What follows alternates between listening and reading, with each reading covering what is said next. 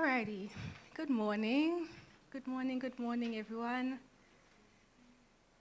Okay, thank you so much for joining us this early, leaving the comfort and warmth of your home.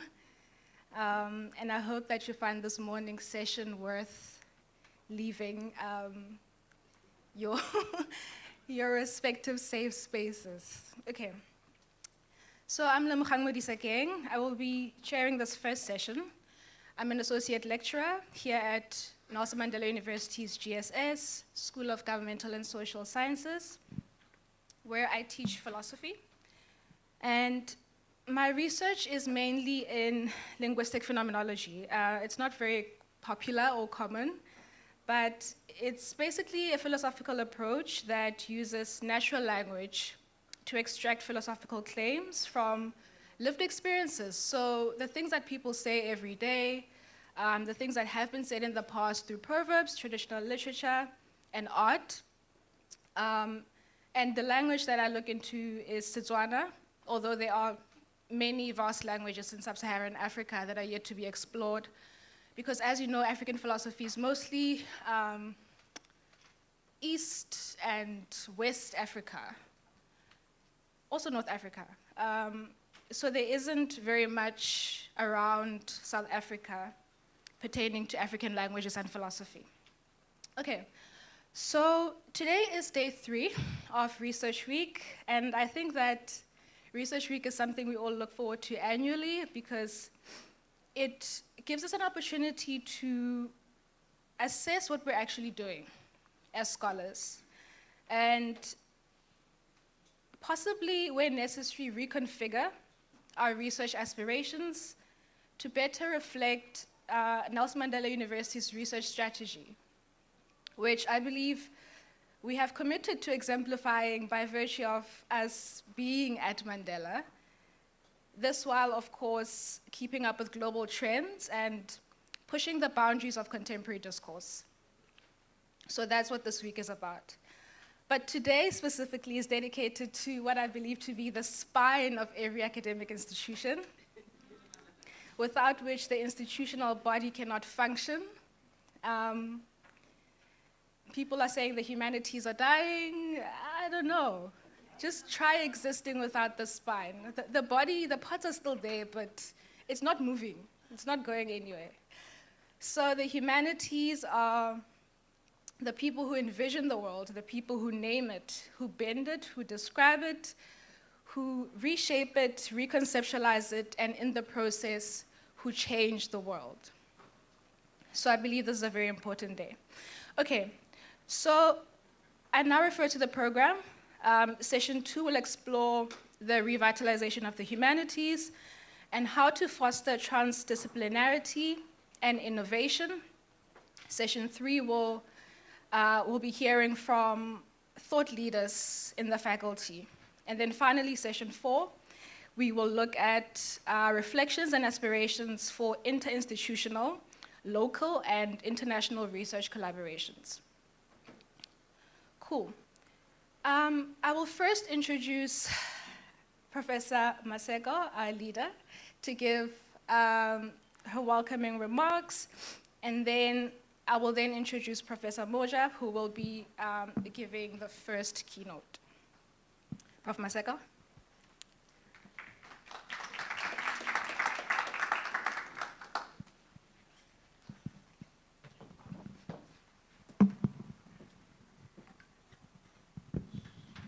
Okay, Molweni.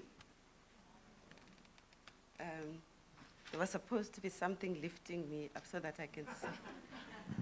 So, okay, that's fine. I think we can manage. Good morning, Dumelang, Goeiemorgen. It's really morning. Did you have coffee?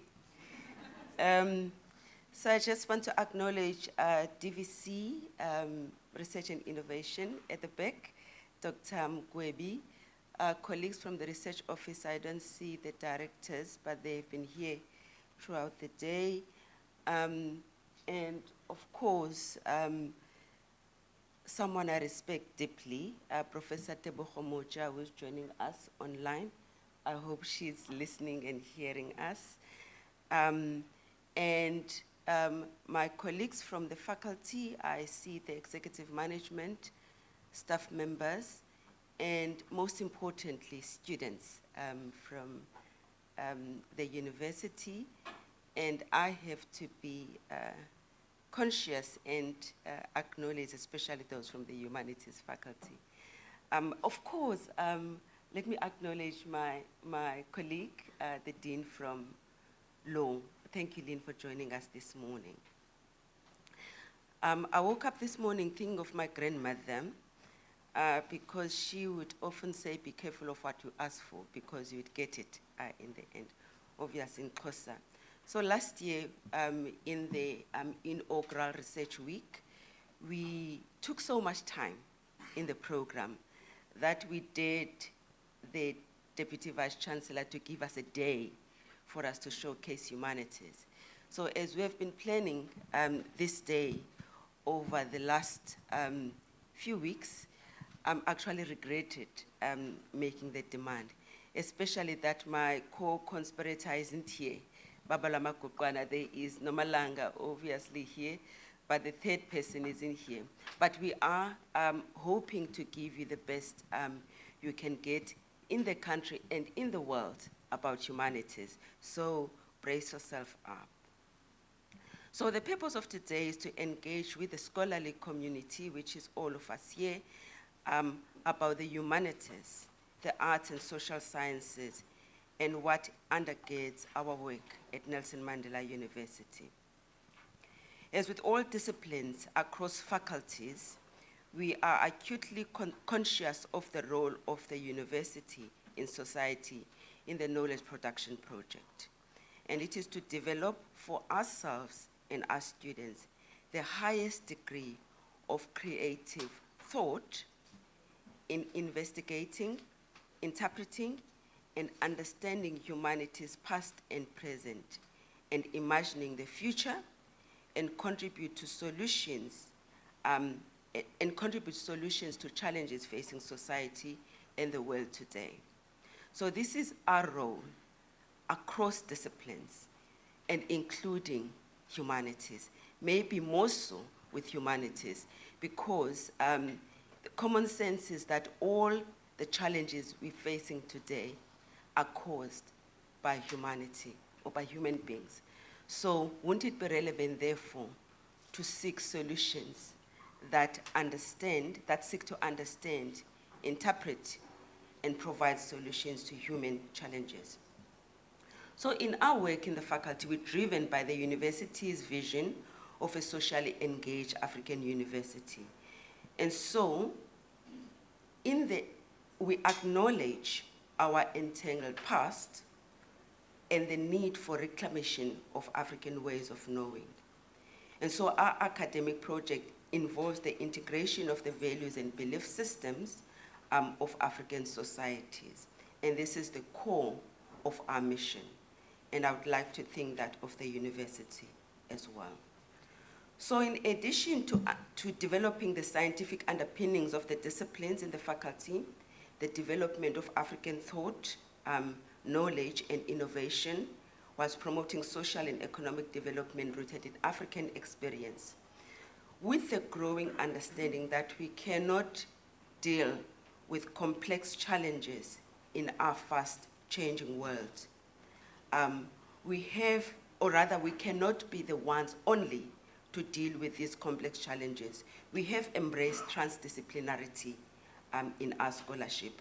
As you can see in the second session of this day, we will also have an engagement on our scholarship that transcends business sciences, medical sciences, and computational sciences.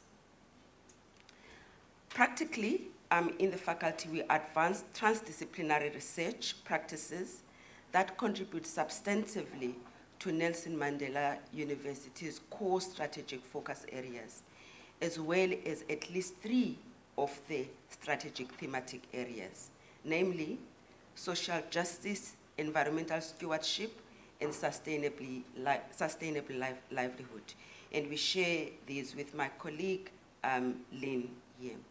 The second strategic thematic area is origins, culture, heritage, and memory.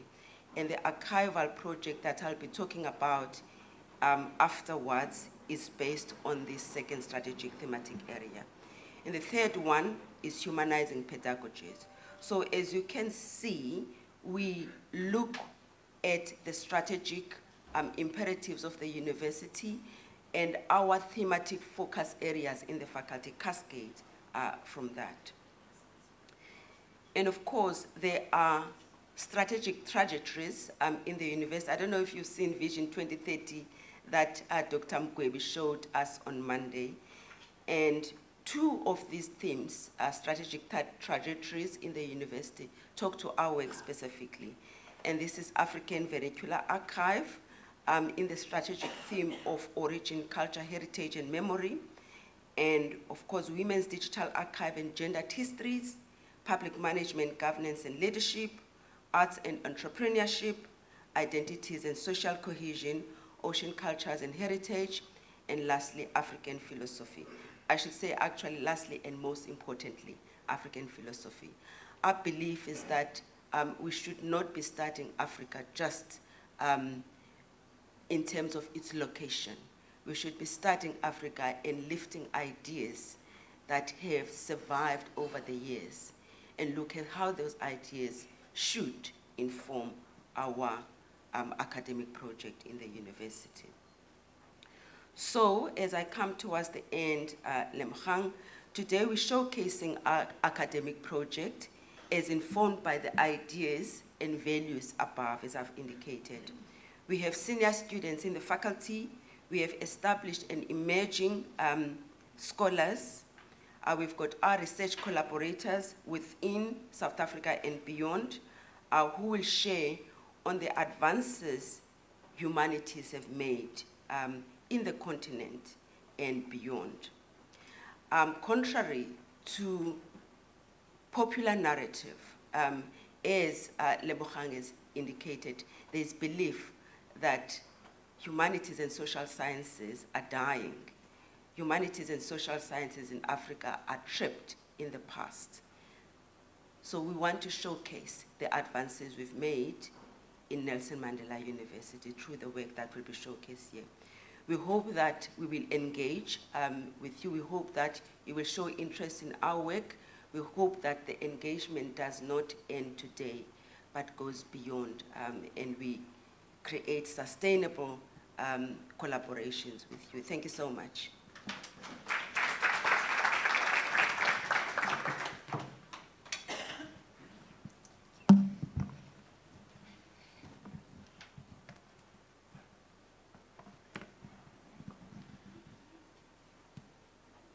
Alrighty, so this first session, as Prof has already indicated, will set the foundation for today's conversation and for the sessions to follow by reflecting on and reimagining the future of the humanities from an institutional, national, and global perspective. Our first speaker is Professor Teboho Moja. It's always so exciting to hear its honor name in these programs when you're in the Eastern Cape. So Professor Moja is a leading international social scientist. She is a clinical professor at Steinhardt School of Culture, Education, and Human Development at New York University. She's a distinguished fellow in the International Institute of Migration and Diaspora Studies at the University of Guyana, and an extraordinary professor at the Institute for Social Post-School Studies at the University of the Western Cape here in South Africa. She's also a visiting research fellow at the Center for the Advancement of Scholarship at the University of Pretoria. And finally, she is also the editor-in-chief of the Journal for Student Affairs in Africa. Welcome to Nelson Mandela, Prof. Moja. Over to you. Good morning. Can you hear me? Yes, yes.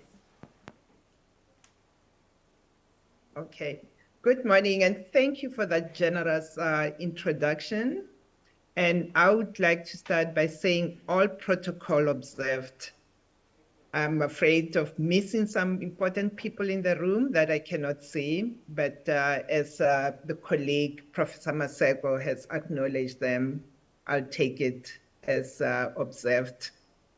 So thank you for inviting me to be a participant in your Research Week activities, an exciting week that is letting us pause and think about what we are doing, how we're doing it, what needs to be improved, and what else can we learn from others. It is exciting for me to join you this morning, and I wish I could stay longer with you, but unfortunately, I have another commitment right away in another equally important dialogue on higher education. I am currently in the Western Cape. Thanks to technology, that I can be in two places at the same time. So this morning, I'll touch on a few issues that hopefully will inform the discussions of the day. I'm going to be brief and hope that there will be time saved for engagement and discussion in the limited time I have before I jumped off.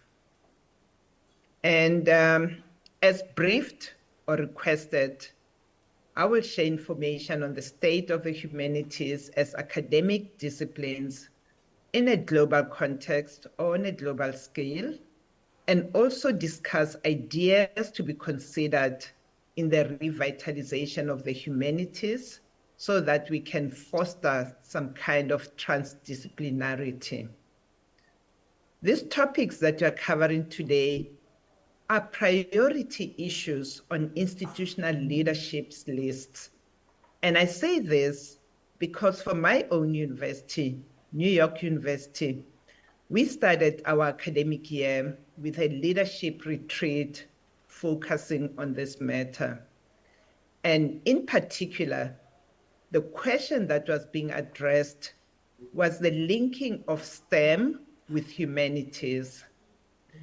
Unfortunately, I was not party to the discussions or the retreat.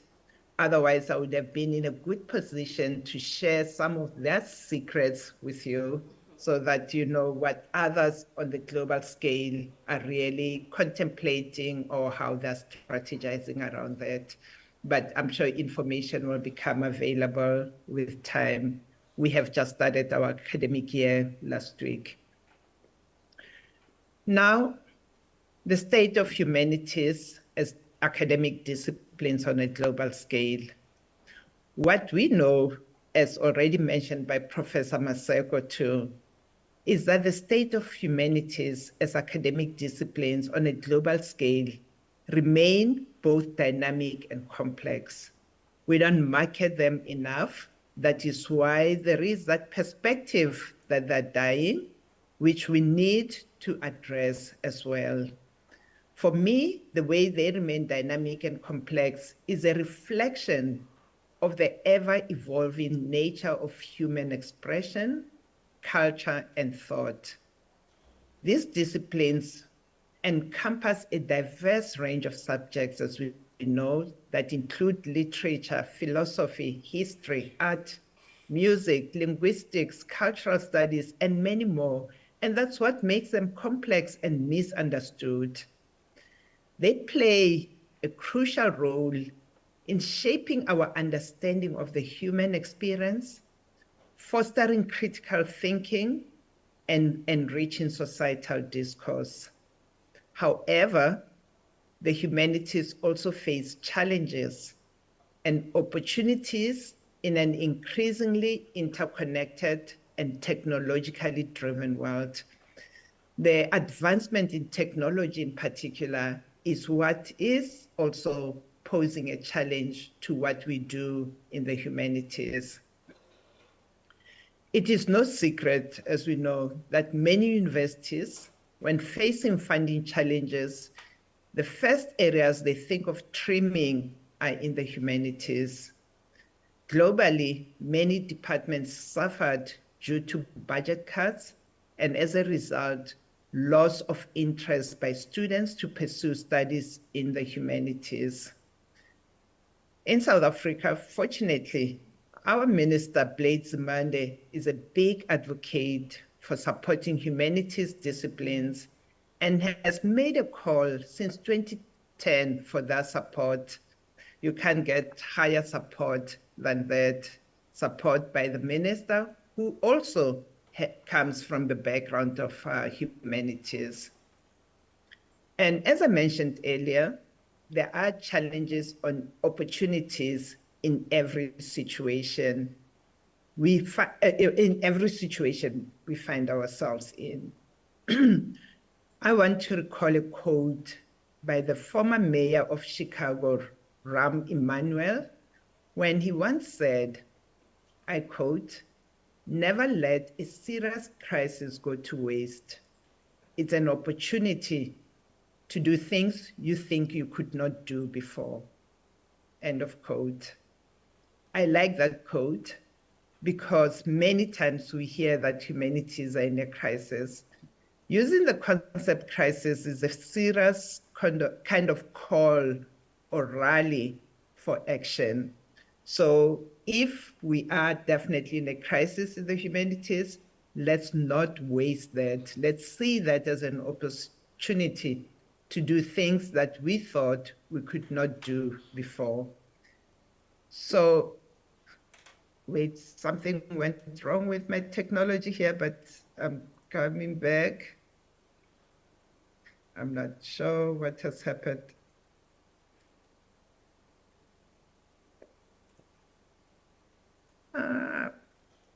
Just bear with me for a second. Something went wrong, but I'm fixing it. I'm not in my usual base, and I don't know with the technology here.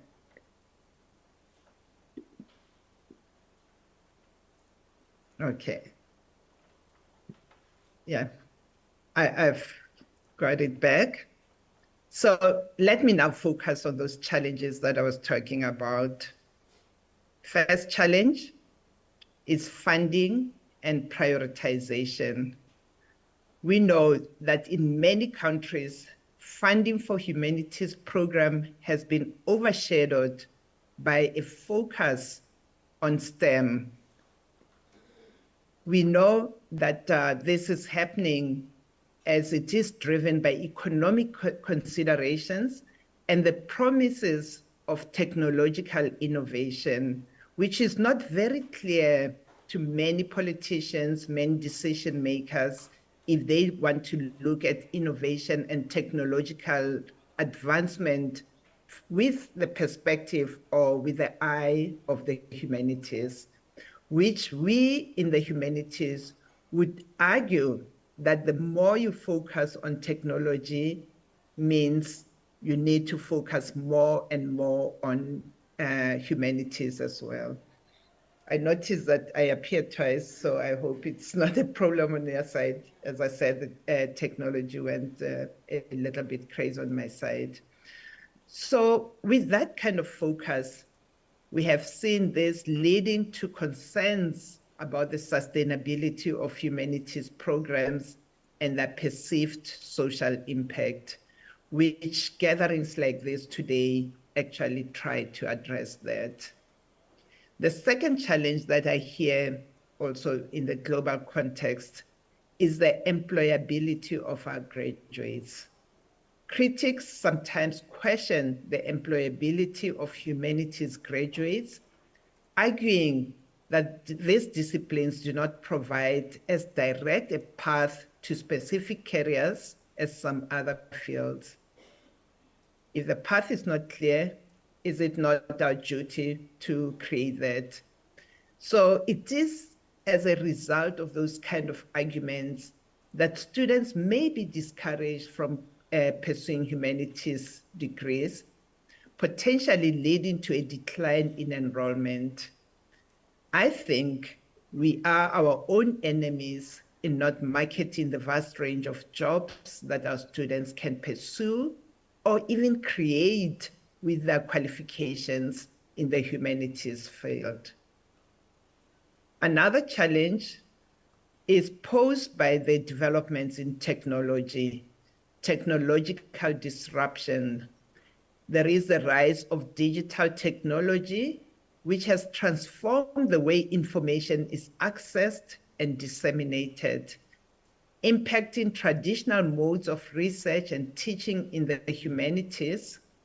And therefore, scholars are both harnessing technology for innovative research and grappling with concerns about the authenticity of digital sources and the erosion of face-to-face engagement.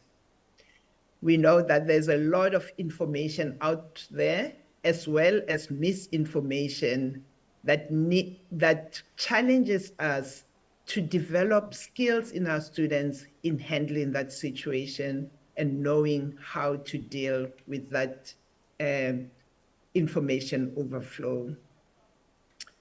The last challenge that I would want to sort of mention here is the challenge of globalization and cultural homogenization, difficult term to say. While globalization has facilitated cross-cultural exchange, it has also raised concerns about the potential loss of unique cultural identities. The humanities are therefore tasked with exploring the complexities of cultural interactions and preserving diverse perspectives in the face of cultural homogenization. On the African continent in particular, there's a growing interest in exploring these complex cultural interactions as calls are made for decolonizing institutions, or in the past, the calls for Africanization. It is disciplines in the humanities that are well placed to help us navigate those waters and preserve our culture, or use our indigenous knowledge to advance our societies and to contribute to social development. I'm impressed in seeing how much work is being done in the area of indigenous knowledge systems, incorporating them into our curricula, into our teaching, into research, and also community engagement. So all is not lost. Our institutions are really advancing those discussions and integration of our knowledge systems so that globalization doesn't impact what we're doing. And as scholars in the field of humanities, we are well placed to continue with that important work. The question I ask is whether there are opportunities that can be harnessed as we grapple with these challenges. The default one that we all look at are interdisciplinary collaborations in areas that combine different disciplines to collaborate and work together. So I would say that with the challenges faced by the humanities, this has prompted increased need for collaboration between disciplines, and we see that happening in the global world. I want to share an experience with you based on my experience at NYU, New York University. At New York University, last year, there was an initiative by our provost, or the equivalent of DVC academic, who asked the various schools or the whole university to be creative and make proposals for cluster hires. Cluster hire, meaning that as a cluster, you'll hire faculty members or professors, mainly young and emerging scholars, to be organized around a particular theme to be addressed in society. The themes that different schools were to come up with were to be informed by what the university framed as their top priority focus areas. And I'll mention those top priority areas that they focused on. There were 5 of them. And I think these areas are global areas that all of us can rally and also work around them, reframe them, make them much more relevant for our own context. The first one was inequality and anti-racism. We can all identify with that.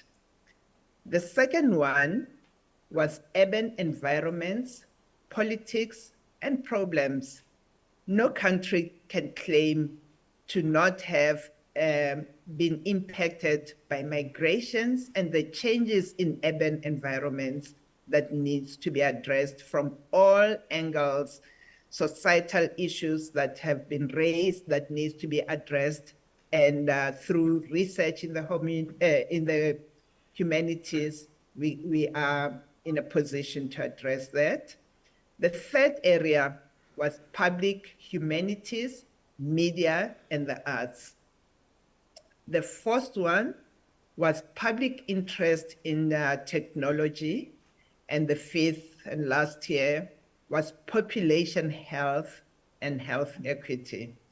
Given the situation we find ourselves in and having just emerged out of the pandemic and many other pandemics that we can anticipate, touch wood, that they do not happen in our lifetime, but we know that our health situation is of concern and the issues around health equity.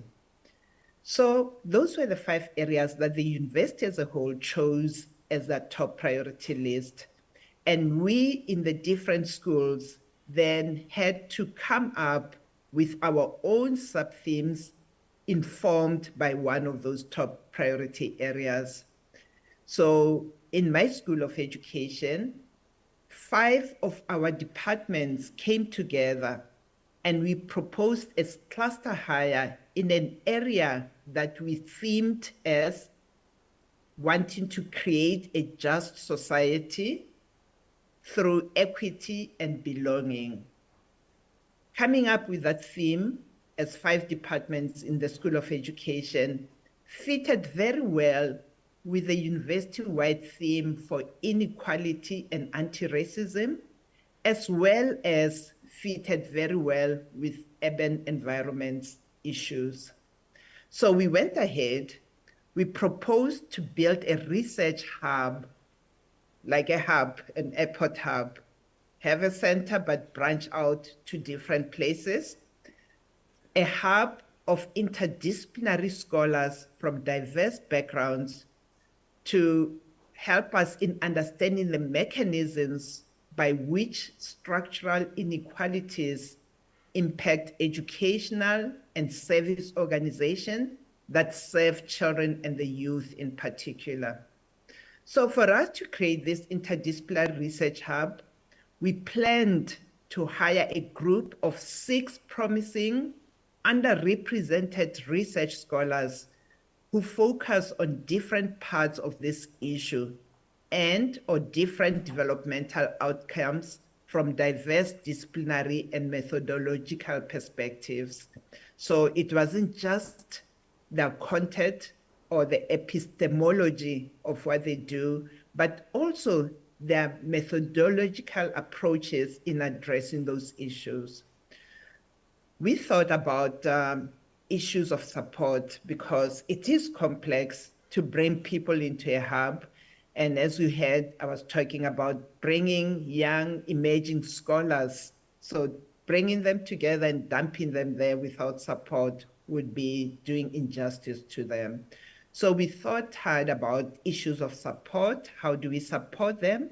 And therefore planned on having the scholars based in their home disciplines, whatever the home discipline is, be based there and be assigned a senior mentor in one of the 5 participating departments. So you have a home base, but you are actually employed in the hub and working in the hub with the other scholars. So for us, this was an exciting opportunity to work with other colleagues to conceptualize a research hub where scholars from different disciplines would be hired and could collaborate. As a school, we were then given 6 positions to fill, planned that we hire 2 each year for 3 years. We somehow managed to fill 3 positions in the first year because we were flooded, and to our surprise, flooded with applications as the advert spoke to scholars in various disciplines and a broad list of disciplines. We received a record number of over 140 applications that we had to go through. And initially, we're looking for 2 scholars, but had to go through 140 applications.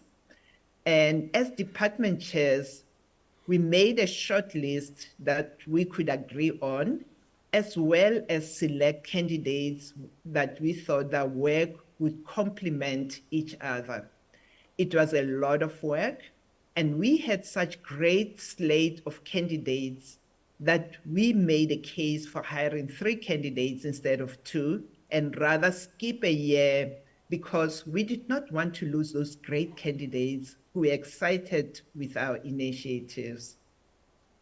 So for me, working in an interdisciplinary space not only enriches our research and teaching, but it also enhances the relevance and impact of humanities studies in addressing complex global issues such as climate change, social justice, human rights. The long list goes on and on. So as we are now, our scholars have completed the first year, and we have been working together on funding proposals, and they are there for each other as they also navigate their careers to tenure. Nothing like coming in as the only new hire in your department and everybody else has been there longer. So now we do have this core academics that are there, that are together, that are entering the system at the same time, and know that they can rely on each other for support, ask each other questions or so.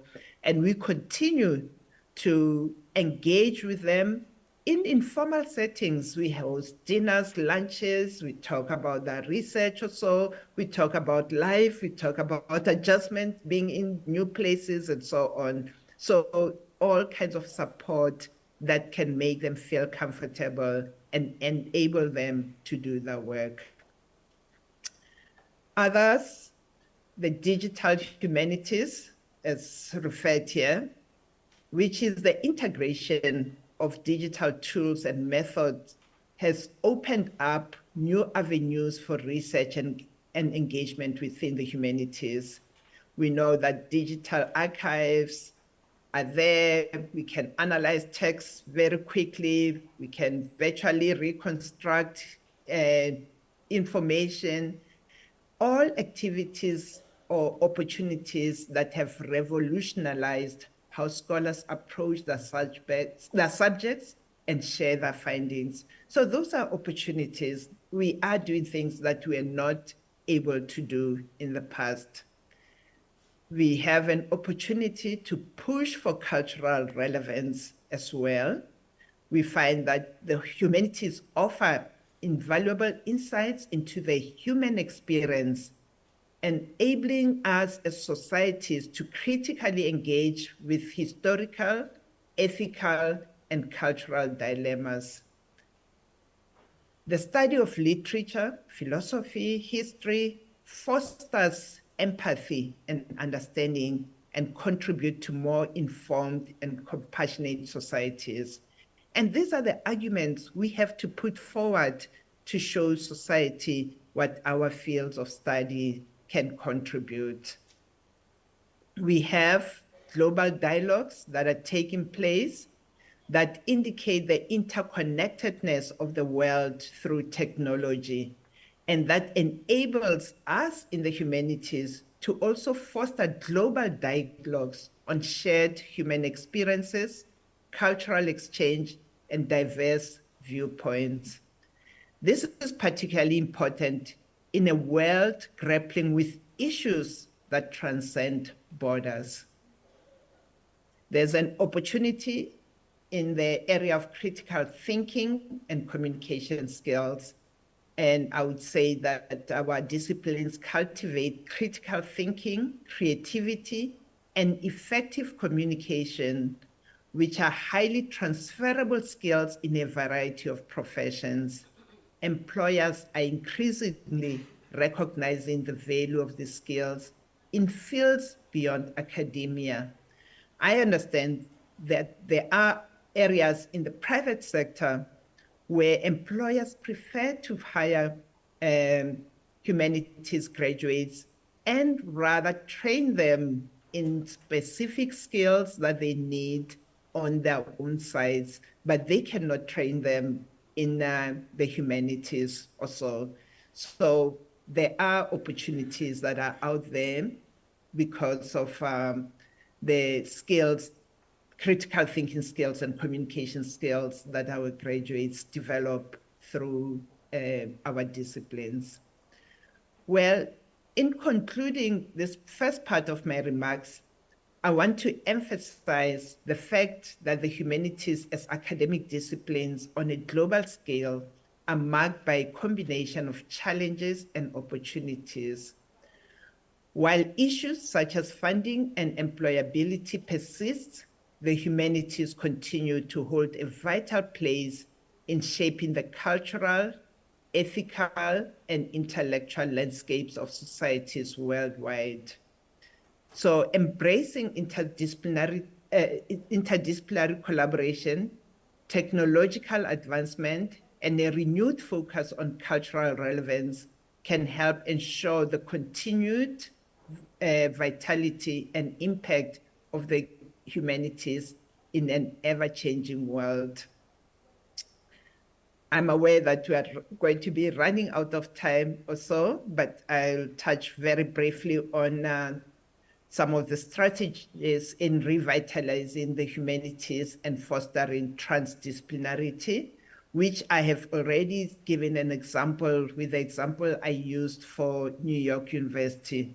But what I would want to emphasize is that we need to rethink curriculum and pedagogy.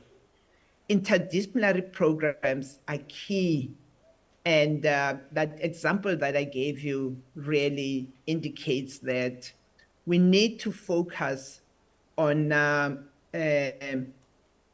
the real-world applications of what we do as a way of revitalizing humanities disciplines.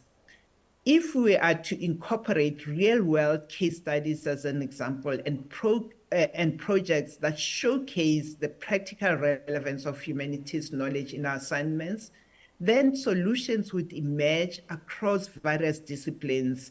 Engaging with current societal issues will also foster critical thinking and encourage students to see the value of humanities in addressing those complex challenges.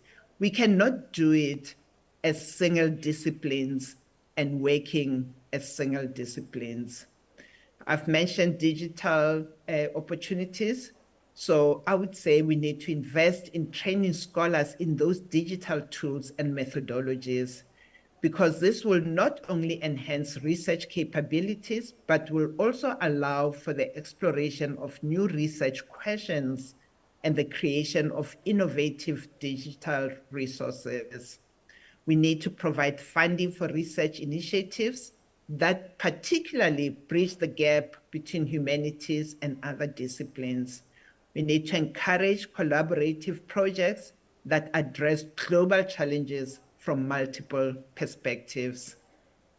How about public engagement? We can develop outreach programs that connect humanities with local communities, can have workshops, lectures, cultural events that help people understand the significance of humanities in their daily lives also. We need media presence where we can encourage scholars to communicate their research to the broader public through accessible language and media platforms. This will help us bridge the gap between academic knowledge and public understanding. We need those collaborative platforms like research centers, online platforms, and so on to create virtual spaces where scholars and students from different disciplines can collaborate and exchange ideas, of course. Online webinars, forums, and collaborative research platforms can facilitate that transdisciplinary discussions. And the last one I'll touch on is policy and institutional support. We need to advocate for funding allocations that recognize the importance of humanities education and research, highlight the contributions of humanities to cultural enrichment, critical thinking, and societal well-being.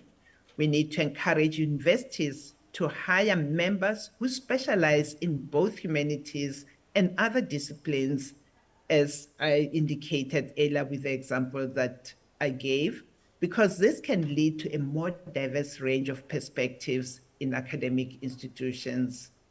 We need cross-disciplinary training as well, and expose our students to opportunities where they can actually explore different disciplines through other opportunities that we create, like workshops and seminars and so on.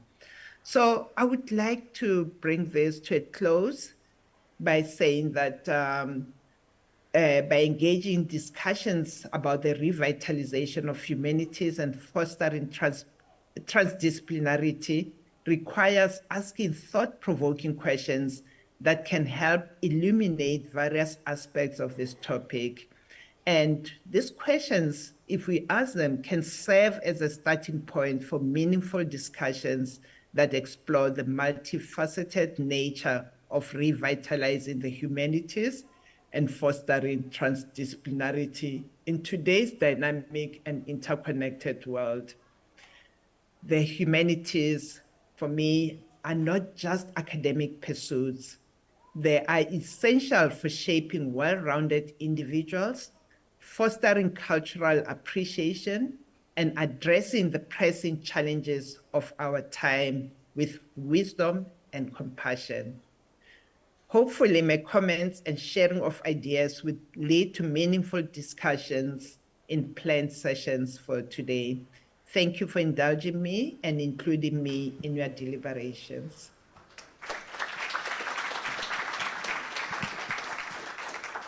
Thank you so much, Professor Moja, for that insightful keynote. I'm not sure how much time you'll have for Q&As, as you have to dash off to another engagement. I will take maybe 2 or 3 questions quickly. And Okay, then, perfect. I'm sorry, I have to. Okay. Any questions from the audience? While we think about what to ask, I found, I wrote so many notes, but I guess the most important part of the keynote was that the humanities remain complex and dynamic and vital. And perhaps what is equally important as revitalizing the humanities is revitalizing public education about the necessity of the discipline and the vast work opportunities it gives access to. Mm-hmm. I would agree fully with you.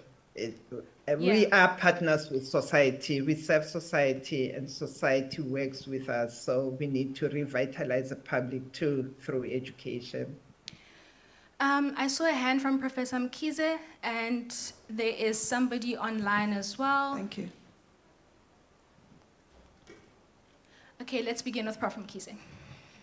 Thank you so much. Thank you so much, Prof. Moja. What I wanted to say was when you spoke about the cluster hires, that research hub there at New York University, that really resonates quite nicely with, I think, a lot of us in the humanities, sort of our orientation in thinking about stuff, and especially about how to deal with emerging academics. And I was particularly happy to hear you say you have informal and other kinds of integration in terms of helping a young academic to integrate into institutions. And I think the dean runs a similar kind of thing from her office here. And it's been interesting for me trying to articulate why that orientation of socializing someone and the framework which stems very much from a kind of a sociological way of thinking of a human being, a person in a space, you know. So so there's a couple of ways in which the institution supports young academics, the very sort of formal ones that come from research division, help them through very structured way. And then then underneath that, we have this thing within the humanities to say, you're actually socialized as a person into the sector, into the disciplines. And it's not just the humanities which socialize people. Everybody socializes persons. So it was very wonderful to hear you using that kind of framework, because I think when the sector is trying to help emerging scholars in South Africa, it only thinks in a very structural kind of formulation of what it means to support someone. But you know, a person is a person, mutu ki mutu. So you're trying to make mutu of a person in a sector, and that's our kind of underlying approach. So thank you for that. And I think I'll speak more to the dean about how you do these cluster hires and that kind of convergence in the institution. Thanks. Thank you, Prof. Mkhize. I will take a question from Prof. Rose Boswell, I believe. Yes.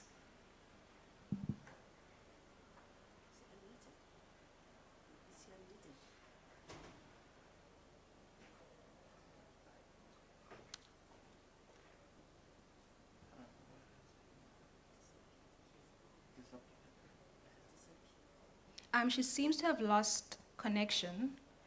So while we wait for Prof. Boswell to return, is there anyone else? Is she back? Prof. Boswell?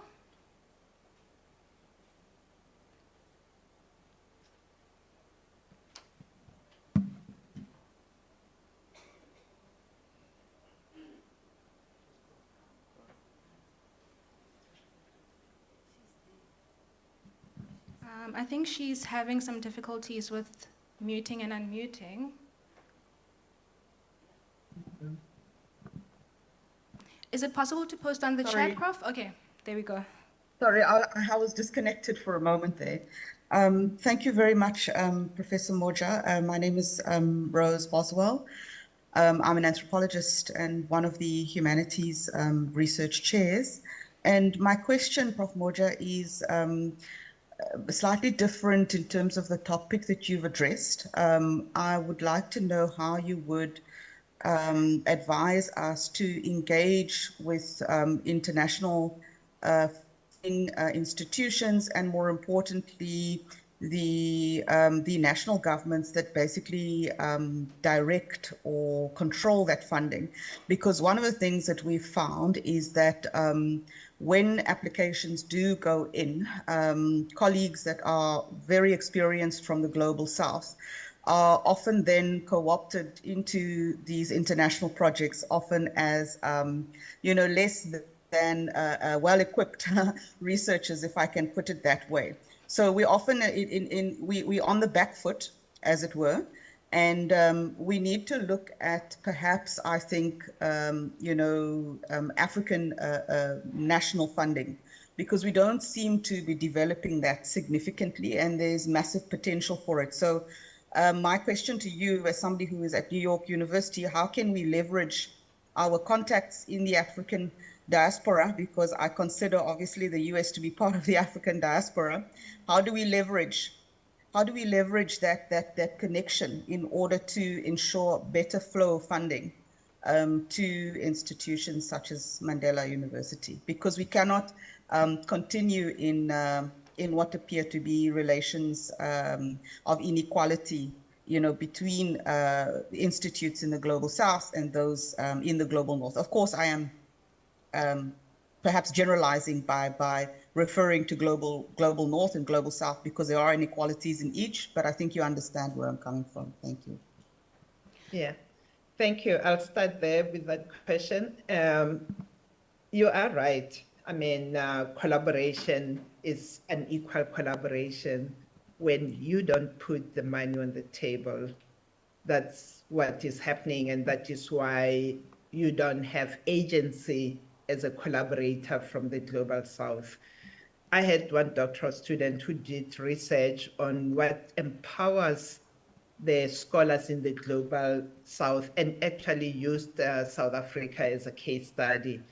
And so many projects where the scholars had agency because money came from that side. So unfortunately, if we don't put money or put money in what we believe in, we're going to keep on being the second-class citizen in some ways, even in partnerships that genuinely want to bring us in. But we know that the hand that pays the piper calls the tune. And it's the reality that it's hard to break in some ways. Another student of mine did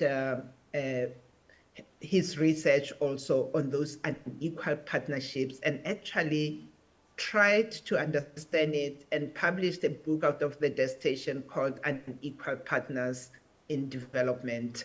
So I get discouraged when I see that, but then I also get uplifted in saying we need to get our own money and then go to the table and participate with our collaborators or so. So let's focus on finding our own resources in order to be equal partners of some kind or to have agency and call the tune as well. But for now, it is a problem we face, so you're spot on about that. There is, at the moment, the Carnegie African Diaspora Fellowship Program. With that, the money comes from Carnegie Foundation, Carnegie Corporation of New York, but the money is given to the institution in the Global South to collaborate with the diaspora scholars, to work with them in joint research, publication, teaching, curriculum reform, and all that. So explore that. There's a website for that, CADFP, and look at how, at least as a starting point, the money comes from the US, but there's agency given to the institutions in the Global South. The other comment that was made earlier on about socializing emerging scholars, you are spot on. That's what we need to know. We are human beings.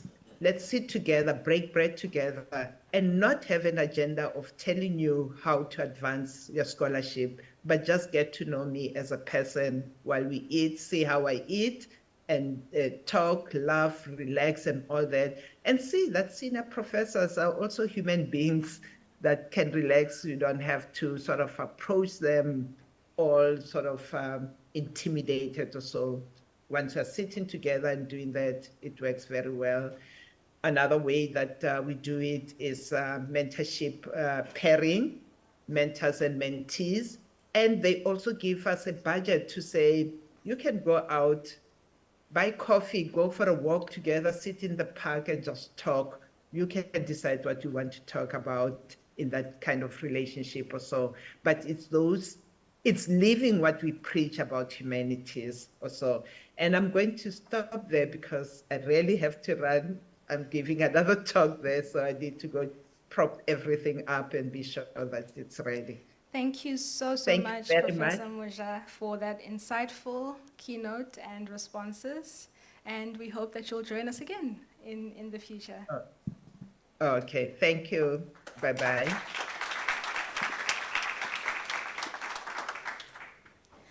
Alrighty, so I'll just get to introducing our next speaker for this session, which is our leader, Professor Pamela Maseko, who is the Executive Dean of the Humanities. Her scholarship is on sociolinguistics, language policy and planning, and has focused on the effects of language and planning in education for African multilingual contexts. More recently, her work has extended to socio-historical linguistics, where she uses historical literacy data produced over a 150-year period to investigate sociocultural practices in the Eastern Cape Nguni pre-colonial societies. She has also published with the UKZN Press, dedicated to republishing newspaper writings of the early 19th and 20th centuries. Professor Maseko has worked at Northwest University, Rhodes University, UCT, and the University of Western Cape, and has held fellowships at the University of London School of Oriental and African Studies, as well as the Johannesburg Institute for Advanced Study. Prof.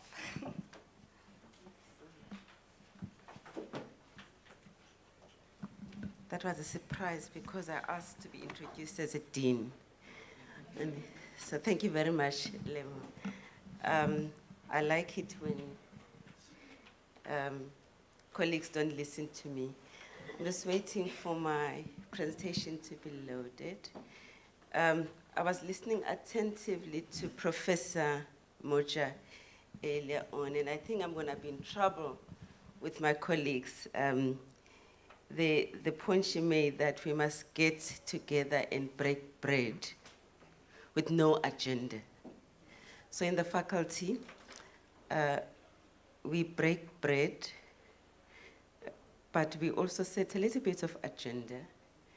So I know we had an engagement, a heated engagement at the faculty board yesterday, and after that about our capacity enhancement program. So I hope we continue that in the context of the conversation we had with Prof. Now my heart is beating fast because I've just been told that the VC was or is in the room, and I want to acknowledge that. Okay, good morning, VC. Good morning, and thank you for being here. So what do I do? Oh, okay. So I want to make the first disclaimer that the presentation I'm giving today has been given in one form, or a version of it has been given in one form in a different meeting where some of you may have been present.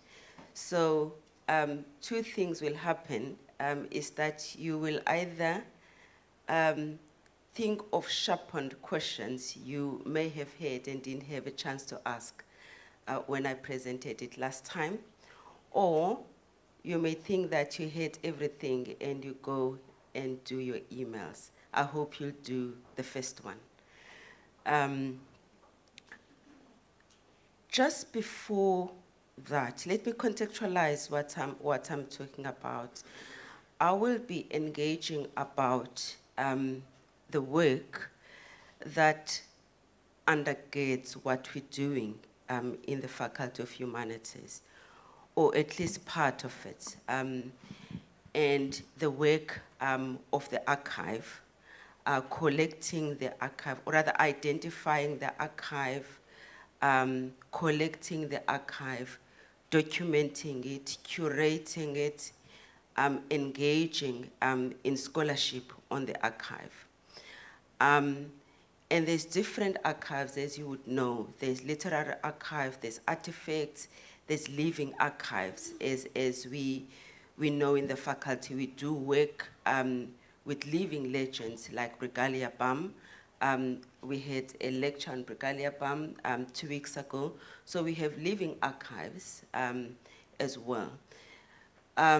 So an archive is a whole lot of things. It's not just one aspect. So, but what I'm going to be talking about here is my work that informs a portion of the archival work in the faculty, and that is literary archive.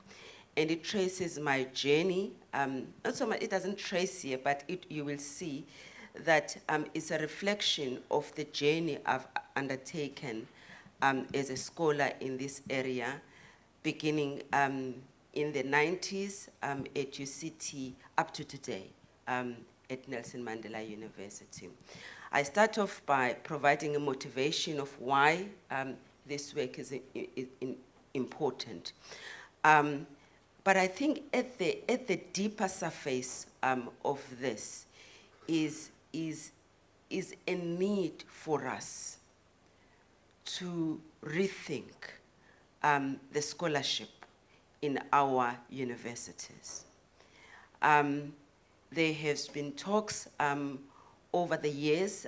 We often make reference to fees must fall, but the talk about the role of the academy and its impact in society did not begin 10 years ago or 8 years ago. As we know now from the literary archive, it began almost 200 years ago at the introduction of formal schooling in Africa. So I'm doing this work, and it's mainly literary archive, as I've indicated. The value of the archive has actually been summarized by Lemogang in her introduction about her own scholarship. It's a record of a collective memory of a people.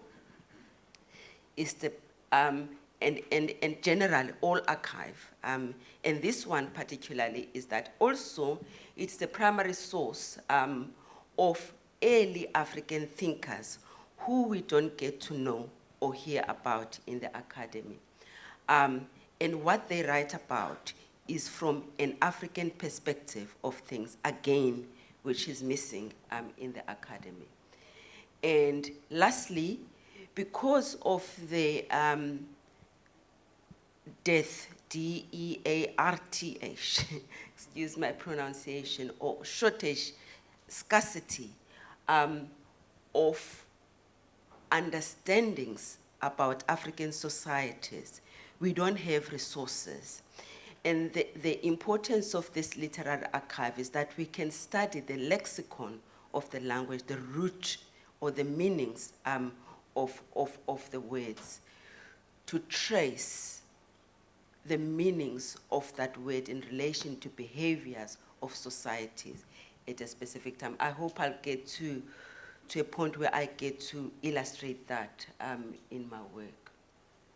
Okay, so the value of this work is in the reconstruction of memory. Okay, so I think there's lots of young people. One of the slogans of FISMA Fall was that we need reclamation of African epistemologies. We need to rememorialize Africa differently. So it's reclamation of memory through African historiography from an African perspective, because we read extensively about Africa, but from another perspective. And so here it's Africans writing about their experience and providing insights from African ways of understanding things. So this is informed by the faculty, and obviously, as I said at the beginning, a lot has happened in my scholarship over the years. So, but my scholarship resonates a lot with what is happening at Nelson Mandela and specifically in the faculty. So as a faculty of humanities in an African university, we ask ourselves critical questions. And my colleagues here, I wouldn't be saying this if it was not true. I've asked in meetings as actually as recent as yesterday, these are the questions I posed in the faculty board. That what is our purpose as a faculty, as a university, and how are we positioned in relation in society and its needs? Okay, what are we doing to respond to these global challenges that Prof. Moja was talking about? And what knowledge traditions set us apart from other faculties of humanities, not only in Africa, but in the world? What should make us different from someone who studied at LSC, for instance, or at SOAS, or at Harvard, Yale, or New York University? What sets us apart from that? What knowledge traditions do we want to impart from our students? And most importantly, how do we do this? Because we may do this in the same way that other societies do it, but how do we do it to make us distinct from this? So our response lies in the strategic imperatives that I indicated earlier on, that we formulate these around the revitalization of the humanities, which is a strategic trajectory of the university, and we have embraced this as a faculty. And of course, the second one is on origins, culture, heritage, and memory, with a focus on African vernacular archive and heritage studies and women digital archive and gendered histories. Please, the colleagues which are here, let us not mistake this as the only thematic areas in the faculty. I did list 7 of them, but these are the ones that talk directly to the archival project that I want to talk about. I want to time myself so that I finish by 15:15 so that we can engage. Okay. So there's importance in us understanding the scientific underpinnings of humanities disciplines in what we do. So we don't do what we do for the sake of doing it. So in this project, we acknowledge that critical societal challenges require a deeper understanding of human values, culture, and history that should be explored through critical engagement with the archive. This project will also challenge existing paradigms, and we pushed to reconsider orientations that shape our understanding of knowledge that matters, and shapes our understanding of our disciplines. So, as we know, knowledge becomes valued by how we interact with it. And so, if we study Bordeaux, Bordeaux comes to mind because I was in a lecture yesterday where they were talking about Bordeaux. So we study Pierre Bordeaux as a French philosopher, French philosopher, writing in the 1960s, 70s, and so forth. And we have created value in that knowledge by engaging with it, by adding, taking away from it, and prescribing it to our students to keep that value. And we don't engage with other scholarship that was produced long before Bordeaux by scholars in these regions in the African continent. I'm going to talk about this later. People like Ntsiko, people like Sol Plaatje, people like Gopa, Wauchope, and so who write in 1800s about the concept of hegemony, about power, about dominance. They write in the 1800s. What sets them apart from these people? The reason why we are not engaging with their scholarship, again, is issues of power and language, is that they write in indigenous languages or languages of the region, which then don't get empowered.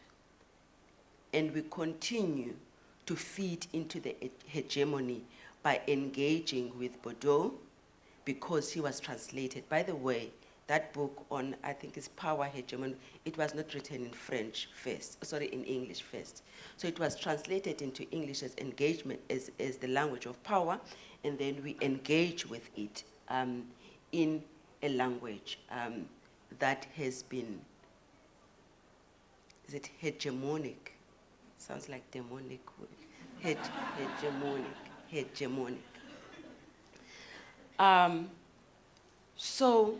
So therefore, given this deliberate erasure of knowledge emerging from the South, and specifically from this part of the region, so the marginalization and invisibility of historiography of African scholars and African experiences, let me say, it requires us to look at the importance of exploring authoritative African narratives and insertion of African historiographies about African experience, and understanding the role of power and dominance in the erasure of memory, and equally in the reclamation of memory. I just want to talk now, I'm going towards the work that I'm doing, that these are the sources of the work that I do. So this work is documented from oral narratives, and so it is documented in written form, but the source are the native speakers of the language speak it. And they are travelers from early explorers who, of course, look at the phenomenon, people, their experiences, and they appraise them in whatever way. The most active, in addition to the early African intellectuals, are the missionaries who wrote journals, reports on their missionary work. And for scholars, you will know Lemogang about this. You will not find this in South Africa. You'll find it located in Germany, in the Netherlands, in the UK. So the archive about African experience from the natives and other people from outside is not in the continent. It's outside. Of course, colonial administrators, records of early African literates, which is really my deep interest, and academics from the global north who write with a lens, with an external lens about the African experience. I would like this to just touch on this one. I don't know if I understand gaslighting. I don't understand the language, but I don't understand. I'm not sure if gaslighting is taking what is said about yourself and absorbing and believing it to be true. Then what we're doing is people in this region is really gaslighting. We're saying African culture is oppressive towards women, and we just take that. And we don't even make reference to our everyday experiences where our grandmothers are valued, our grandmothers are sources of knowledge. Men respect women, and so forth.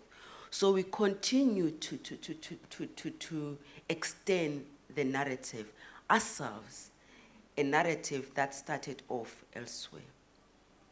So what I want to just show, early writings, 1850s and so forth, is the awesomeness.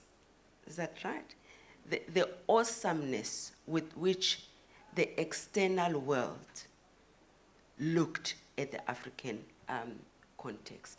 So someone writing, Appiah, one of the leading missionaries writing about Africa, exploring, he says, in all grammatical variations of form, isiXhosa, it was cafe, and I put that in parentheses, is eminently distinguished by system and regularity. It is correctly spoken by all classes of the community, which is not the same, or which is not the case, perhaps with any of our European tongues. Look at the comparisons at that time. That language here was developed, I can see it's total disbelief, was developed more than the other. So I hope you've able to read the others. But this recognition and the awesomeness soon changed. And if you look at the text that we examine, it changed immediately when there was a recognition from the missionaries at the time and colonial administrators that the colonial project was not being successful. So there was then a deliberate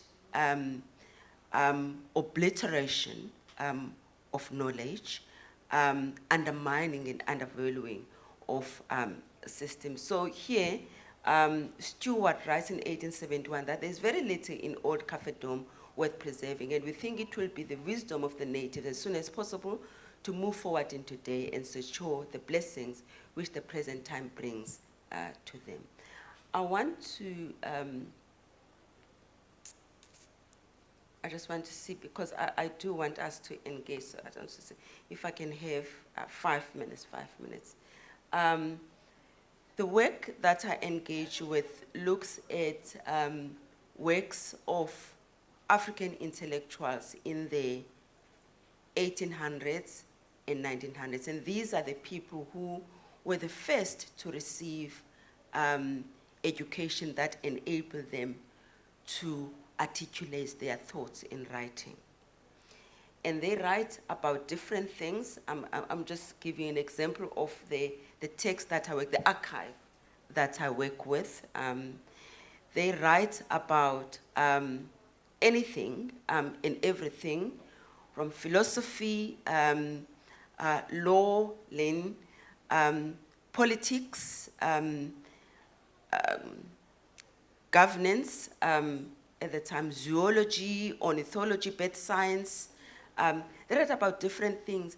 What is amazing is that they write about this in isiXhosa at the early point of contact with the pen. And again, this then contradicts the idea that there is no science in Xhosa, there is no law in Xhosa, there is no, so you know, all those kinds of things. This is just an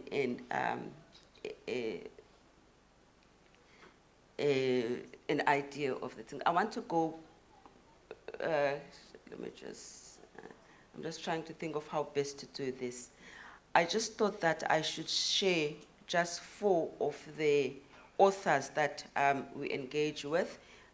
Is Tio Soka, who writes in 1848 about the value of language as a repository of knowledge of people, which talks to the ideas that we talk about the lexicon of the language. And then William Gopa talks about the need for literacy in complementing orality. And what is amazing here, he says that we need to write African history, African ways of knowing, because here we are in Africa in the 1870s and 1880s, and we learn about Greece, about the English and everything, and what they were. And he talks about the power of hegemony, that because we read about them, we want to emulate them. We want to be them. So, and he writes about this in 1880s. And remember, Bordeaux writes about it only much later, more than a century later. And then Mazisi Kunene writes in, or this gets published in 1945, and it was written much earlier in isiZulu, but she could not get a publisher in isiZulu because no one wanted to publish in isiZulu. So I read in translations that there is a need to challenge assumptions placed in African thought systems just as a folk thought, meriting no serious classification in the hierarchy of knowledge in the academy. So these contestations are there, and we've got a book. Also, this one, Lynn, you will recall, this one in the African jurisprudence, where someone writes clearly about how law is carried out in Xhosa society. The relevance of this work in the academy is that it explores different historical and political periods in the country, from colonialism right up to apartheid. And this is, and this probably goes beyond that or before that, but this is what my focus is on. It sketches the 100-year frontier wars that were fought here in the region.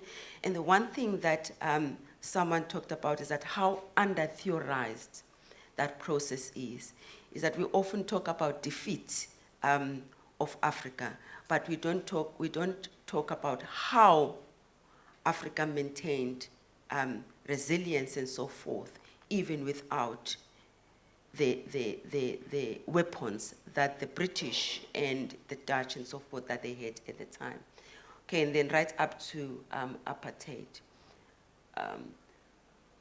I have taught and supervised using this language, these texts in the different areas there.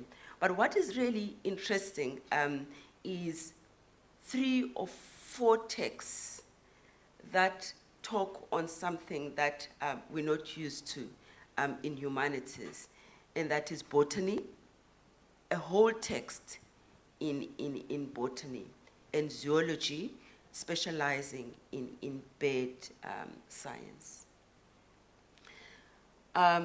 This work, the collection of these writings and texts are published by UKZN series in a UKZN press in a series that I edit, and up to date we have 9 volumes, and the first volume appeared in 2015. I want to stop there and just to talk about, as a way of ending it off, is that it's important that, thanks, it's important that we talk about this in relation to our research interest in the faculty, especially around the development of digital humanities. So these texts are old. Some of them are not even, you cannot even lift a page. They disintegrate and all that. But what is the value of digitization? Something that Prof.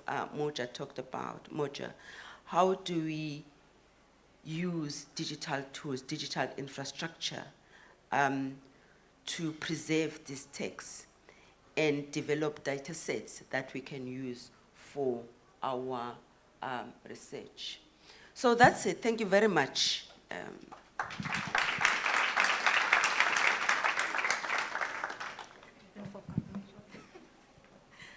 Thank you so much, Prof. Maseko. I even forgot that I'm chair because I was so intrigued by the presentation.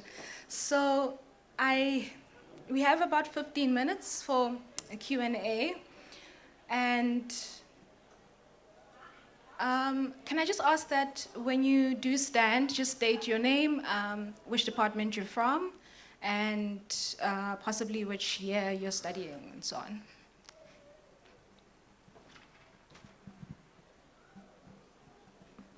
Okay, I note you. A second.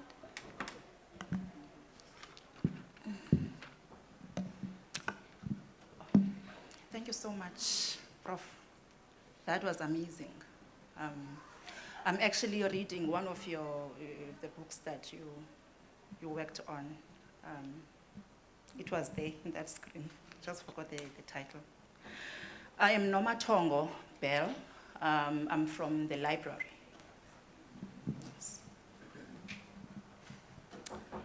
All right, I think I have 2 questions, Prof, but there's so much that I was thinking whilst you were speaking.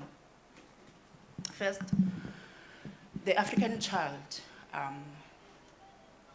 coming to an institution of higher learning, the anxiety that is with that child, the environment that that child is hit. You find that these kids, they are hit by European environment. My mind is there, how do we ensure that the child is not nervous in their land when they want knowledge and when they want to create knowledge as well.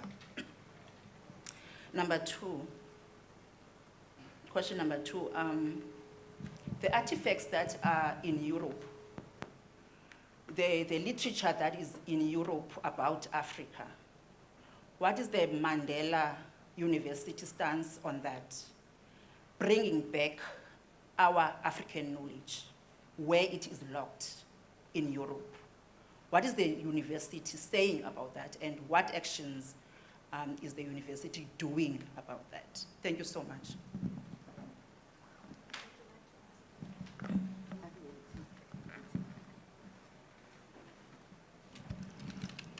Thanks, Professor Maseko, for that insightful presentation. Proudly so, I'm a graduate of the humanities, and I think I was blown away by Professor Moja, especially when she actually referred to the challenge of the question of the employability of the humanities graduates. And I'm very excited to see that there's quite a lot that the humanities is doing in terms of revitalizing themselves and also talking about the concept of those transdisciplinary actions. By the way, I am Bonga Makwete. I'm working for the Library and Information Services. And I was also blown away, Prof. Maseko, about your archiving and all what you shared, you illustrated to us. And I was also thinking that we also need to collaborate a lot with you as well as a faculty. We liaise a lot with the faculties. The university is busy with digitization, and as a library as well, we are part of that. And talking about, I think Prof. Moja actually mentioned the importance of IKS, these indigenous knowledge systems. And I think in our collaborations, we should look into that. And I think what we need also to do to assist the work that you guys are also doing is for us to collaborate and think about how are we as a library gonna be prioritizing about what is it that we need to put as priority number one in digitization that is going to help in the research that you are doing. So we are there as a library to collaborate with you guys in this great work that we are doing. Thank you.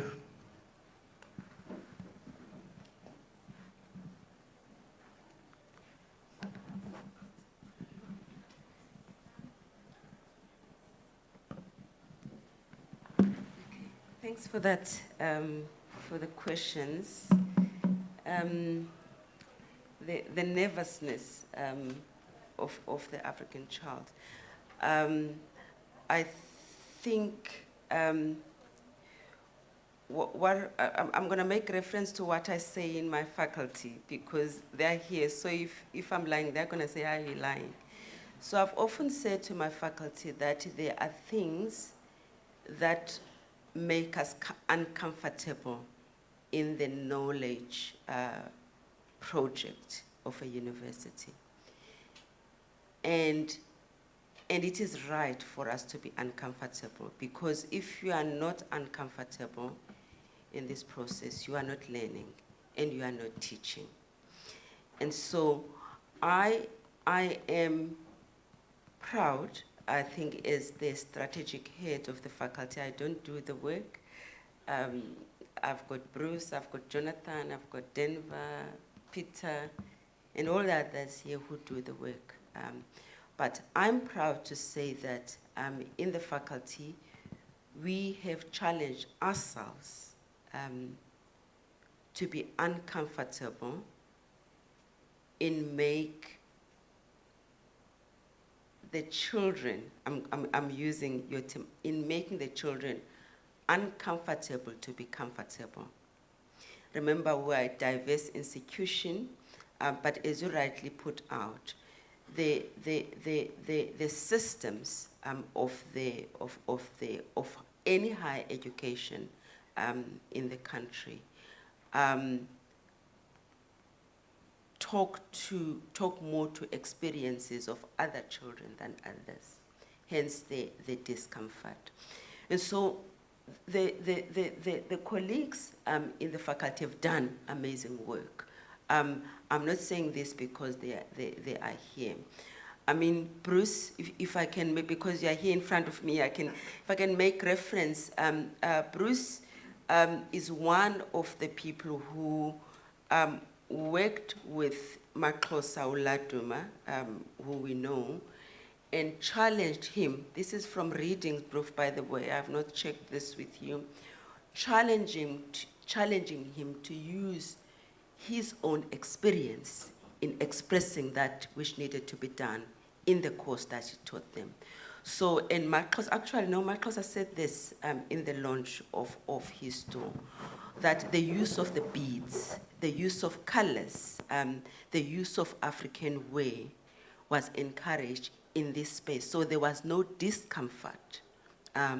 So actually they were encouraged to show what is different, what is perceived as different in the academic space, and for them to engage with it and produce new knowledge that the world should be engaging with.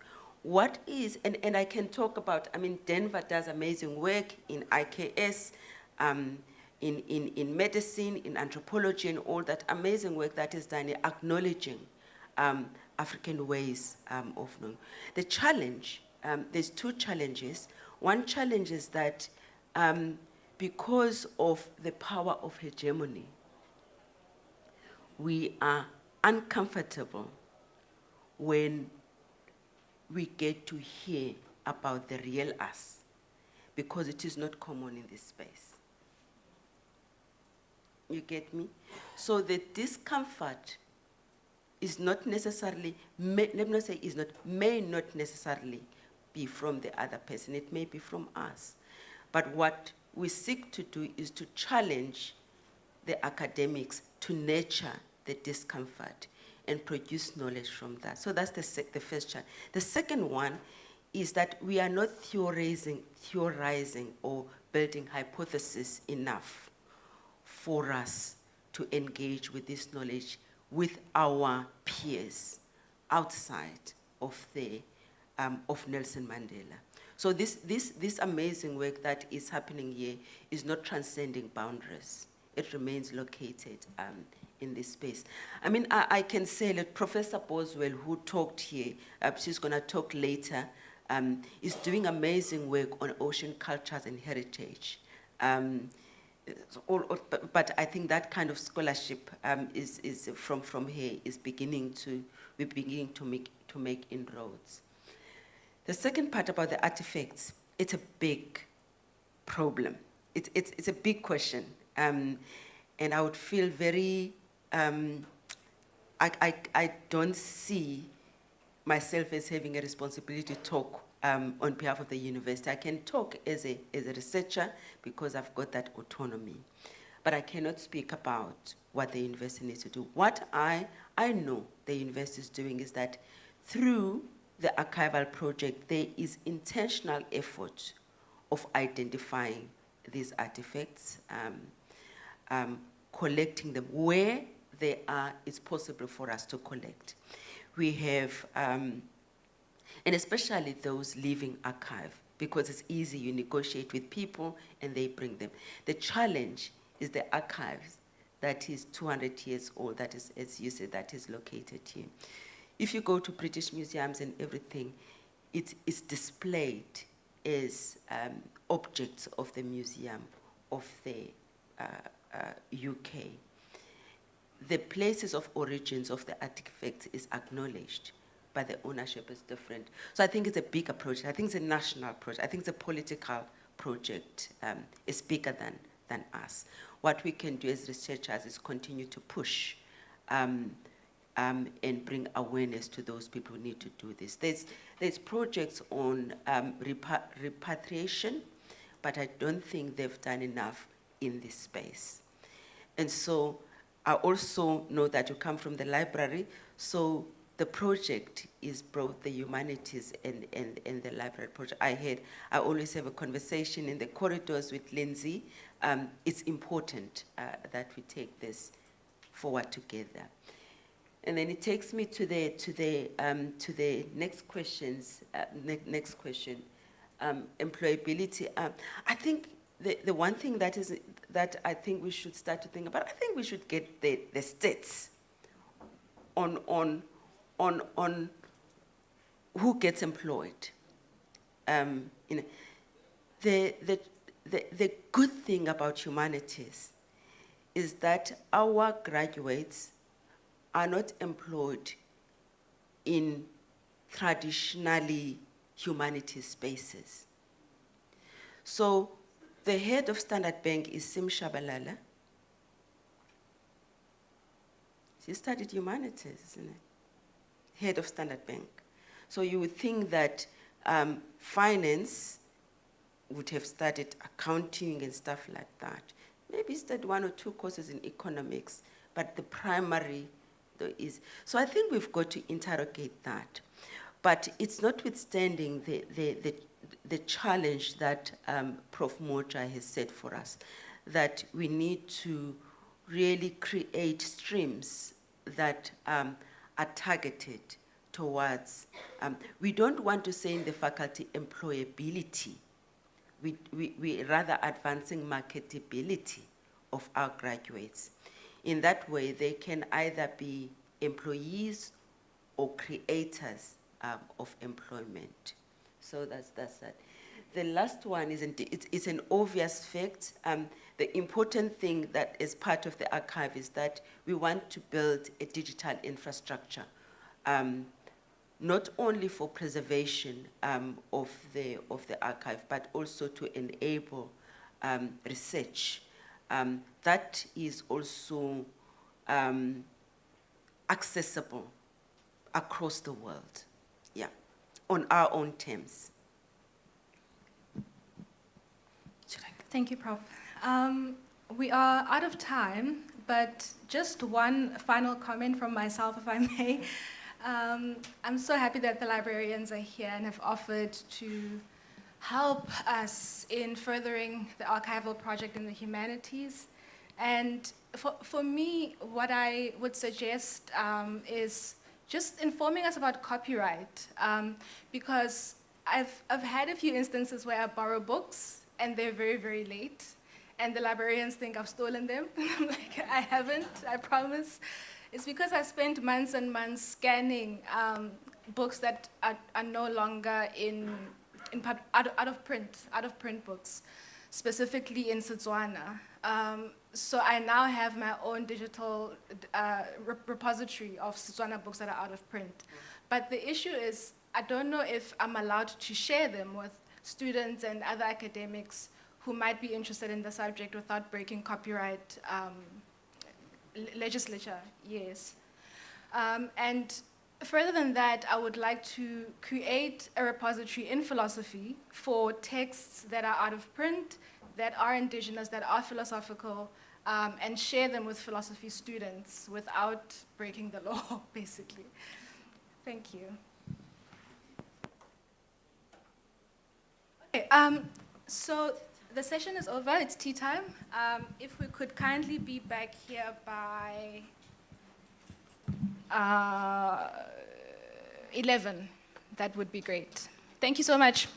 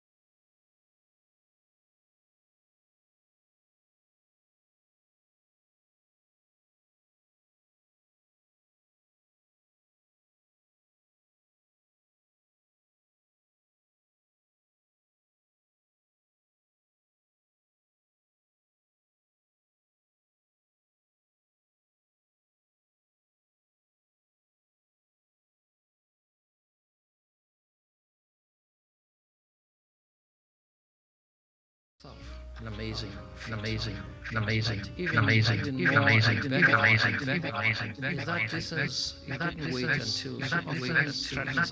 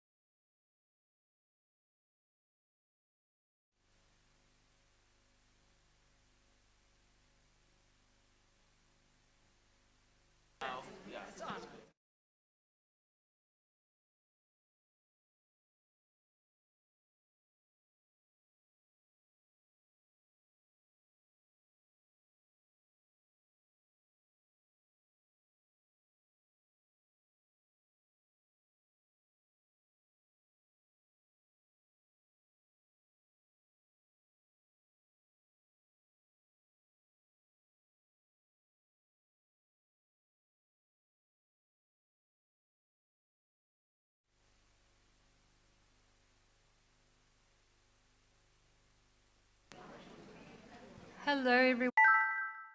Session 2. I'm the standing chair. My name is Inga Konik. I'm from the Department of Philosophy. And in this session, we're going to look at interdisciplinary work that the humanities colleagues are doing in order to revitalize the humanities, because, of course, the humanities do not exist in isolation.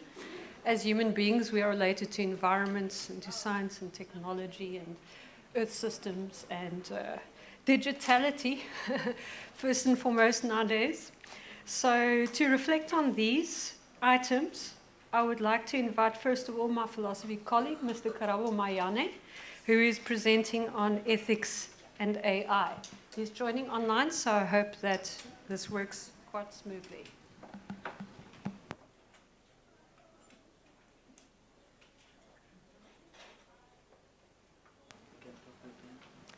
Karabo, can you hear me? Hello, good morning. Yes, I can hear you. I was wondering if I can share my screen on my side. Let's see if you can.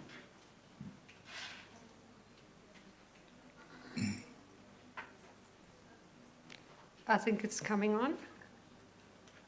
Oh, fantastic. Yeah, just maximize it now.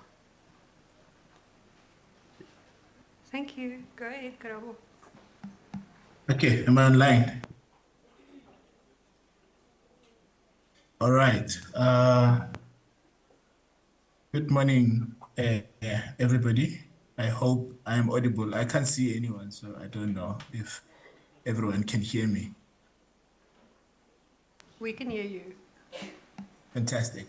My name is Karabo Mayane.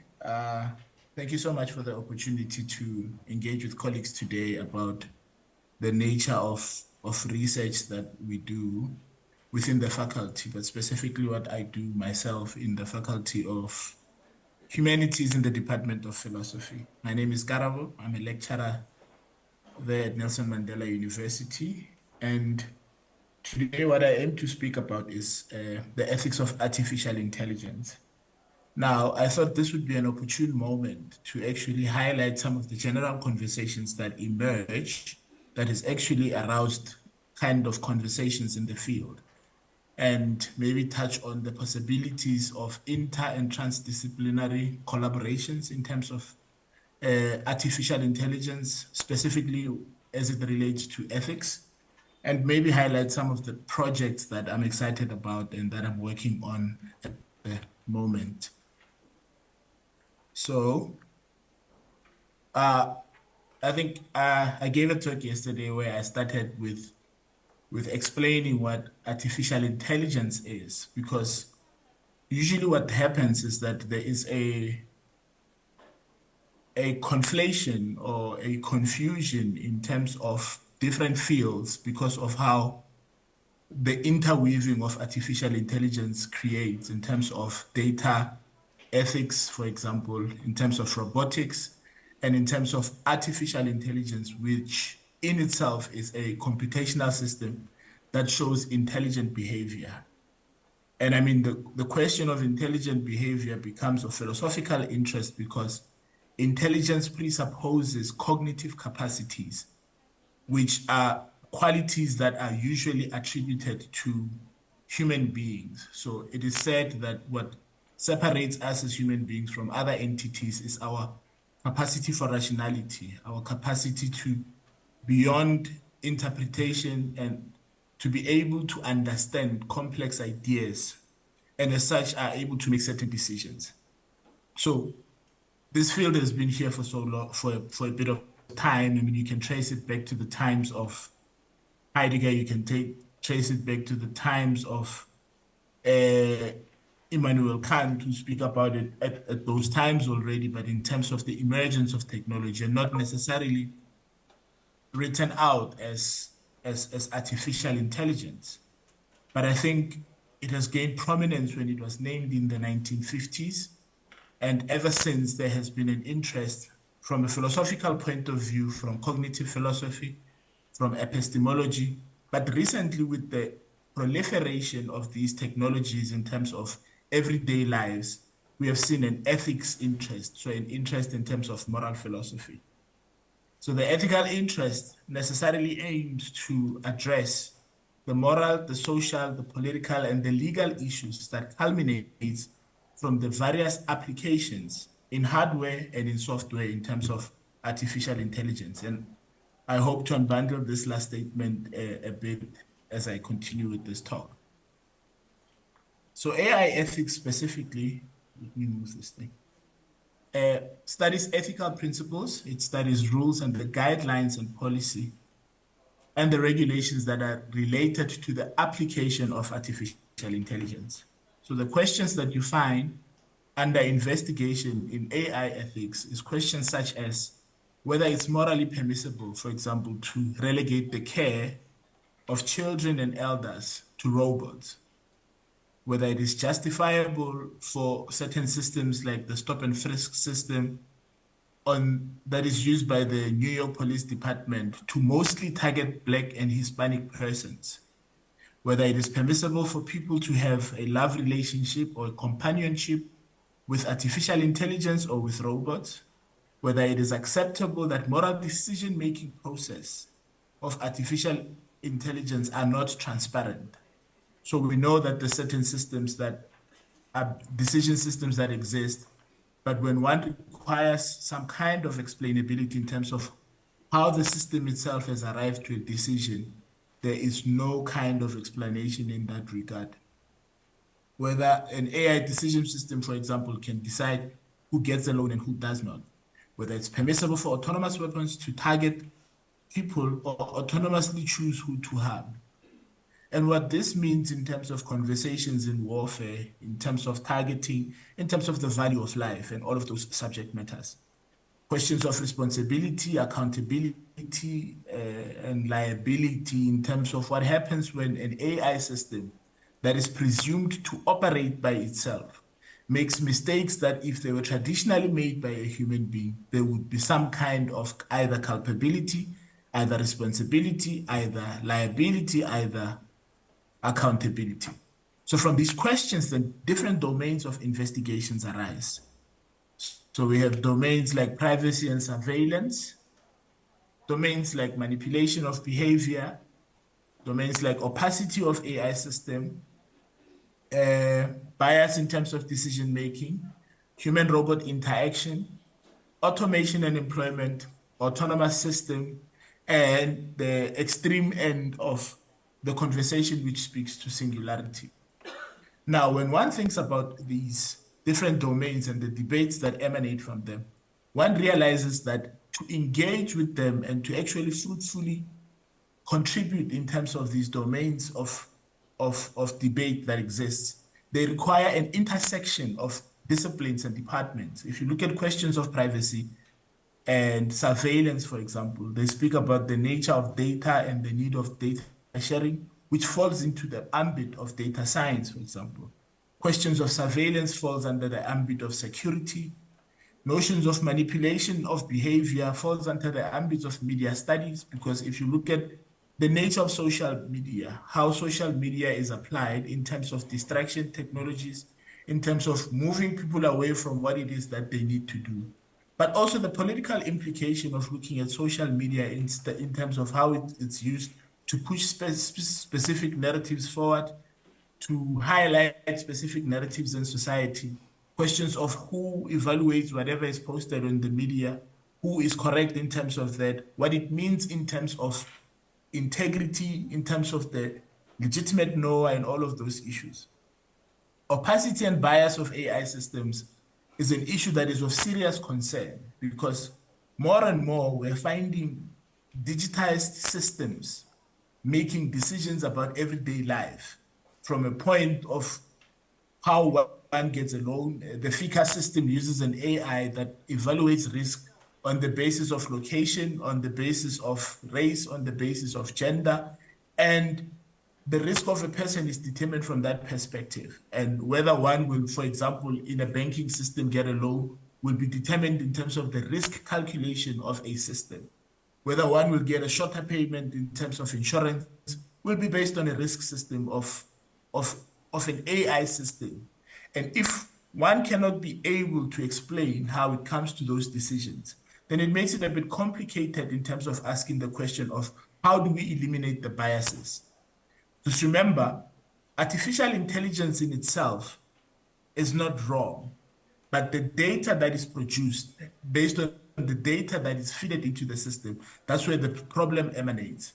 And if there's opacity in terms of decision procedures, then one is unable to tell how a certain decision is made and how it can be rectified so that it does not perpetuate intrinsic biases that are eminent now in society. Then there's questions of human-robot interactions, which speak about the production of robotics, the way in which robotics look like when they're made, because if they're humanoid robots, then we fall into problems of anthropomorphism. When people start having feelings towards robots, they start thinking about the possibility of having love relationships with robots. Then we have propositions now of the sale of sex robots for vice purposes. So now one needs to ask themselves in terms of what this means in terms of the proliferation of the systems into society and how said proliferations into society mean for how we interact. Because human-robot interaction will, in its inception, change human-to-human interaction.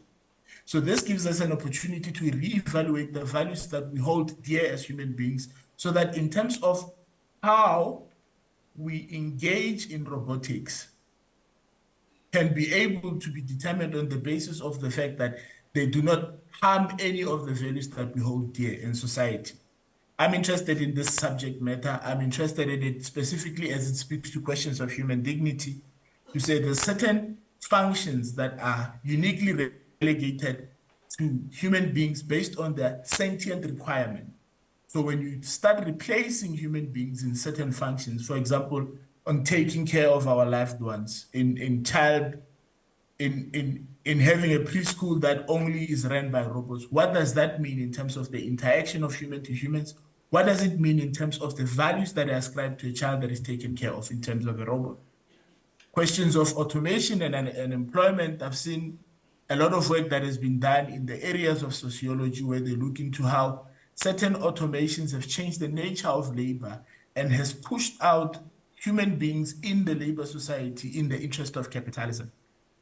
There's also conceptual problems that emanate from conversations like autonomous systems, where by virtue of assuming something to be autonomous, just like we do with intelligence in AI, there's certain anthropomorphic qualities that we superimpose to AI systems. And if we do that too soon without sufficient explainability, it creates impossible expectations in terms of what these systems are able to produce. If we take it too late to not do it, it means certain systems are deployed in society without any form of explanation. We are all looking forward to the question of self-driving cars, for example, or how they are called, which is autonomous driving cars. But what this means in terms of responsibility, culpability, and liability, which are systems that we engage with from a moral perspective, but also have legal implications. It's things that they provide an opportunity to engage with, and to engage with from an inter and transdisciplinary perspective, so that we're able to see and we're able to develop knowledge that speaks to address these systems as they produce themselves. Because if there's one thing you can say about the issues that have been provided here, is that they do not fall under any purist ambit of discipline. In fact, they speak into the intersection between disciplines that exist, and to be able to produce work that would be relevant and relatable to the times, it requires us to be able to engage with each other from multiple disciplines in terms of engaging and producing works that engage in this. From an ethics perspective, there's three ways in which most authors work in terms of this. Some work on it in terms of the principalist approach, which, for example, speaks about the code of ethics that different sectors of societies have. For example, in care, if we're going to evaluate robots, we're going to evaluate it in terms of what are the demands of care in a controlled environment, for example. What are the code of ethics that nurses have to follow? Can we program a robot that is able to, in its function, mimic said code of conduct, either in itself or in terms of the impression of the patient being questioned. If you look at engineering principles, they also have a code of ethics in which they speak about when they create whatever it is that they create, it does not need to damage people. It should be for the benefit, it should be transparent, and it should perpetuate and address questions of responsibility and autonomy. There are other approaches. For example, the approach that I find to be of interest to me is the deontological approach. When we look at how society braces itself, we evaluate the values of society, and then we say, what are the rules and what is it that we ought to do and what we ought not to do? So, for example, if there's questions of intrinsic value, and I'll make an example in terms of when we go for a burial in many African cultures, part of the ritual is to fill up the hole using shovels. And we understand in that process that you can always hire a tractor and a TLB to do that job much more faster. But somehow ingrained in our memory and understanding is understanding that if you take it with a TLB and you throw it in, there's air pockets in the soil that when it starts raining and when the air pocket starts to dissipate, the soil will go under. But if it's a slow input using a shovel to fill up the hole fills up for longer. And even if when the casket starts to break, the soil does not fall down up to a point that it creates a puddle. These are the intrinsic values that we hold within societies that I think when we look at how we can optimize using technologies, we should also look into how we can protect them and define them in such a way where we are able to explain why it is the case that they are done the way that they are done. And then the last approach that we look into is consequential approaches, which speak to evaluating the damage and benefits and making prescriptions on the basis of this. This we see a lot in terms of autonomous systems, in terms of warfare, where people look at the damage that an aerial vehicle could do in terms of a war, in terms of proportionality of attack. And then they make a decision to say, based on this, then it means to have a specific robot system that is able to target autonomously. It might target indiscriminately. Then we can make moral prescriptions on the basis of the bad consequences that might emanate in it. These are the ethical approaches that we find in AI ethics, and the ones that one can look into the questions based on the field of concern and based on the interests. And I think in closing, what I wanted to say is to say what we've learned over the proliferation of artificial intelligence. It has existed for the past 8 years. I've come across it for the past 6-7 years, is that it has encouraged us to reevaluate firstly, our values in humanity. For the longest of time, there's been principles that we've been taking for granted because there wasn't any kind of innovation that challenges it. So we need to now reevaluate what it means to be a human, what it means to be autonomous, what does it mean to be intelligent? It's not something that we can now take for granted. It's not something that we can just assume that is a quality that we have as human beings. It has also pushed that to challenge how we look at traditional disciplinary divides.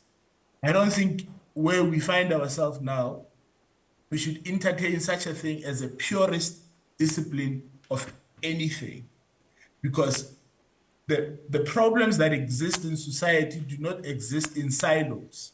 And as such, the solutions cannot exist in silos. So what such technologies has made us to reevaluate is to say, how do we engage in certain issues from different disciplines, and how do we answer them using our human-centric training? And how do we then encourage those that work in it from the hard sciences, for example, work in collaborations with them to say, when we produce a robot, for example, over and above the fact that we can produce a robot, we need to ask the question of whether we should produce a robot and for what purposes.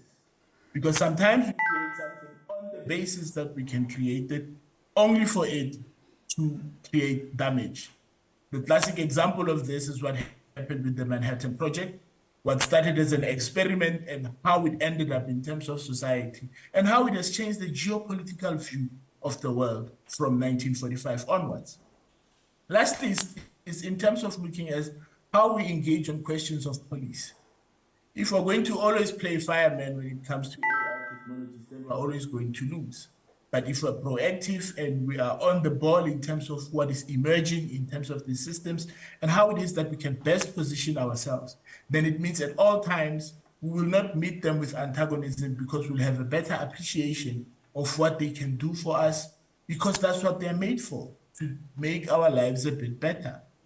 And I think moving forward, when it comes to this thing, we need to appreciate the importance of collaborations and working together within and across disciplines in producing works that are able to address societal problems in real time. Thank you. Thank you very much. We're going to wait till the end of the presentations for questions. Thank you very much, Karabo, emphasizing how we need ethical intelligence in order to deal with these machines we are producing, such that they don't end up controlling us, and the very interdisciplinary necessity to deal with the question of AI and ethics. I would like to now call Ms. Unathi Luchaba to the front to present. And also I'd like to ask Dr. Denver Davids, Ms. Kawe Makabuka, and Dr. Gabby Dlamini to join us on stage in the chairs, if you do not mind.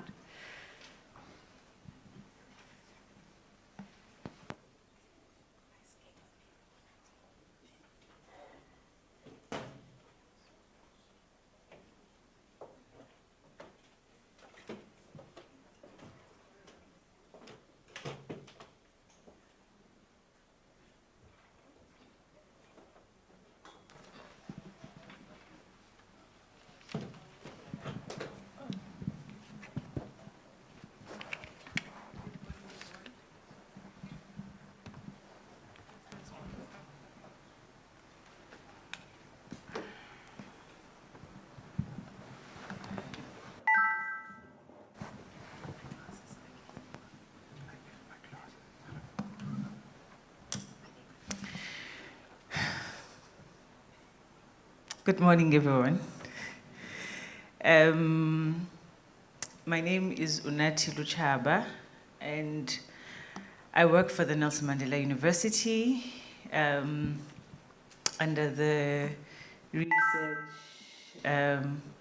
office led by Dr. Tandem Gwebi. I am the executive director for the South African Cultural Observatory, which is a project that's hosted by the Nelson Mandela University. It's been hosted by the Nelson Mandela University since 2015 to map the economic impact of the creative industries in South Africa. You know, as I took my seat earlier on, and when Karabo was just starting with his presentation, you know, some of us subscribe to various things, newsletters, devotions, etc., etc. So, and they all come at different times. Ironically, when Karabo was presenting on the ethics of artificial intelligence, one of my subscriptions, my devotions, pops out. And today's theme poses a question: are you afraid of people, Unathi Luchaba? And I was like, oh my goodness, okay, there's artificial intelligence right there. Because I am nervous, because I think this is the very first time I've actually addressed the university community about the work that we do, but more especially to be part of the research week. But without wasting any further time, I'd like to go through my presentation. A little bit about the South African Cultural Observatory. As I've mentioned, it's a national research center. It's dedicated to developing a comprehensive cultural information systems for South Africa. If you'd like, as other people normally refer to us, with the stats essay of the creative economy. SACO was officially established in 2015 to champion evidence, to influence policy, to share insight, and to build on the existing capacity within the creative economy. It was conceived under the Mzansi Golden Economy Strategy at the Department of Arts and Culture at the time, but now Department of Sport, Arts and Culture, and the now Deputy President of South Africa, who was Minister at the time, Mr. Paul Mashatile. Since then, we've developed new knowledge, new tools, and insights into South Africa's creative economy. Through the establishment of SACO, we now have a better understanding of the status of creative economy in South Africa.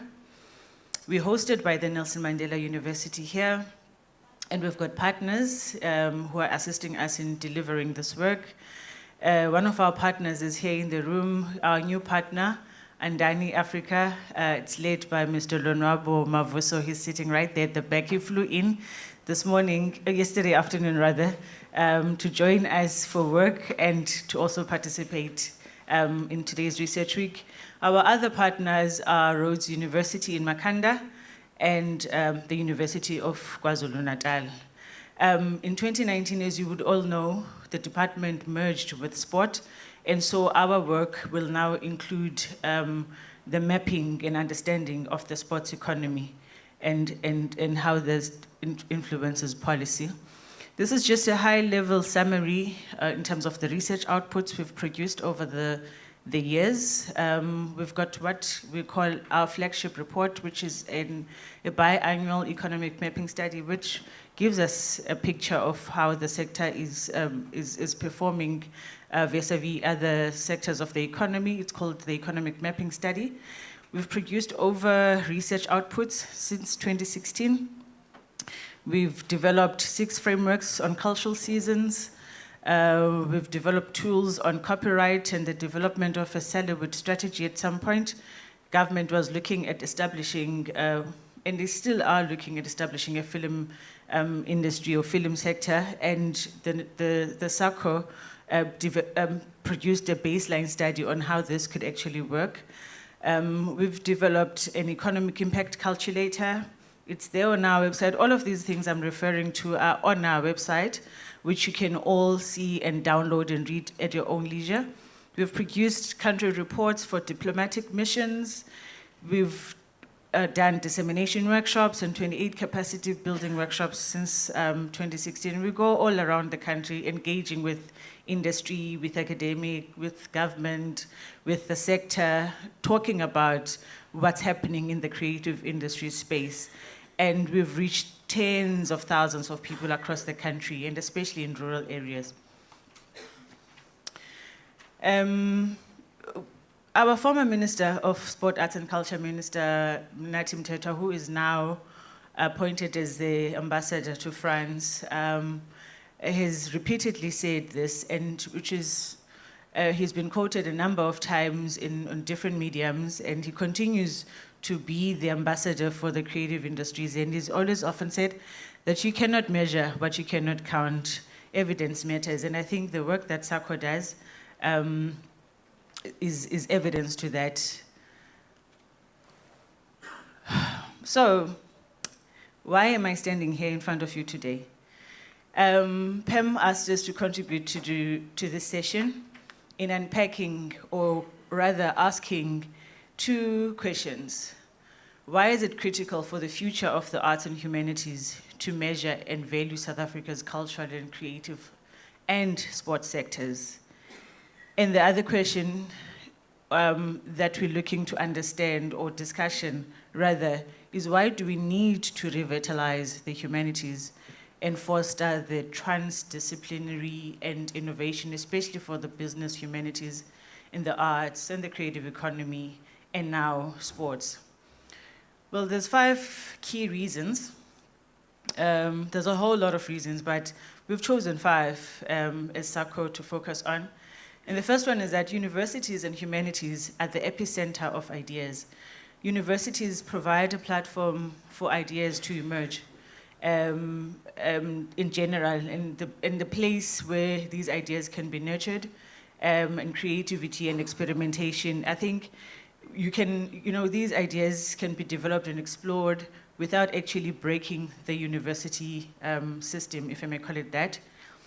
That transdisciplinary by nature, but needs certain structures in place to encourage and incentivize collaboration.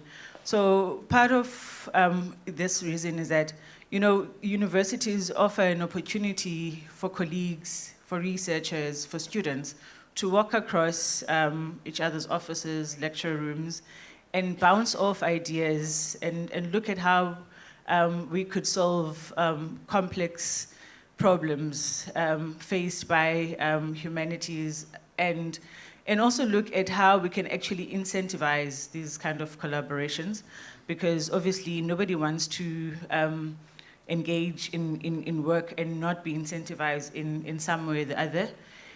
Universities need to change with the modern world and trends, and also critical part of identifying and shaping the future. And the universities are a safe space for that. I think failure is also part of the scientific method, and I think the university actually offers that space for people to fail and try again, fail and try again.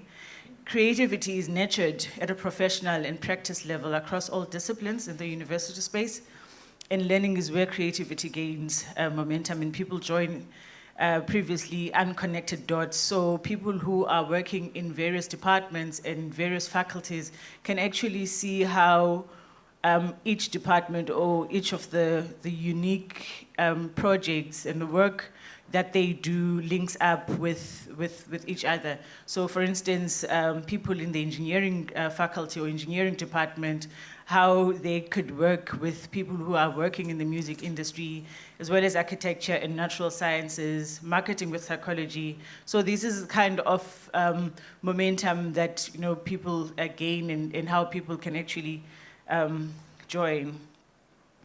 But what role can research and universities play in mapping and understanding the creative sector overall? I think this just drills down my previous slide. Universities are crucibles for creativity. They're the bedrock for scientific method centers on creative experimentation, as I've mentioned. And universities allow, due to how they are structured, for scientific method centers and creative experimentation. And creativity and ideas are also the fundamental currency of the entire university system. And how do universities and the creative sector interlink? Universities play a role, a trans and a multidisciplinary role on linking creativity, innovation, and insight. So that's like your business and your research. University primarily, they don't operate in the same manner as business. The focus is not on making profits, but rather it's an opportunity for people to actually explore ideas and do it in a way that institutions are not always capable of. So it offers a platform for research and also just linking that with a little bit of how businesses work.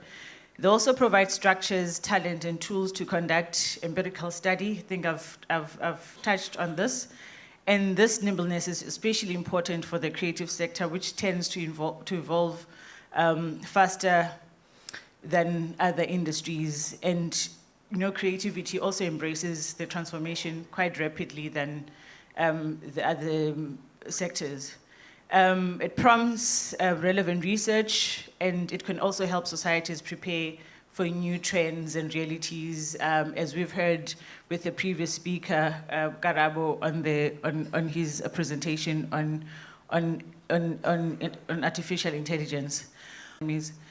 I think part of the problem, or one of the barriers rather, is that in as much as we, through all that I've actually referred to, the trans and the multidisciplinary interactions that we could benefit from, and breaking silos, but sometimes universities are powerful in their ability to break through silos, and they can also create them at the same time. I think most of us here in this room would actually have stories for days where we can actually relate to how sometimes universities can create silos. So the goal is for universities to remain open so that people can embrace collaboration across all fields And that will lead to improved learning, sharing, and sharing of innovative ideas and cultures, especially given that we're now living in a high-paced technology world. And there are many reasons where universities can work more closely with creative economies. And there's only three. I'm just going to go through them quickly. The first one is that learning it's continuous learning. Learning for those trained by universities and those close to associated universities shouldn't have to necessarily stop after 4 years. So universities also need to look into how we can actually nurture and support past students, students who've gone through the system, students who are currently here, and staff and communities, so that cutting edge and creative economy insights can continuously, the loop can continue and ensure innovation systems and IP production that is high. And the second one is that of community engagement and embeddedness. I think here, the message we're trying to drive home is the fact that universities have a lot to offer for the creative sector or the creative economy through community engagement. And one of the things that universities could look into is focus on procurement that prioritizes securing products or services from graduate creatives and business owners. One of the things that the creative economy is faced with is that it's largely informal. There's a whole lot of freelancers that are working in this sector. So the income is not always stable. So in a way, universities here can play a role and maybe focus on procurement that prioritizes, graduates that have come through and see how they can support and sustain their businesses. Invest in infrastructure that supports creative structures and marketplaces. Maybe open up galleries and spaces where practitioners and artists can actually use like your galleries, spaces like these ones where creatives can actually use them for various purposes, and create spaces where creative experimentation can take place for just the sake of it, because that's what innovation demands.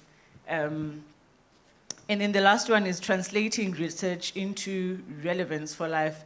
I think here the point we're trying to drive home is that I think research needs to be as relevant as possible. Yesterday the DG, in his opening remarks, I think for science and innovation, Dr. Phil, is that the creative industries, there's a little understanding of the contribution that the sector makes to the country's economy. Although in theory people talk about the importance of social sciences, etc., but you don't see that being actioned through it being prioritized, especially when you're talking budget allocations, etc. And what's happening, what we are seeing across is that traditional humanities have faced declining enrollment and funding in recent years. And humanities departments in universities across the globe have experienced reduced budgets and lower student enrollment. I actually asked that question yesterday because in one of his slides, I think where he was talking about budget tagging, etc., and in his walking us through his presentation, there wasn't any reference to the creative economy. There was automotive, there was agriculture, there was this and there was that, but nothing on the creative economy. But we are seeing, students in Africa especially who are still incredibly interested in enrolling in the arts field, where young creative population wants to be more digital and create and make and sell content and create goods and services.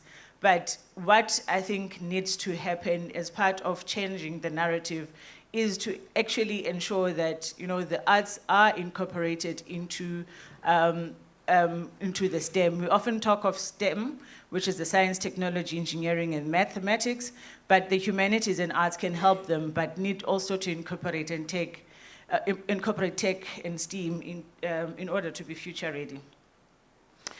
Again, this slide is just highlighting the importance of the collaboration and transdisciplinarity.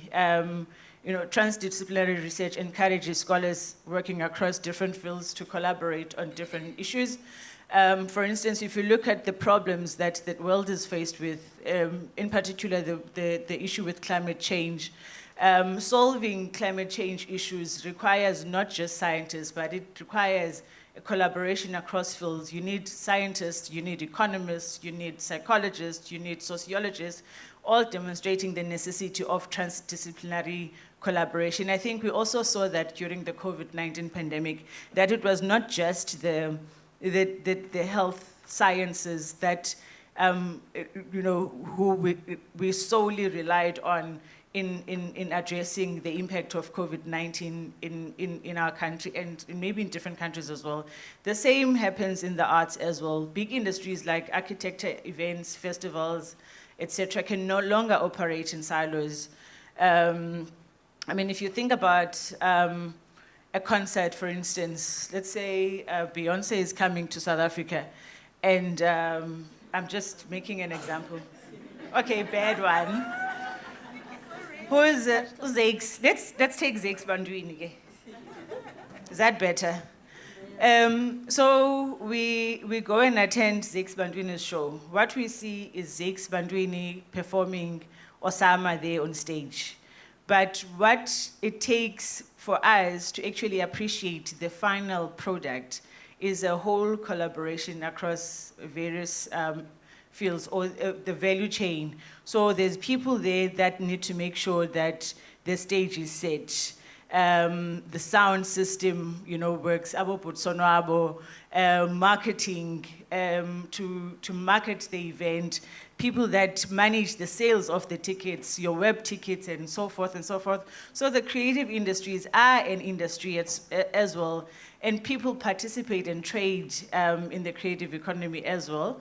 And this is because it's harder to perceive. So, sorry, what am I saying? So I was making this example about the concert, but also I want to stress the importance of intellectual property as part of an industrial scale of the ecosystem. And perhaps this makes, because of these inputs, often part of the invisible supply and value chain that only shows the visible output, such as the single event, it doesn't make it feel like a traditional industry, and we're not savvy to the scale of the impact of the creative industries and just how much they deliver. Okay, so I'm going to take you through the boring stuff that we do at SACO, just to give you an understanding of, it's not boring, trust me. Just to take you through the understanding which I referred to through the research that we've produced over the 5 years, over the past 8 years at SACO, which we continue to do in measuring the impact of the economy. As I've mentioned earlier on, this is one of the fastest growing sectors in South Africa's economy. In our last mapping study, which we launched last year, March, we learned that the sector contributes almost 3% to the country's GDP, which is quite a little less than the agricultural economy. This is the geographic spread of the creative industries in South Africa. As most of you would assume, and yes, evidence shows that a large concentration of this contribution lies in the Gauteng province, followed by KwaZulu-Natal and the Western Cape, and then the Eastern Cape and all of these provinces. So when we measure the economic impact of the creative economy, we're not just looking at the macro analysis, but we also do profiling of the provinces to try and understand where policy gaps exist and where intervention is needed. And this sector also employs 6% of South Africa's population, which is just over 1 million people that are working in the sector. And how we measure the employment in the creative industries, we look at people who are working in the creative industry. So an artist working in a gallery, people who are employed in occupations in other industries. So your your designer who's working in a motor manufacturing company, and people who are in support occupations in creative industries. So your accountant that's perhaps working in a film firm, and that we call a employment trident, amounts to this 1 million jobs, which is 6% of the population. And these are just the employment by domains. As you can see there, visual arts and crafts employs quite a number of people, followed by design and creative services and books and press.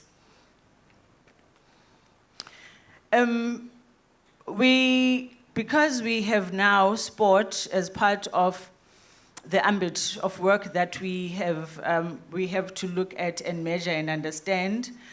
We do understand that sports can be a powerful tool for social change, for fostering unity and addressing societal issues. I mean, since the Rugby World Cup started last week, we've seen how everybody is committed on Fridays wearing their Springbok jerseys, how rugby continues to bring the country together. It's yet another example of how the Springboks can bring us under a national banner. How do we revitalize the humanities? I think we need a lot of investment in research funding, in curriculum development, and in interdisciplinary programs. If we look at, for instance, the initiatives like the Mellon Foundation for All, I think here the essence I'm trying to drive home is that we need a lot of grant funding, and this is something that the Nelson Mandela University can follow suit. In conclusion, ladies and gentlemen, revitalizing of the humanities is essential for addressing the complex challenges that we are faced with, and also driving innovation. I think I've referred to the issue of COVID-19 pandemic that has highlighted the importance of humanities research in understanding the social and cultural impacts of the crisis. It is important for us to continue measuring and valuing South Africa's cultural and creative industries for their continued vitality, and a data-driven approach can lead to better policy making. It can also lead to increased investment, because the more policymakers get an understanding of how important the sector is, how humanities are important, and what role they play across sectors, we could get more investment and a brighter future for those sectors amid the complex challenges. So thank you very much.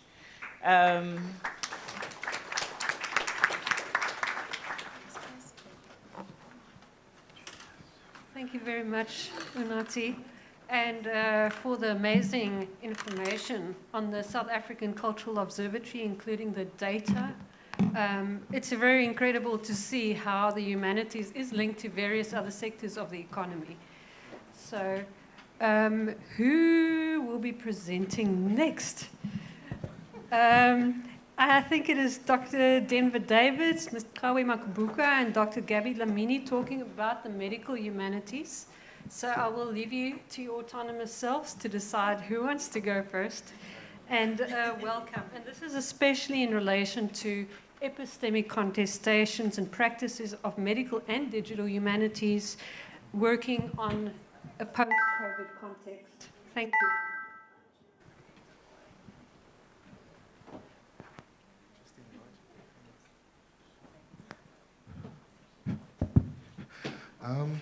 Good morning everyone. Please forgive me, as with the previous speaker, I'm also very nervous to be here. But colleagues, so my name is Denver Davids, representing the Department of Sociology and Anthropology. And our research focus is quite broad.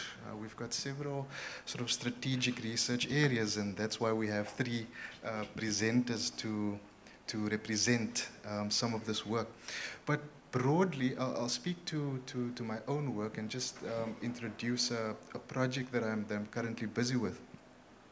And my research is or at least I am interested in Muti. I'm interested in Muti. Muti, not in the sense of the sort of romantic imagery of a witch stirring a cauldron and wanting to harm us, but the Multi-University Traditional Health Initiative, Muti. It's very interesting. We've just, for the first time this term 3, introduced a module called Medical Anthropology in our department, which I teach. And we are discussing some very interesting debates and contestations around biomedicine, IKS, medical pluralism, medicalization. And after every class, I get a tap on my shoulder as I'm trying to leave, or a question. And students are like, no, tell us about Muti, or tell us about witchcraft, especially tell us about a witchcraft. So not that kind of Muti. Colleagues, my work is part of an experiential project which involves the sciences, biomedical science, botany, and a range of other actors who have sort of come together to look at traditional medicines that are important as potential sources of new medication that is safe, that is possibly cheaper, and is suited to the South African local context. I'll explain a little bit more about that, but first some background. And the two sort of questions that my work seeks to answer, or two focus areas, is firstly to look at the documentation of medicinal knowledge, IKS, because as we know, in South Africa, we do not have a very well documented history of medicinal plant usage. Now, as Prof. Pamela Maseko was showing earlier, we do have some sort of repository of writings about medicinal plants, but for the most part, these have tended to move on from one generation to the next through oral traditions. And so unlike other countries and sort of health systems like Chinese proprietary medicine, Indian Ayurvedic medicine, and of course a number of other countries from the global south who have these sort of inventories dating back 2,000 years ago. You know, we don't have that in South Africa. And a large part of that is because of the way in which traditional medicine in South Africa has been constrained in the past, right? And so ethnobotanical surveys is one of the ways in which I go about documenting medicinal plants for future research. And I'll sort of show one or two pictures a little bit later on about these ethnobotanical surveys. But I tend to agree with my colleague from UCT, Joshua Cohen, when he says that it is difficult to emphasize and comprehend the extent to which science has subjugated traditional medicine in South Africa. And so what we see sort of post-1994 is an increased effort towards not only the recognition of traditional medicine in South Africa, but also the inclusion of traditional health practitioners in conventional science, right? And of course, that is often met with quite a lot of skepticism, because the question then becomes, what sort of knowledge are we after in such an encounter? And how can traditional medicine work in a sort of pluralistic healthcare system that we have in South Africa? And so because of these sort of contestations around traditional medicine in South Africa, it has historically been subjugated. It has been constrained into the domain of belief or religion, and so on and so forth. It continues to, even today, exist in juxtaposition to the sciences, to the biomedical sciences, to that scientific sort of gold standard, which is the clinical trial. And this is also true when it comes to knowledge, because when scientists, and by scientists I'm of course just using an umbrella term here to speak to the myriad of actors who are involved in this project, it exists in this juxtaposition, and so we see it as this kind of tension, epistemological tension that exists between these two different domains.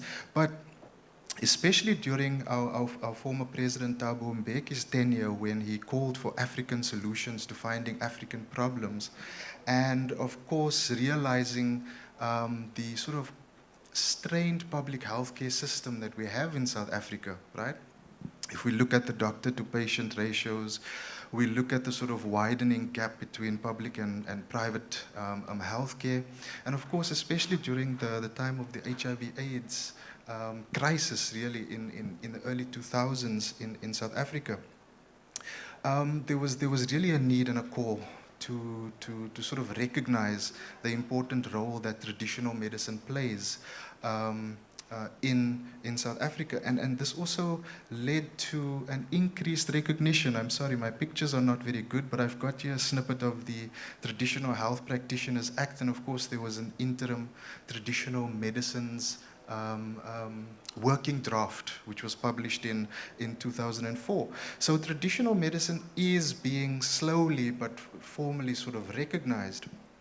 And so what this project seeks to do is, rather than highlight the sort of stale dualisms between nature and culture, right, or between the sciences and traditional medicine, it seeks to ask what sort of possibilities exist in such an encounter? What kind of conversations emanate when the sciences and traditional health practitioners work together for the sort of common good in this instance, right? Because the project is about finding potentially new sources of medication, which is of course to the benefit of the sciences, but also to traditional medicine.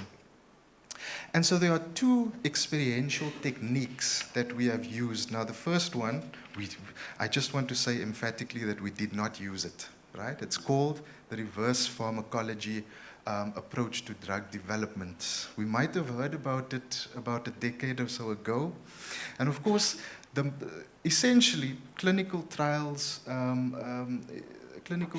works in a sort of linear process, right? We start with phase 1 to phase 2B. And the problem with that is that it's extremely expensive, right? And so the reverse pharmacology approach works with the sort of concept or idea that if people have been using a specific medicinal plant for 100 years, right, then we can essentially work on the premise that that medication is safe to use, right? Or at least that we've got some kind of lead. And so we don't need to sort of scan a much larger environment. And of course, the problem and the contestation with reverse pharmacology is that, yes, while it reduced costs and timelines of conventional clinical trials, there is an element of safety involved, right? Because essentially a part of the test for toxicity is removed. What we do focus on is, or what I focus on in this project, is this issue of the traditional practices and how traditional medicinal plants find its way through this process, how it is enacted differently in different spaces and through the sort of practices of science. And so what I did was a retrospective treatment outcome study. And the retrospective, or an RTO in short, works on the premise that, and it's not entirely new, but in terms of using an RTO for medicinal plants is quite novel, right? It works on the premise that we do not yet know too much about the prevalence of a particular condition in a community, whether it be HIV, tuberculosis, or COVID-19. And so we work with symptoms, right? And we work with past records, usually within a short time frame, such as 2 weeks up to maybe 2 months, right? Because it's very difficult to sort of ask patients to retrospectively recall their symptoms 6 months ago. By performing a retrospective treatment outcome study, we can, as in the case of reverse pharmacology employ a similar approach in that we can identify certain symptoms that can be correlated with a specific condition. So in other words, we can make the association between a cough, chest pain, and tuberculosis. So even if someone has not been formally diagnosed with tuberculosis, we're working with a certain set of parameters that can at least point us in the right direction, right? So we look at symptoms and then we ask, what kind of plants do you use for those symptoms? Right? We perform a then conventional ethnobotanical survey. So again, I'm an anthropologist, so my picture-taking skills are not too good, but this is in a shrine in Mount Frey, where I was working with Rinyanga. And this is a sort of illustration of the plants that I collected over there. So I was in the field over here, dry pressing the plant, collecting information about its GPS coordinates, its usage, the type of environment that it can be found in, when and under which circumstances I collected it. And then, of course, I returned that to the herbarium, right? And there the plant is further dried, and again, it is reunited with its collection data. The purpose of this, again, is twofold. Number one, we are quite literally creating an inventory of medicinal plants for future research, right? And secondly, when we preserve a plant in this way, scientists can, 20, 30, 50 years from now, extract secondary compounds from that plant. So it serves almost as something like a fossil for future research. But of course, therein lies the contestation as well, Prof. Credo, is that the ethical contestation, is that we've seen this play out in South Africa on numerous occasions. It's called bioprospecting, right? Where large-scale pharmaceutical companies essentially perform clinical trials, ask local people. I'm sure we are familiar with the case of the SAN and Houdia Houdini and the P57 molecule that they isolated and then patented, right? So it's a difficult sort of conundrum. On the one hand, we need to document our traditional medicine and store this reciprocity for ourselves, for future research, because it hasn't been done in the past. But at the same time, it does then what Susan Levine says. It puts our knowledge on a silver platter for bioprospectors, right? So that is the sort of ethical conundrum. But in terms of the broader scope of the project, these are, again, just some of the images and some of the results of my research in the laboratory, some of the statistics which we frequently find in these ethnobotanical surveys. And of course, some of the publications as well. The Dean did say we must bring some of our books and things to present and spotlight. So this is a book that I published in 2016 called Medicinal Plants in Infectious Disease. And in terms of the RTO, I will conclude soon. I realize I'm short of time, but this is an example of the outcome of an RTO study, right? Where we were able to correlate essentially the symptoms of tuberculosis with a health outcome, right? So although this is not a formal medical test, it provides us an indication of the most common symptoms that we can associate with the condition. And conversely, we can then also look at specific medicinal plants that were able to produce a positive outcome. Cure is a medical term, but symptoms in terms of symptomology, to be able to relieve those symptoms. And so it provides us with a potential lead, right, of medicinal plants which we can then take forward and do further research on, right? So throughout this process, some of the questions, again, and the contestations is just what sort of knowledge emanates from this kind of research? It raises questions about whose knowledge is important, what kind of knowledge is being enacted, and then what happens with traditional knowledge when it enters a laboratory space, for example, right? How is the plant decontextualized from its natural environment, and how does it end up essentially on a graph as a symptom, as a cure for that particular symptom possibly. Colleagues, thank you very much, and I'll hand over to my colleague who will take the discussion further. Thank you very much. Howard? Yes, of course you can.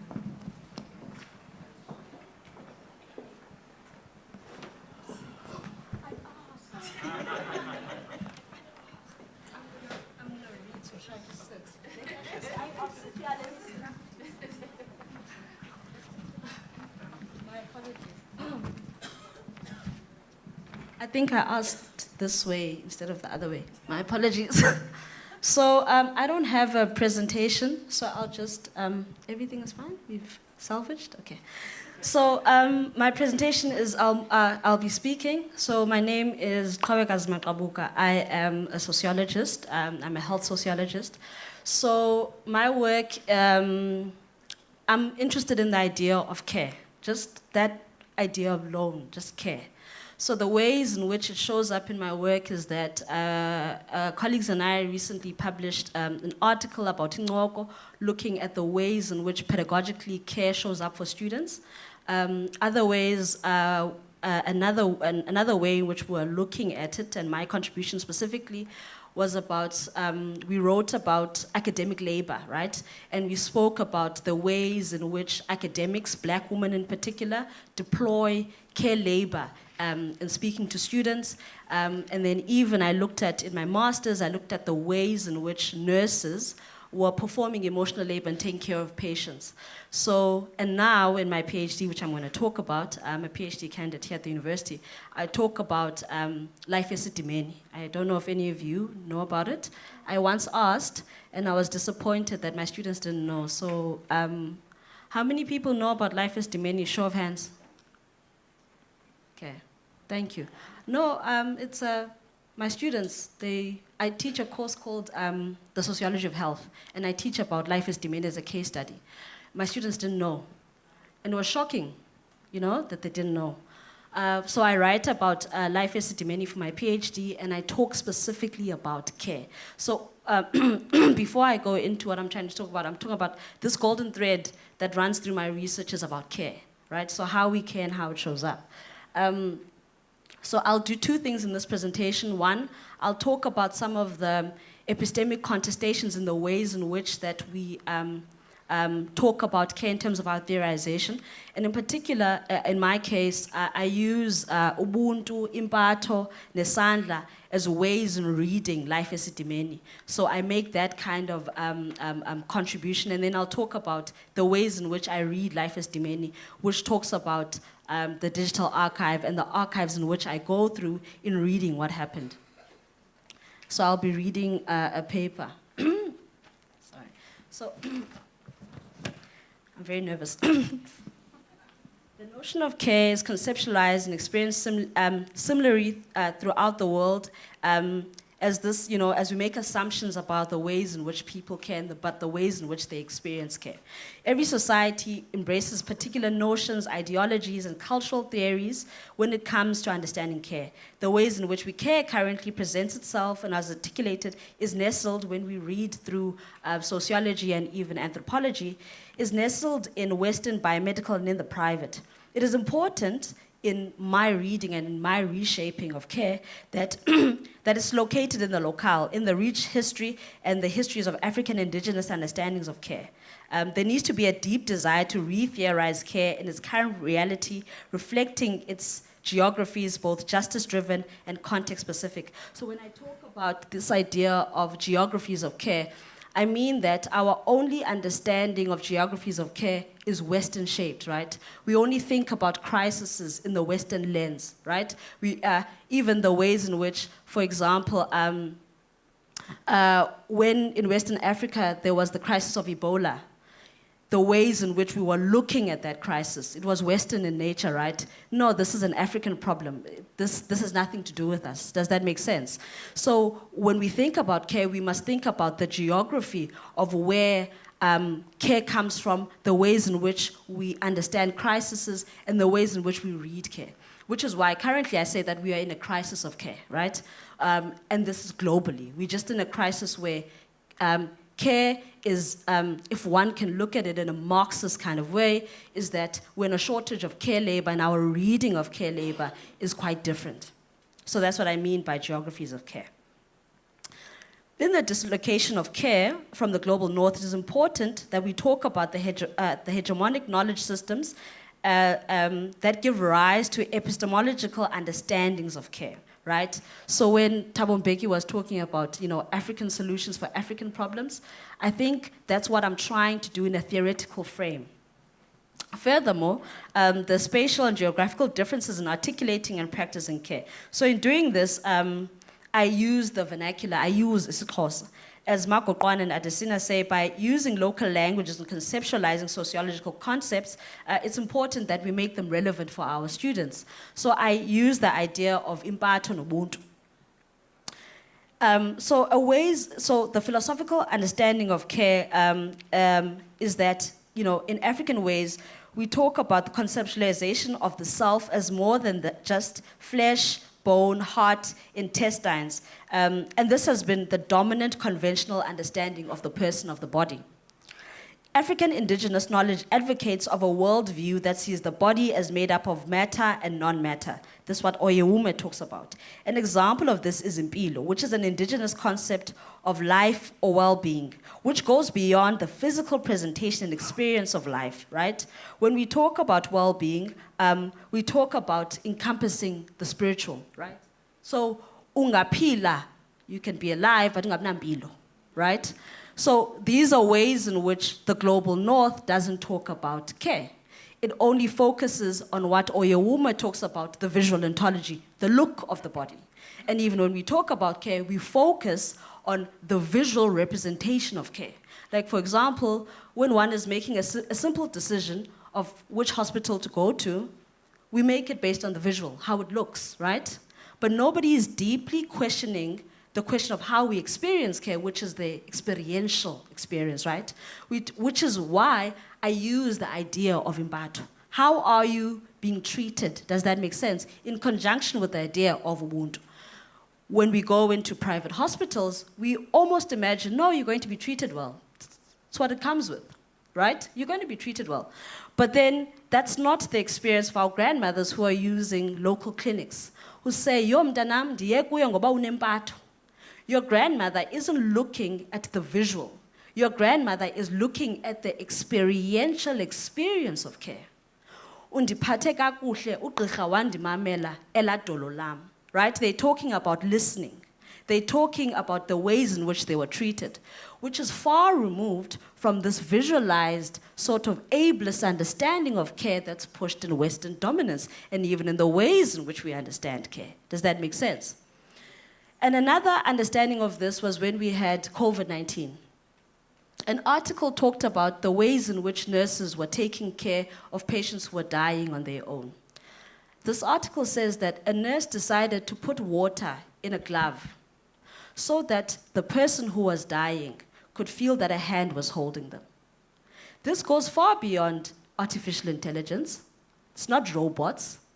This is about people dying on a daily basis, wanting to be cared for. But then we have then another experience of care, which is in South Africa, where somebody died. I think his name was Thabiso. It's part of the case law that I look at.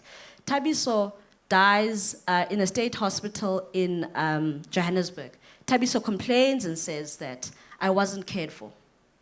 They didn't answer my symptoms, they just didn't look at me. Thabiso dies right at the beginning of hard lockdown in Johannesburg. And the family makes the case and they win. They say that they weren't cared for.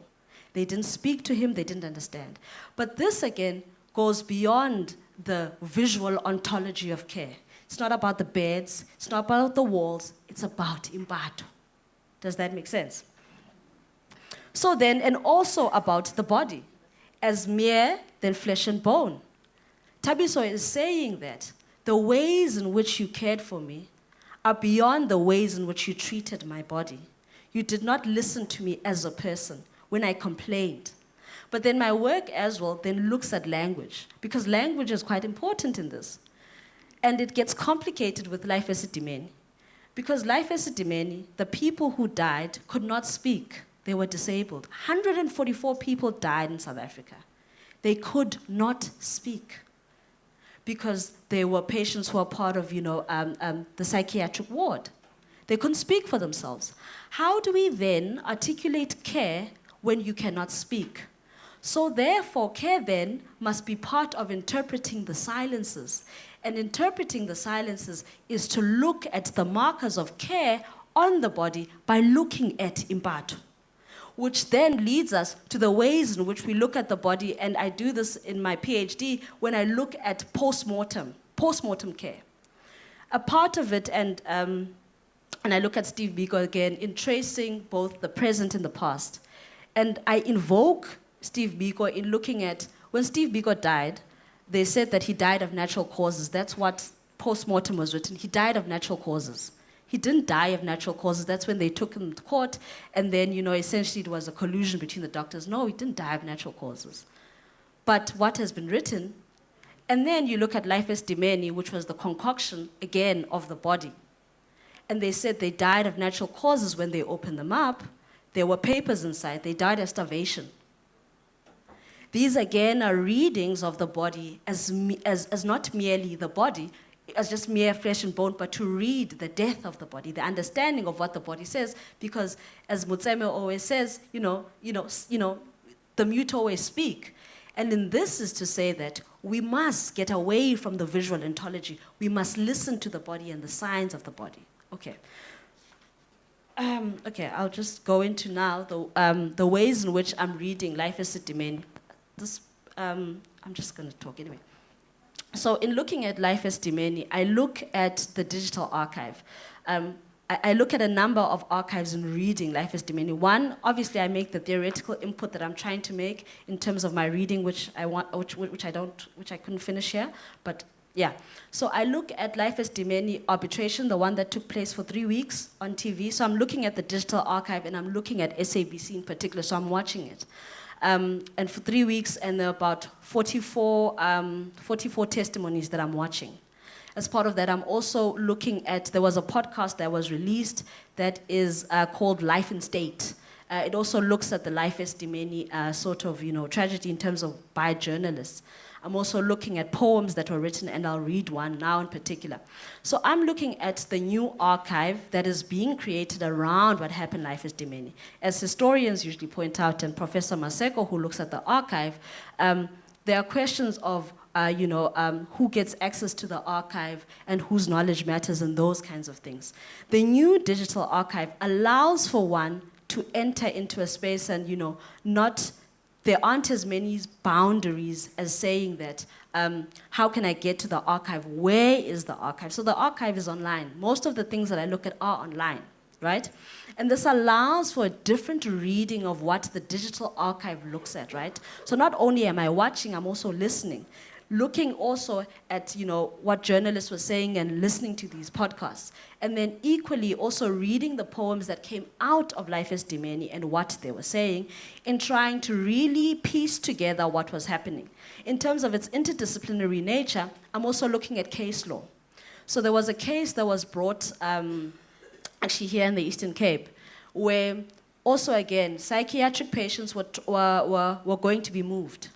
And what was possible that averted the Life esidimeni tragedy, as we saw, was that the lawyers were able to sort of interdict the government to say, you can't do this. So my reading as well then is the ways in which we look at justice, how the government in terms of its ethical sort of understanding of what care is, and I talk about essentially how the government seems to be unethical in the ways in which they think about care, even though it's written in our constitution. So the interdisciplinary nature of my work is that not only am I theorizing, I'm looking at case law, which is hard because I'm not a lawyer, I'm not trained in this area, but also I'm looking at the other different archives that exist in talking about the interdisciplinary nature in which we can create new knowledge.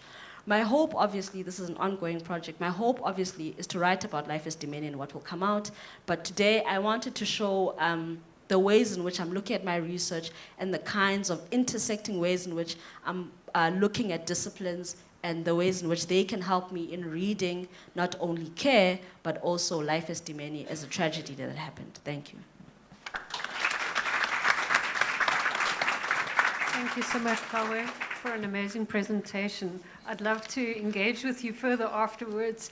And it's just interesting, it shows the interdisciplinarity of it. I had an honors student, Sika Dapo, who published on Life Esidimeni from a philosophical perspective. So it's very interesting, the interdisciplinary happening. Gabby, would you like to present there? No, I'd like to go home. Is that okay?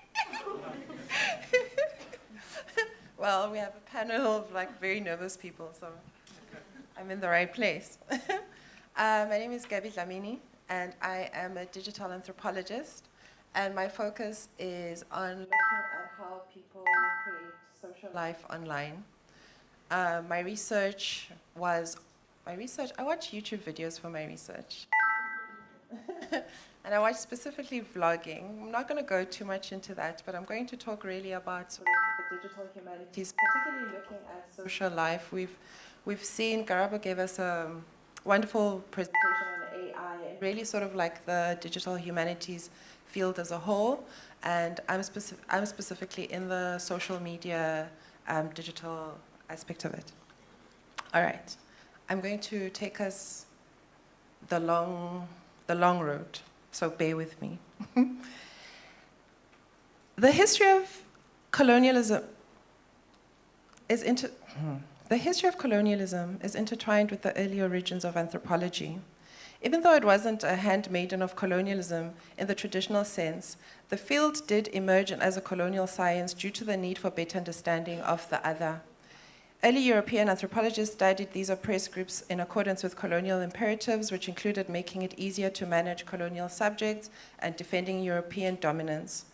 Early research in the United States focused on documenting Native American cultural practices, which were deemed to be in risk of going extinct, and the tradition became known as salvage anthropology. Similarly, in South Africa, the emergence of apartheid government disturbed the early anthropology that was concentrated on African societies, examining the traditions and social change that was occurring due to urbanization and colonialization. At the time, the Afrikaner anthropologists mostly adopted a Volkerkunde focus. They were drawing inspiration from German and later American cultural anthropology, which had concentrated on race and cultural difference. The Volkerkunde helped train the apartheid government officials and military forces while becoming affiliated with apartheid and separate development policies. Many South African anthropologists participated in what was referred to as the and later on, a few decades later, many South African anthropologists participated in what was referred to as Inter-University Continuation Committee of Anthropologists, which was in 1967. There were notable exceptions from both sides being the English-speaking and Afrikaner-speaking anthropology groups. Many Volkerkundes departed when Black anthropologists started attending the conferences and established a distinct official group called Vereniging van Afrikaans Volkerkundes, Association of Afrikaans Anthropologists in 1997. Suid-Afrikaans Tydskrif vir Ethnology. My apologies. I grew up in Swaziland. We don't have Afrikaans. So my apologies. A publication, publication that VAV published and hosted in its own yearly conferences. It was later renamed Anthropology Southern Africa in the post-apartheid era. With the help of some of the younger VAV members who had severed links to that group, the Association of Anthropology in Southern Africa, AASA, was founded in 1987 with the goal of unifying and professionalizing anthropology through an open and democratic association. By that time, there was an academic boycott in place against all South African academic institutions, cutting off the field from its global network. The advent of democracy in 1994 marked the start of a new era of organized anthropology, with the dissolution of the Volkerkunde serving as a stark example of how the profound political shifts were felt. The name change of VAV to South African Association of Cultural Anthropologists in the 1990s was one example of how this transformation was reflected. Several SAACA members attended the 1996 Pan-African Association of Anthropologists and the AASA conference held at UNISA. Although a significant portion of the organization's academic leadership stayed away, the two organizations eventually combined to become the present Anthropology Southern Africa in 2001. The new group took over SAACA's journal and renamed it Anthropology Southern Africa. Around the world, anthropology was also going through major changes with a call to decolonize anthropology in the 1970s and 1980s, and included the critique of the field's emphasis on the other. Critical anthropologists questioned the field's obsession with exotic difference and propensity to prioritize fieldwork in locations far from the researcher's home. This is Gupta and Ferguson. They aimed to increase the enduring interest by focusing more on social life in modern and urban economies, hence the subfield of urban anthropology, for example. All right. Than persons living in traditional hunter-gatherer or peasant economies. The necessity to bring anthropology home and to examine the places where researchers themselves lived and worked, and oftentimes in cities in Western Europe and the United States, was highlighted in this decolonizing moment within the discipline of anthropology, right? And this resulted in the reflexive turn, what anthropologists like to call the reflexive turn. And it looked at the researcher, and it asked about the researcher, their positioning in the field, and them as writers and authorities of other people, and whose knowledge was it that they were writing about, and how were they supposed to write about the knowledge and about the things that they were finding out in the field, and about the people that they had met, and the relationships they'd built in the field, right? In 2003, Ruth Beha wrote, ethnography began as a method which was discovered and perfected and institutionalized in Western centers of power for telling stories about the marginalized populations of the world. It has its origins in the fragrant colonial inequalities from which modernity was born in, the arrogant assumptions that it is privileged intellectual class made about who has the right to tell stories about whom. Knowing this history, how can ethnography practice today in an age of unprecedented global interconnectedness, which continuing inequalities have only served to heighten politics of storytelling? What can be salvaged from the original ethnography to make it a project of emancipation? Must ethnography in the present inevitably be an act of apology and shamefulness of what ethnography was in the past? Is there still some lingering shame even in today's self-conscious pursuit? So why am I telling you this? Why? Recently, last week, I was at Anthropology Southern Africa conference. So the conference still exists, the organization still exists, and it speaks to the sort of professionalization of anthropologists, right? So not just anthropologists in academia, but anthropologists wherever they are. And how does this organization, with the history that it has, how does it continue to go on? And how is it viewed by the people who are members of it? And who are the members? And how does it continue being members for everybody and for all kinds of anthropologists that exist in South Africa? Well, I have 3 responses from social media. The first one is from Instagram, post the conference, and this was posted by, I did receive permission, this was posted by a lecturer, and they say, these are some of the moments I managed to capture at Anthropology Southern Africa conference. I wish I'd captured more. It's so amazing to see how the discipline has evolved, the reflections, the kinds of projects people have taken up, and the changing face of the discipline. It was great to reconnect with my Western Cape colleagues, my mentors that have been key in my learning journey since my time as an undergraduate at UCT, and my Gauteng colleagues. I got to spend some time with my new colleagues and get to know them a little more. I had the pleasure of meeting brilliant students from all over. I wish I had more time. I have always enjoyed the reflection and the self-critique in anthropology, but have often been left with, okay, so what will we do about it? This conference was my answer. Another, and this was a student who was at the conference, posted on Instagram, what a great conference. Well done, ASNA, #ASNA 2023, organizing committee. You created such a warm and welcoming space. It felt easy but rigorous and exciting. The work young Black anthropologists and anthropologists at large are doing is not only innovative and creative, but rooted in their humanity and a yearning for a better world for all. I also got to reconnect with some of my UJ friends. Shout out to the honors class of 2017. Some of them are working in government, in the education space, in the private sector, with a few of us still studying. It warmed my heart to see what anthropology has meant to some of us, that we came back. I left the conference very hopeful about the future.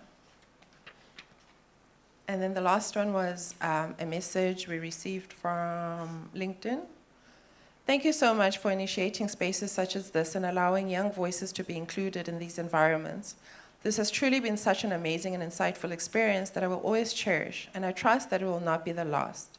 To be in communities such as this constantly leaves one in awe. I mentioned to my supervisor that this conference made me love anthropology and anthropologists even more than I already did, which I did not think was possible.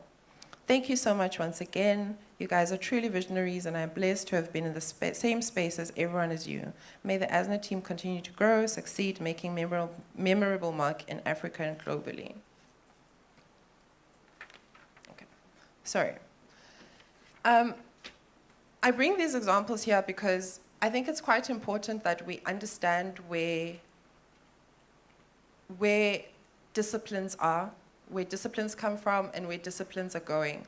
I think also it speaks very much to when I was coming up as an anthropologist, one of the main questions that we used to ask was, what do we do with a degree from anthropology?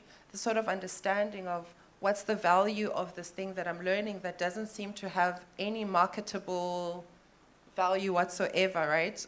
People understand when you have a skill, such as whether it's a music skill, whether it's creativity. People understand technical disciplines when you're learning doctor, lawyer, right? And even to a large degree, people really sort of understand sociologists. But growing up anthropology, even now, if you go to look for a job as an anthropologist outside of academia, there's no such thing, right? And then there might be one or two posts that include it, but really people and students, we teach students that they need to learn the value and be able to market themselves and sort of understand the intrinsic value of what they're learning as anthropologists, and then take that and turn it into a marketable thing that they take into the greater universe, right? But over and above that, I think that as anthropologists, we always worry about, and we have created the sort of what do we do with the legacy that anthropology has, right? And is there a space for anthropologists and different kinds of anthropologists outside of that, right? And where do we take the sort of self-reflection that reflexive turn brought about, and how do we become responsible for it, right? And what did ASNA do to create or to allow for kinds of these responses that we're seeing online, right? Considering the history that they have. ASNA has, in many ways, become very student-friendly. It's a very student journal. It's a very student-friendly organization. When it comes to the journal and publishing, the kinds of, I think most academics understand that when you send your article out for publication, you are ready to be torn apart, right? And there's an understanding that actually you can't have those kinds of responses because we don't know who the person is. It could be an academic, it could be a student. So from the journal's perspective, that's what they do to ensure that they allow spaces for established and non-established anthropologists, and also very interdisciplinary journals, so they take even outside of anthropology. they also allow us to tell stories from a wide focus. If you look at the sort of the program, it spoke to people's lived experiences. It wasn't about sounding smart. It wasn't about showing that you know all the relevant theories. It was about understanding where people are. It was understanding about how people are thinking about analyzing and critiquing their own lives, where they are, and their own lives in terms of the lives that they're living, if they're studying themselves, or societies that they come from, or the lives that they're living in terms of like sort of like more macro society, in terms of like I'm a South African and this is what South Africa looks like, and not necessarily the neighborhood that I'm coming from, right? And in that way, we're able to see, and they also, the conference theme was joy, which it was the first conference since pre-COVID, right? And as social scientists, we know all the funding goes to HIV and AIDS, poverty, or some really, and there is value in that research, right? But there's also, and there's value in research on joy and happiness and the other side of the spectrum, right? And it's important that we open it up and we open all kinds of research and all kinds of research topics. So that was something else that also allowed probably more input from people who normally wouldn't conference, right? So you had that. And then over and above that, the conversation was situated online and offline, right? And the conversation continued post-conference as I'm bringing out these Instagram posts, the post-conference Instagram posts, right? And this is important because if we're going to understand, and if we're going to understand this moment that we're living in, we need to understand how we are navigating online and offline spaces, how we are navigating the movements between online and offline spaces, and what does it mean to be online, and what does it mean for the things that I do online, right? What kind of social life am I creating, and how does that social life impact me as a person in terms of like my online personhood as well as my offline personhood, and understanding that these are the same person. They're not two separate beings, right? And so when I did my research on YouTube. I was looking at the ways in which people were creating social life, but really I'm trying to understand how people had created living life as work. So if you know vloggers document their daily life, everyday life, right?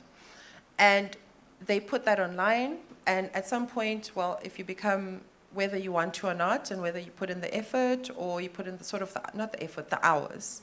If you put in the hours and you sort of make that work, you can monetize it. So understanding also the economic structures and the infrastructure that helps to create, to make this like online work in terms of the ways in which we understand what waking up in the morning at 8 o'clock and going to work and getting a paycheck, and how basically living one's life is becoming work. And in many ways, right, when we think about online work and the internet, we always think about it in terms of, and the main arguments around vlogging have been that people are selling life, right? And people are putting a monetary tag to their life. And what does that mean when I start selling my hours? I wake up in the morning 8 and I put it on the internet, and that's going to be like, you know, the ad revenue is going to be so much. Am I really living life? Am I putting up a persona? Am I performing? What is it, right? And in my And in my research, one of the things that I think about when I'm doing my methodology and when I'm thinking through sort of like some of the ethical considerations that I had to go through, right? There were 3 areas that really became, when I was telling people early on in my research about this is the research that I want to do, I was always asked these like 3 questions. How do you know they're telling you the truth? Because it's online, they get to edit it, right? And then 2, what people do on the internet is not how they live life off the internet, right? So this online, offline, like binary, the trust issue. And then also, when I started here, I said I watched YouTube videos and did my PhD, right? The idea of how can watching YouTube videos be academic? Where's the rigor? Where's the academic rigor? What did you do for this to become scientific and credible, right? I watched a lot of videos, right?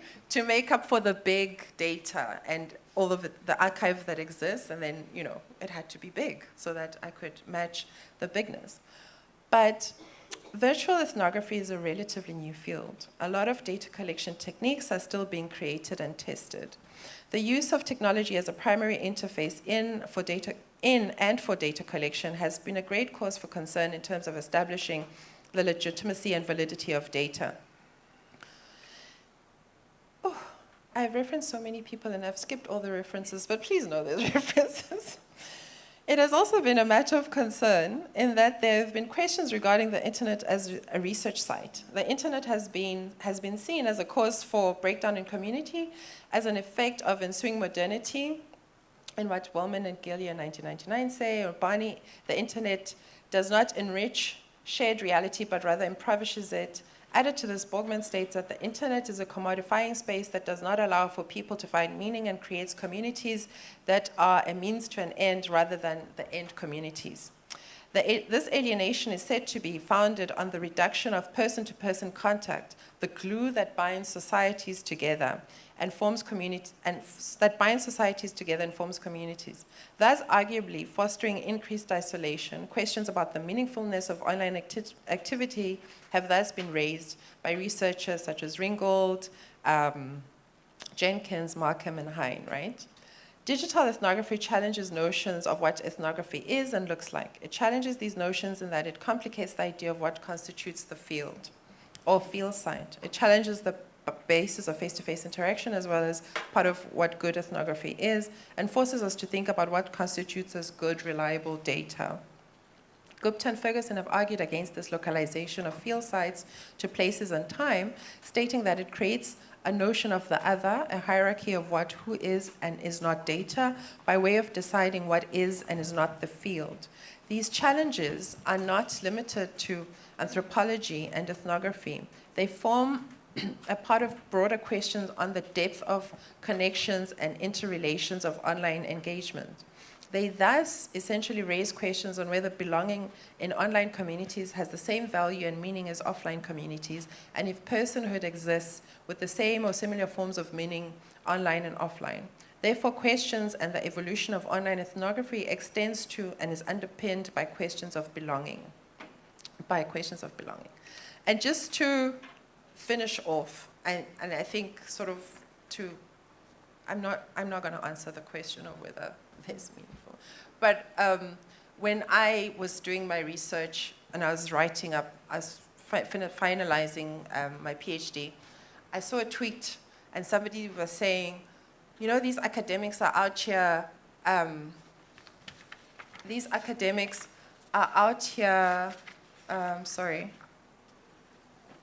out here using our posts to promote their own careers and agendas, right? Speaking to the idea that we go there and we say, oh, there's online and it's there and it's public and let's use it. And, you know, people are out here and people understand social media. These are grown-up people. But there is an ethical duty that we have to, even if I have posted something and I've made it online, there still is an ethical duty to say, just going beyond sort of, well, you've put it out there, therefore I can use it, right? Because if we are going to say that there is meaning in terms of what people are doing online, then we need to understand that then there's an extension of an ethical duty that extends beyond the sort of face-to-face, please can I interview you, to, yes, the data's already there, but then can I use it, right? So, yeah, that's where I'm going to leave it. Thank you. Thank you so much, Gabby. Oh, sorry. Yes? Denver presented at ASNA, and we were told to speak about what we have done, and then Kawa's thing on Ingogo was part of one of the publications that Anthropology Southern Africa published, and that we co-edited. Brilliant, brilliant. Thank you so much, colleagues. We are having digital humanities after lunch because we ran slightly out of time, but now we have some time a few minutes for any questions from the floor for our colleagues up front. Don't be shy. Ask them difficult questions.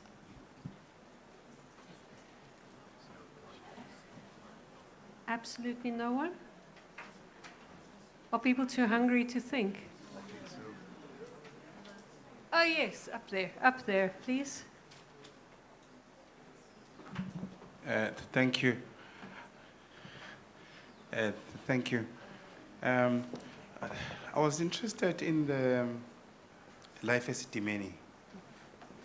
I was just fascinated just by the name of that project, the concept as Dimeni. Do you suppose that there's a relationship between care and isidima? And I'm also thinking about the intersection between isidima and impatho. And I'm thinking about just that idea of human dignity. What's that role? I think theoretically there's something interesting. There's an article by Sarah Clark Miller. She ventures into what she calls a relational conception of dignity. She draws from the feminist and care. She talks about how care can be dignifying. So I thought, yeah.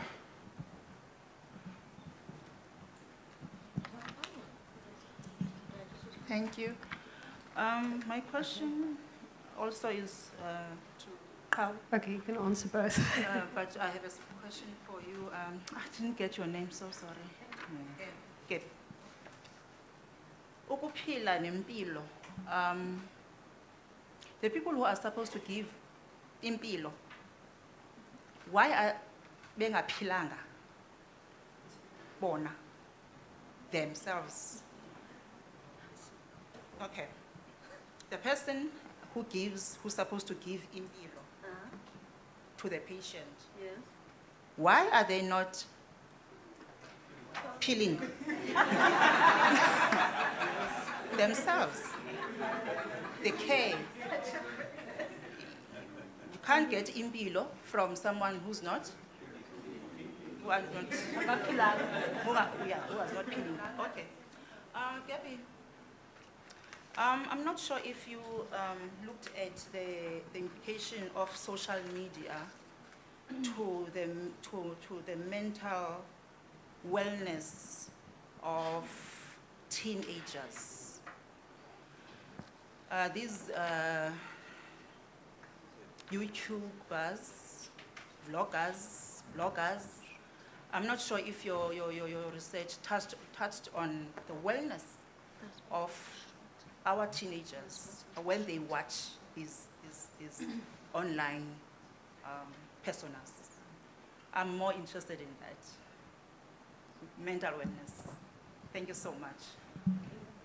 I think, Kawe, if then one more hand. I think we have time for one more question because then we have 5 minutes for responses before lunch.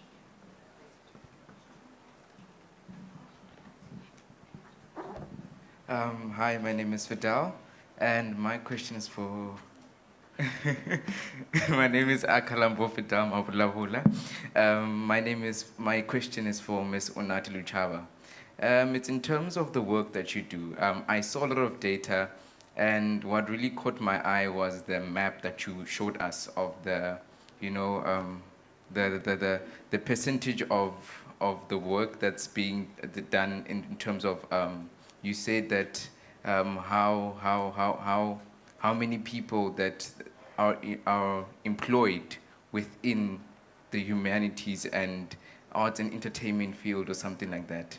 And my question is that now, since we have all this data, and since we now have concluded, okay, this is how the picture looks like, institutionally, what are we doing, What are we perhaps doing for our music students to then perhaps help them to have that mindset and to know this information to such an extent that they can use it to then say that, okay, this is what we can do now to perhaps change how the map looks like, to perhaps enhance, even institutionally, to enhance and create a space where they can perhaps grow and themselves. You spoke about You spoke about the work that happens behind the scenes in terms of concerts, you know?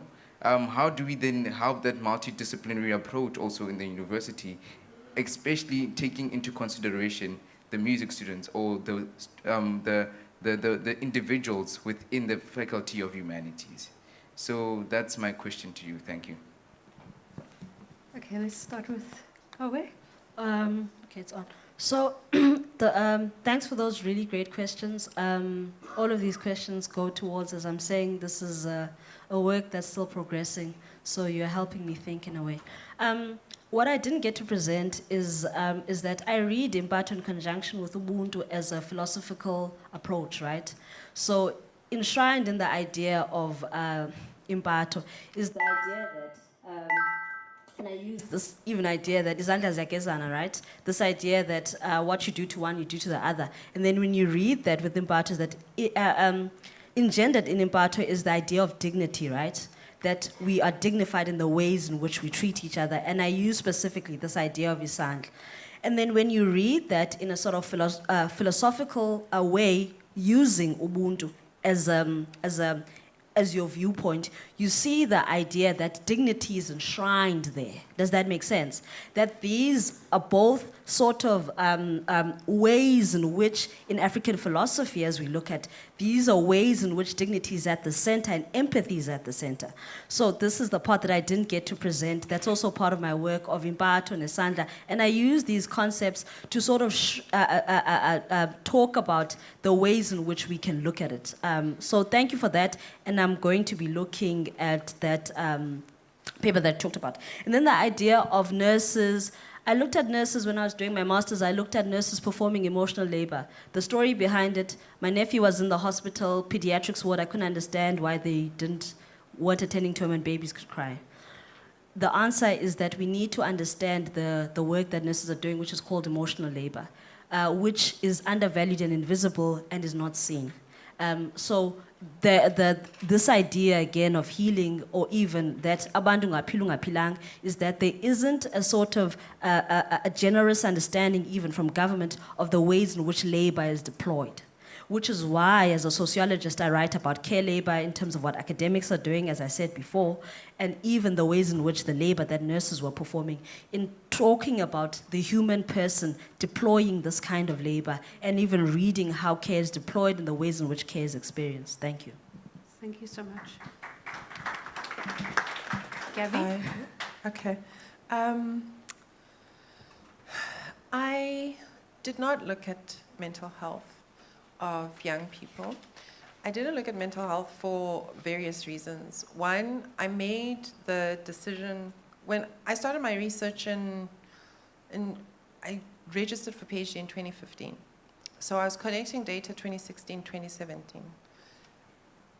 This was before the social media boom that you see now. This was before the Mihlalis, the Tandigamas, the Snekukunetus.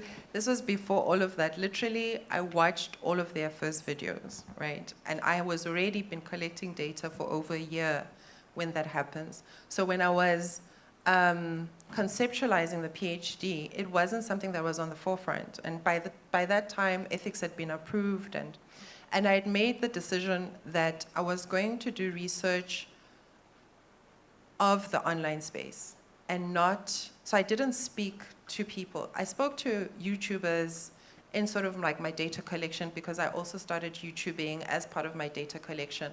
However, I wasn't speaking to the viewer, and I wasn't interviewing the viewer, because I was trying to understand the people who are using these platforms and how they are making life, right? What I have seen since then, right, has been, particularly I started off looking at international YouTubers, because there wasn't anything in South Africa that was consistent.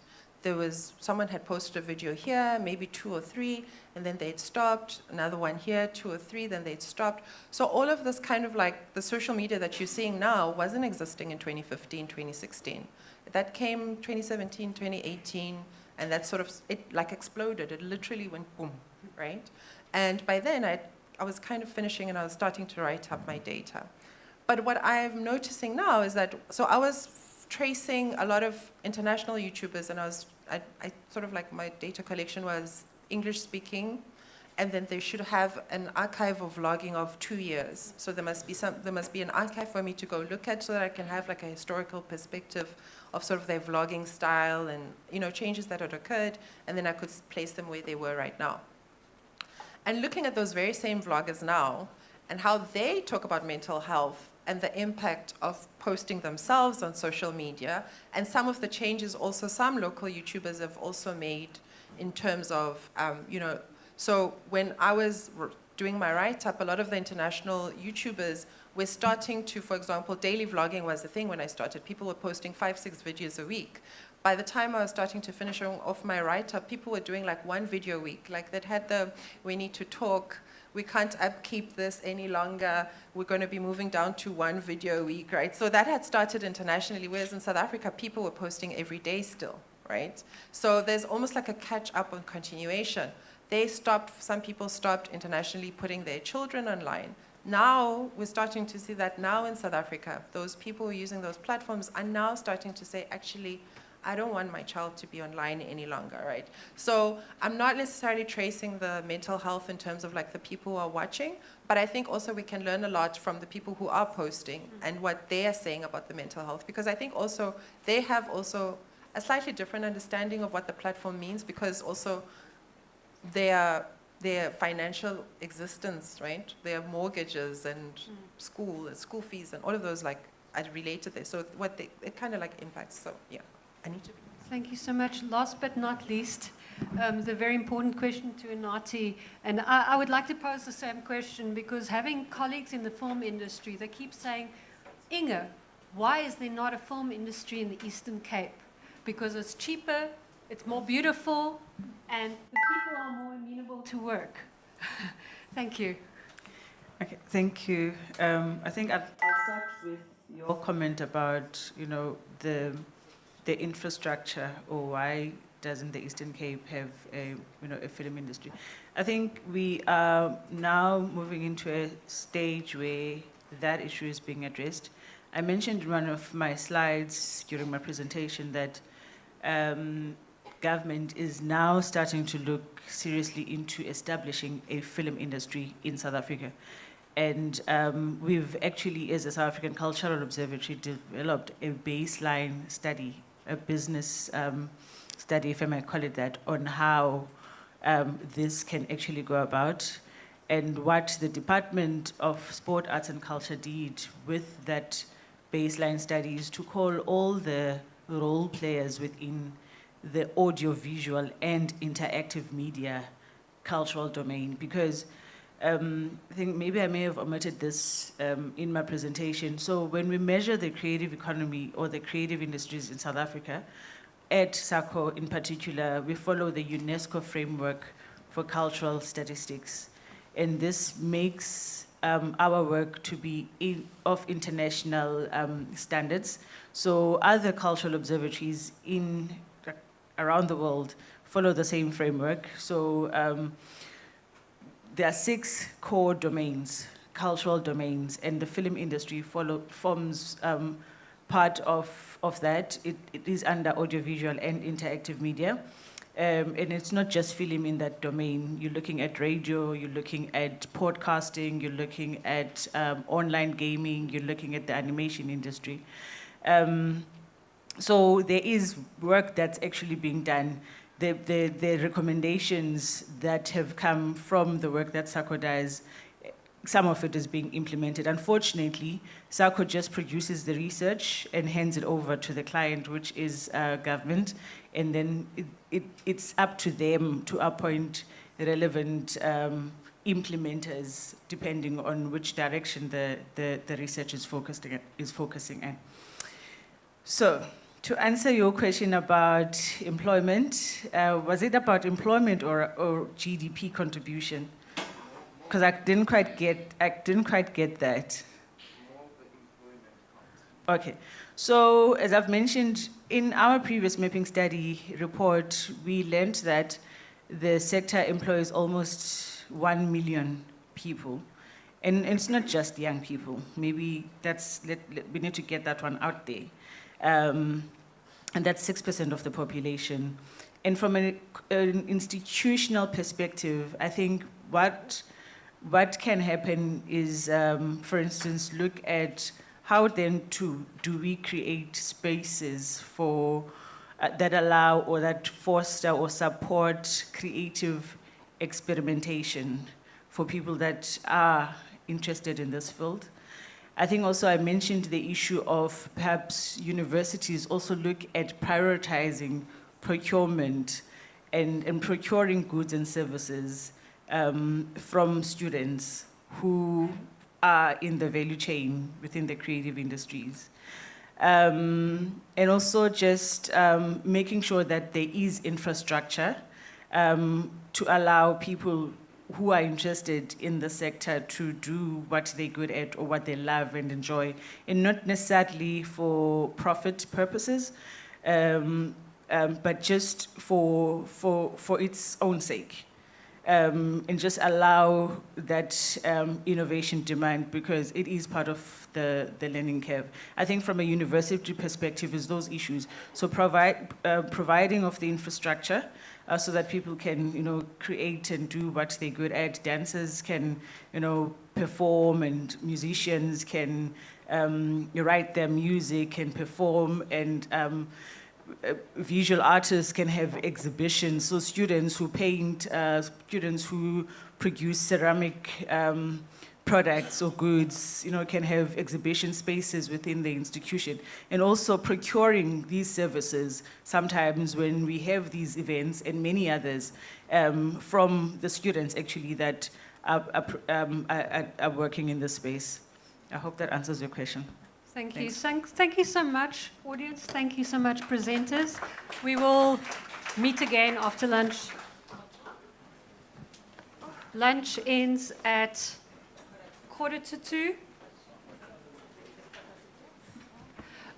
Please encourage everyone, of course, to look at the faculty booths and look at all the research being produced by all these incredible people. Thank you.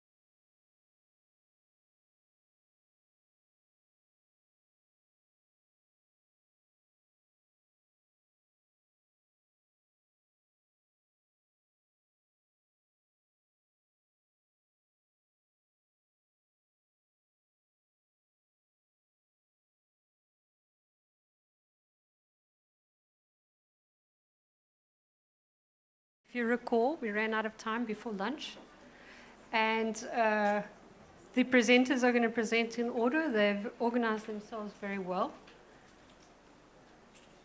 And so without further ado, I think we've spoken a lot about the digital and the human. A lot of people have touched on it, but here are our experts on this topic. So I will leave it to Mukhtar to start. Thank you.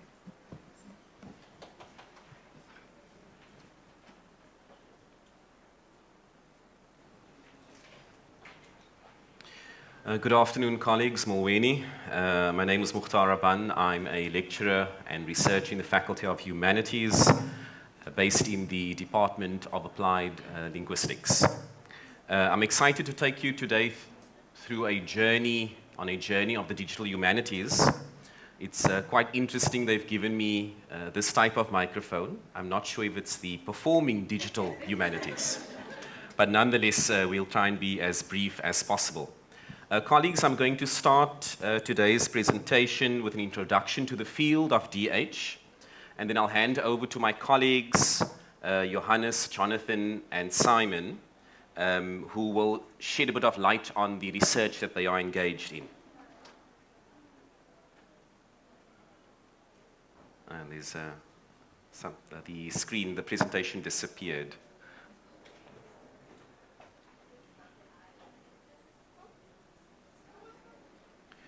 Okay, colleagues, so I'm sure if you've attended the sessions this morning, you've heard a number of individuals refer to this concept of the digital humanities. But let us try to frame this. So the digital humanities, or DH, is an interdisciplinary field that leverages technology to enhance the study of the humanities and social sciences. Digital humanities combines humanities scholarship with computational methods to analyze, interpret, redesign, reinterpret, and present linguistic, cultural, historical, and artistic data. In defining digital humanities in its sub-areas, it's critical to perhaps explore how does one engage in the work of DH within the humanities. It's quite easy, particularly in this era, just to pop the word digital in front of everything, because we are in this post-COVID, techno, savvy and period in which technology has proliferated. So we find digital humanities research occurring in text analysis, digital archiving, digital and data visualization, digital storytelling, cultural heritage preservation, philosophy of digitality, digital learning and teaching, and pedagogical exploration, and many more. Whenever one finds DH research, it is at the point of fusion between the wide array of areas in the humanities and technology. But when did DH start at Nelson Mandela University? I think in order to appreciate where we are now as a faculty, we need to recognize our journey over the last 10 years. So if we had to reflect on the steps taken by our faculty and the university, one could say that DH, as an aligned focus area at Mandela University, started about 10 years ago at a conference on online learning that took place in Toronto, Canada, where I represented the faculty and university. And there was a really provocative conversation that took place there at that stage around the issues of this rising area of DH. And it was clear 10 years ago, let's just frame it, it was clear 10 years ago that the humanities should not be dictated to by technological advancements, but rather humanities and social sciences should guide the ethical and appropriate use thereof in advancement of the human project. Upon my return, we discussed this area at Mandela University, and the faculty and university then tasked me to go on a fact-finding mission at world-leading universities in the field of DH in the UK, namely UCL, University College London, and King's College. It was there at those particular universities that these international engagements and collaborations started. And they recommended to Nelson Mandela University and to the Faculty of Humanities that when the time comes for Mandela University to engage in DH research, we must prioritize our context. We should approach DH research as thought leaders from Afrocentric perspectives to showcase Africa's DH contributions to the world. Upon further planning at Mandela University, we then very proudly became the first South African university to create a lectureship, an NGAP lectureship to be specific, dedicated to the field and scholarship of digital humanities in the African context. And that NGAP scholar is on the stage today, Johannes Sebeko, who was rightfully placed in the Faculty of Humanities to develop within the DH domain. Today, 10 years later, our faculty leads with the establishment of the Digital Humanities Hub, made up of various researchers within the faculty. Over the last few years, we have become a group of like-minded researchers in the faculty, engaging in various projects housed within the DH field, explored within our specific humanities disciplines. And the DH Hub formally launches later this year at the Digital Humanities Association of South Africa conference, proudly being hosted by our faculty, this university, in November 2023. And that is, I think, deserves an applause for our faculty and the university. So DH, one of the strengths of DH is that it has its ability to foster transdisciplinarity, bringing together experts from diverse fields. It encourages collaboration between linguists, historians, philosophers, sociologists, artists, computer scientists, and more, leading to richer insights and innovative solutions. The digital humanities breathes new life into traditional humanities by making them more accessible and engaging, thereby revitalizing the humanities. It offers interactive learning experiences, digital exhibitions, and tools for preserving and sharing cultural heritage. DH is a hotbed of innovation, constantly pushing the boundaries of reconceptualization and what's possible. It experiments with and drives human-centric advancements in artificial intelligence, data analytics, and human-computer interaction. It explores advancing computational methods for analysis. DH, the digital humanities, necessitates that pedagogies, approaches to learning and teaching must be revisited in response to our context. And DH research has real-world implications. It helps us to understand and address social issues, promote cultural diversity and inclusivity, preserve endangered languages and cultures, address social issues through data analysis, and amplify underrepresented voices. Now coming to the space that I research in. In the domain of language learning and teaching and pedagogy, specifically critical humanizing pedagogy, I have focused my DH research in exploring the critical digital pedagogical implications of what do the advancements in online learning and technology mean for the human-centric and humanizing agenda. This is what keeps me up at night. In a provocative turn in education recently, critical digital pedagogues are intriguingly questioning whether trying to control, block, or limit the use of AI by students might not be a form of digital colonization. In following the argument, using a critical theoretical lens, are the academics and institutions, those embodied with power and serve as gatekeepers, who admittingly use AI to advance their research and aid in improving efficiency administratively, now use this power that they have to control students and determine and limit their use of AI. If some of today's generation of students share in digital social identities, intricately intertwined with developments in technology and AI as they navigate their human experiences, could it not be viewed as dehumanizing to determine which parts of their digital social identities or digital human communication will be recognized?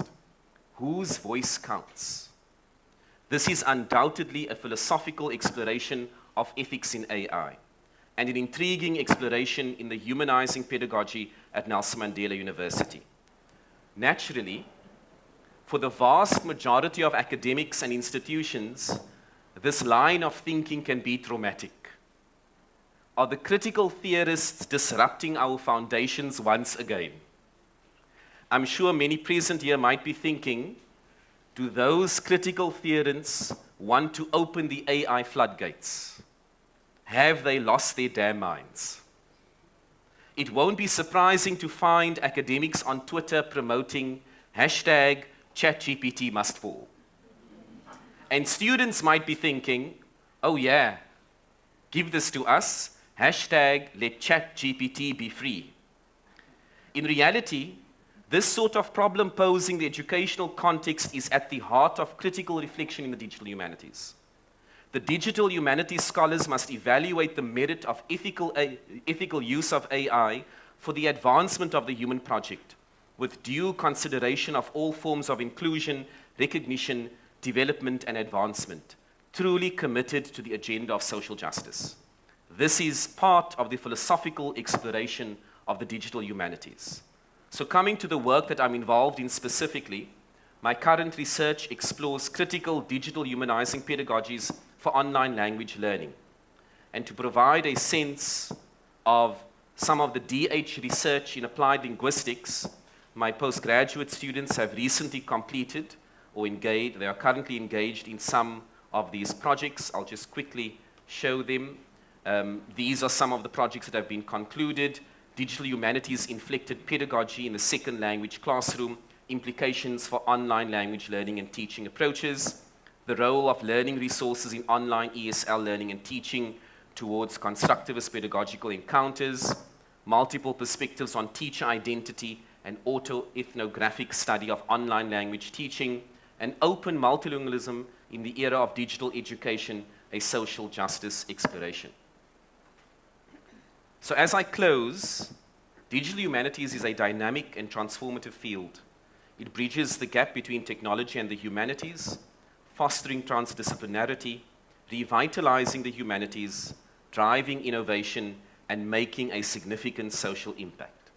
As we look to the future, DH continues to shape our understanding of the world and the human experience. I thank you for your attention. I now call upon Johannes Sebeko to talk about his research within the DH field. Sorry. Okay. Thank you, Mukhtar. Welcome, Johannes.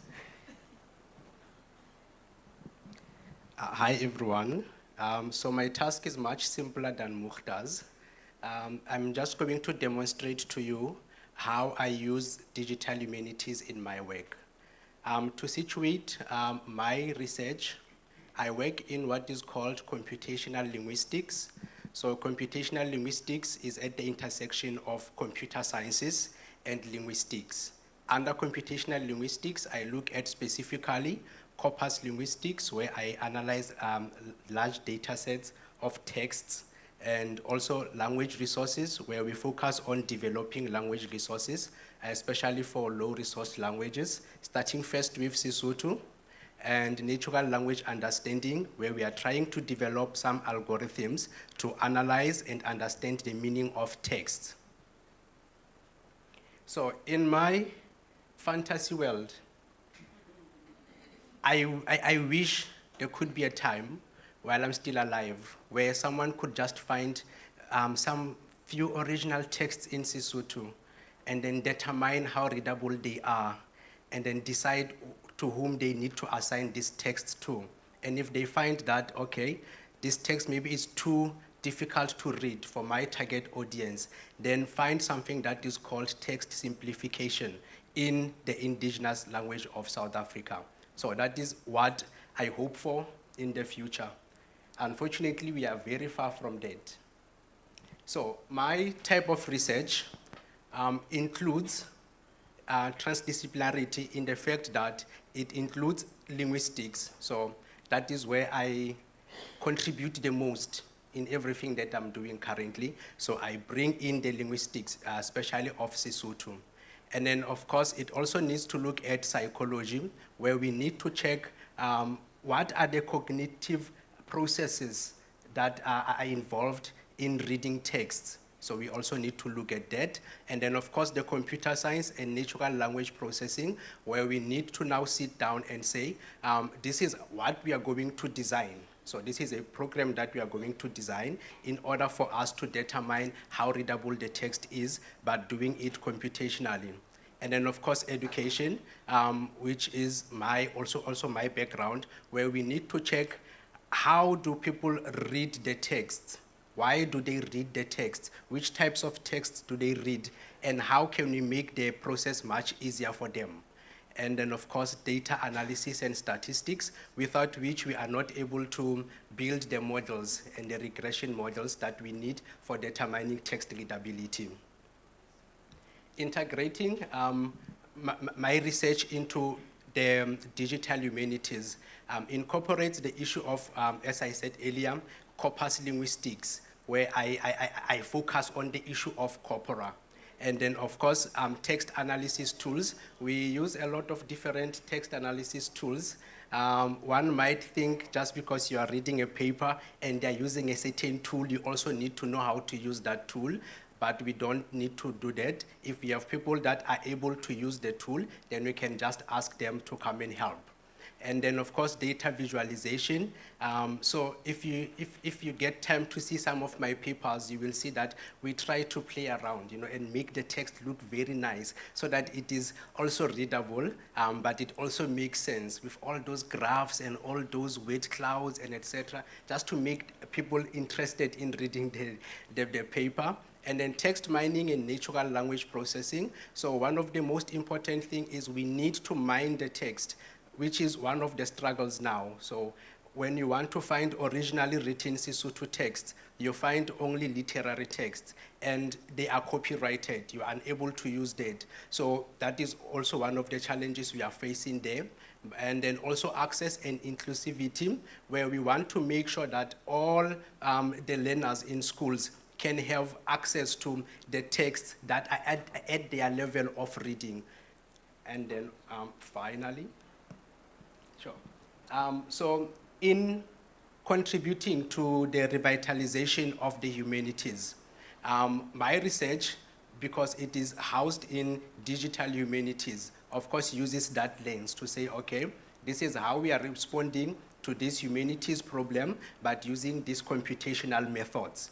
And then public engagement, when we involve people or the public to come and evaluate the metrics and the software that we are building, then they get to know what is out there, and because they have contributed, they find it much easier for them to use the resources. And interdisciplinary collaboration, we've said a lot about that today, and improved pedagogy, where I believe that if teachers are able to find suitable texts for their learners, then also their teaching becomes much easier, and the learners learn much easier because they can understand the text. And I've said something about accessibility, and Mukhtar spoke to language preservation, and the first speaker also spoke to the issue of cultural exchange, that now when we are studying the language, we cannot study the language on its own, with forgetting the people that are using the language. And then of course, data-driven insights. So the whole process is data-driven, from the corpora that we select to the analysis. Thank you very much. Thank you, Jonas. Jonathan, you're next.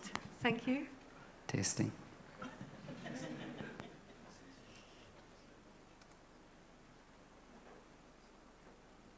Apologies, Johannes has to leave for something, so he'll be leaving.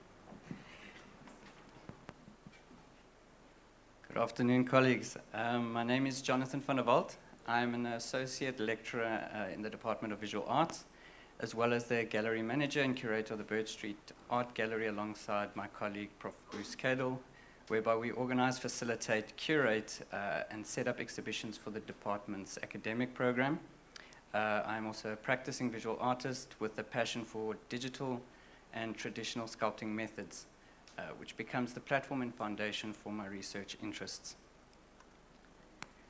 My research is primarily focused in discourse on digital craftsmanship, within the visual arts, and more specifically how it relates to the fine art discipline of sculpture.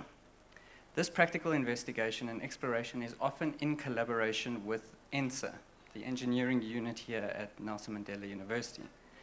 I've been working with ENSA on numerous projects since 2014, both within my independent research explorations, as well as for informative demonstrations and practical studio projects for the fine art modules. The relationship with ENSA has provided insight and experimentation with processes such as 3D scanning, printing, and CNC fabrication. I had always found it motivational in these engagements to see the excitement and interest shown by the ENSA engineers in this relationship, because the majority of their work involves very precise engineering, such as fabricating and scanning gear parts and other mechanical parts for automobiles. And I was coming with very, very unusual requests that are far outside of their field. My specific arts research specialization and experience has afforded me the opportunity and responsibility of running the 3D printing lab for the School of Visual and Performing Arts, which was established under the directive of Professor Peter Binsbergen and generously funded by the Milan Trust.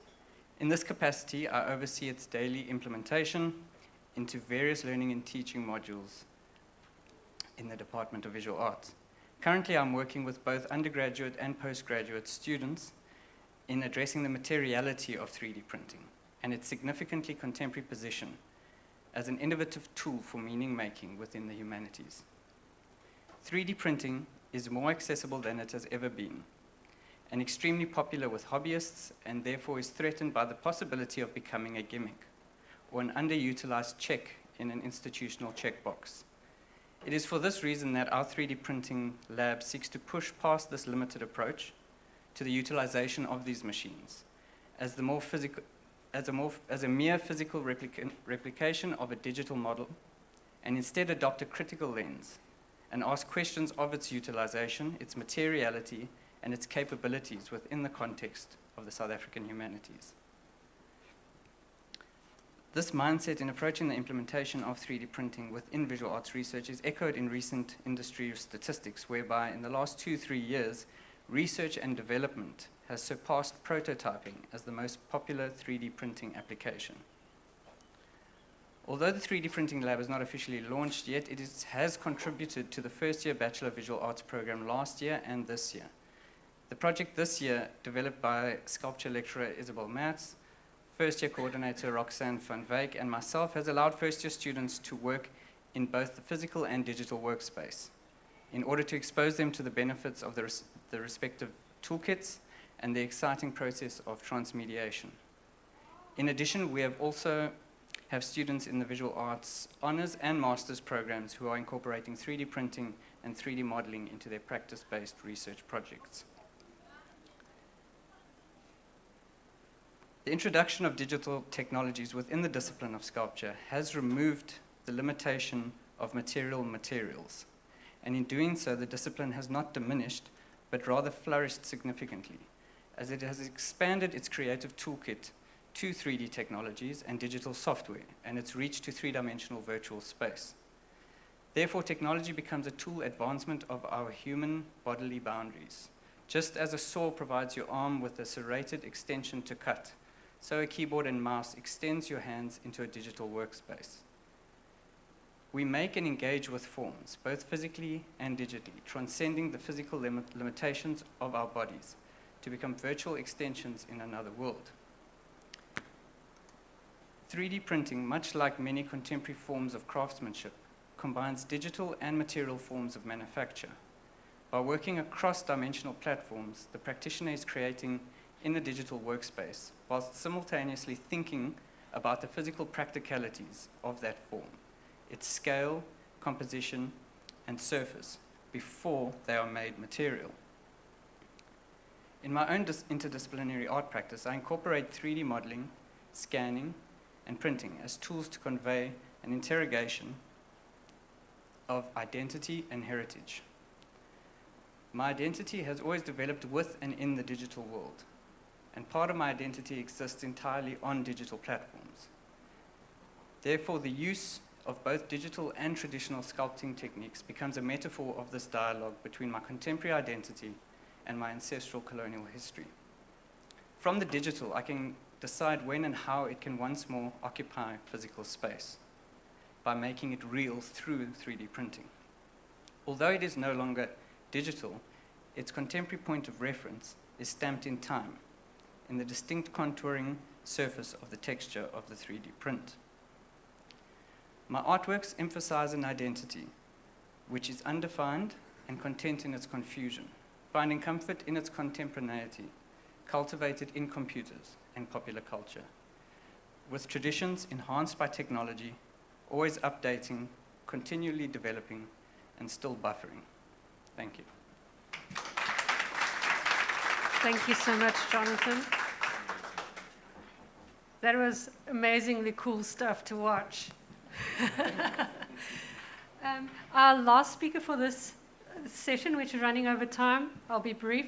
It's Mr. Simon Fentley. He's actually one of our postgraduate students doing his MA in Creative Media Production, precisely bridging the fine arts and philosophy/cultural studies. Hello, I am, as Inga said, Simon Venter. I'm a practicing artist, and I'm currently engaging in my master's research looking at how artificial intelligence can be used as a tool for my artistic practice. So the beginning premise of my research is that beauty without meaning can't exist. It glitters and fades away to the extent that it loses meaning.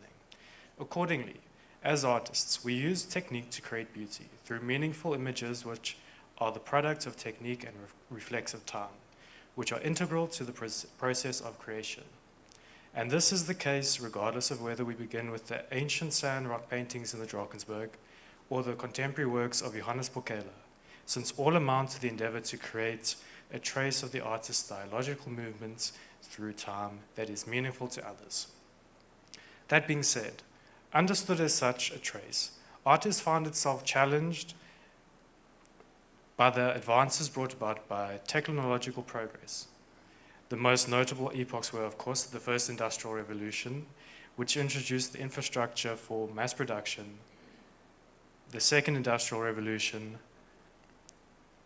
which both extended this and coincided with the commercial availability of the camera that made the mechanical reproduction of reality possible, and the third industrial revolution, which signaled the arrival of digitality and digital art. In all these instances, technological advancements provided art with a challenge, specifically to our concept of technique, particularly as the more commercially successful artists began incorporating and or contending with technologies.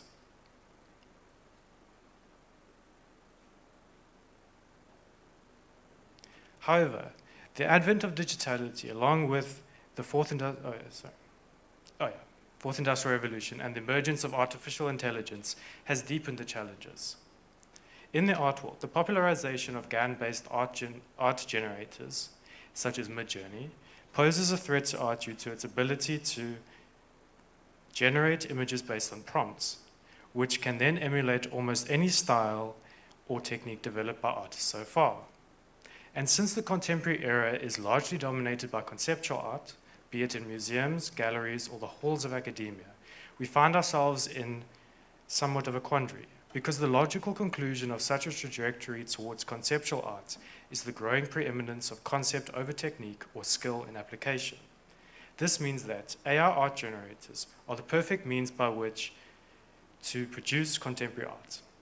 However, AI art generators suffer from the fact that they do not think, in the sense that they do not have to reflexively negotiate with passing time, as people do every day, and so are not capable of creating novel ways in which to reflect such passing time. In this sense, the images created by AI in relation to prompts are meaningless ideas since they do not stem from an existential point. However, where AI art generators can prove helpful to artists is in the process of creation. Since regardless of whether one is using a GAN which has been trained on your own style or on the artworks of art history, The AI would be able to interpret and or reinterpret images so that any discernible stylistic choices could become evident in the process of their emergence. Consequently, the artist is then able to use the AI in much the same way as Francis Bacon used accidental marks. That is, AI can be used to present us with our habitual artistic patterns so that we can break from them whenever we need to create novel directions. So practically speaking, I can put images of my own work into Midjourney, have it describe the piece, view the subsequent generated images, have it generate another image based solely on my original image, and then from this I'm able to see where the AI thinks my work is headed, so that I can take what novelty exists in those images to then chart new courses in my creativity. For example, the piece entitled Moses makes use of such methods. It is based on a reference image of a man I know. From this initial point of departure, I then took inspiration from Ilya Repin's The Barge Haulers for the figures on the left of the image by inverting it and adding it to the different side of the painting.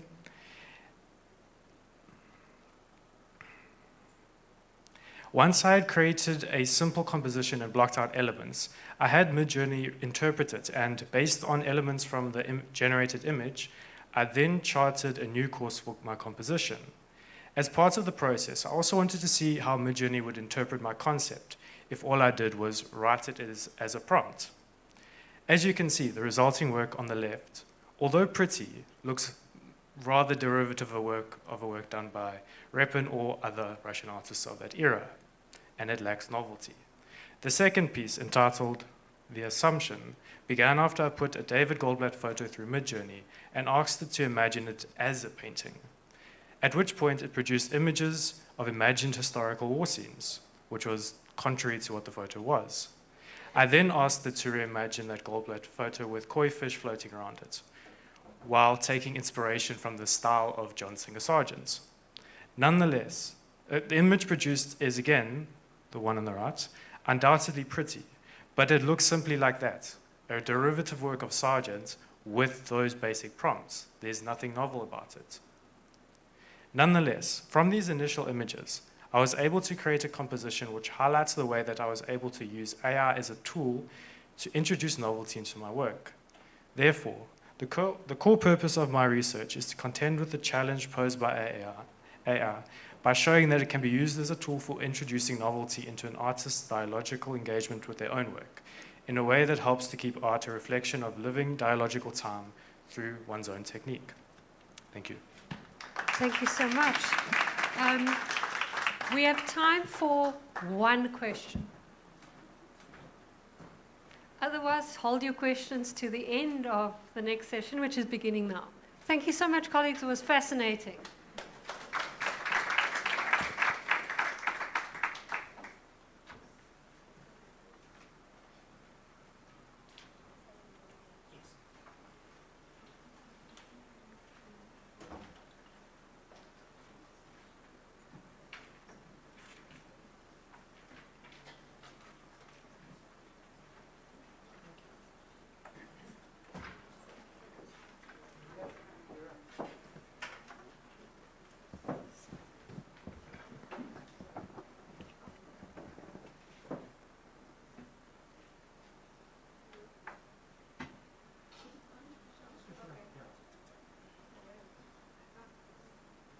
Hello. Oh, there we go. Our panelists in the house, they can join us in front. Okay, I know Prof. Boswell is online. I see Prof. Hurst. Is Prof. Mkhize around? Yes. Is Prof. Dola here? Yes, she was here. She's done. Yes, please.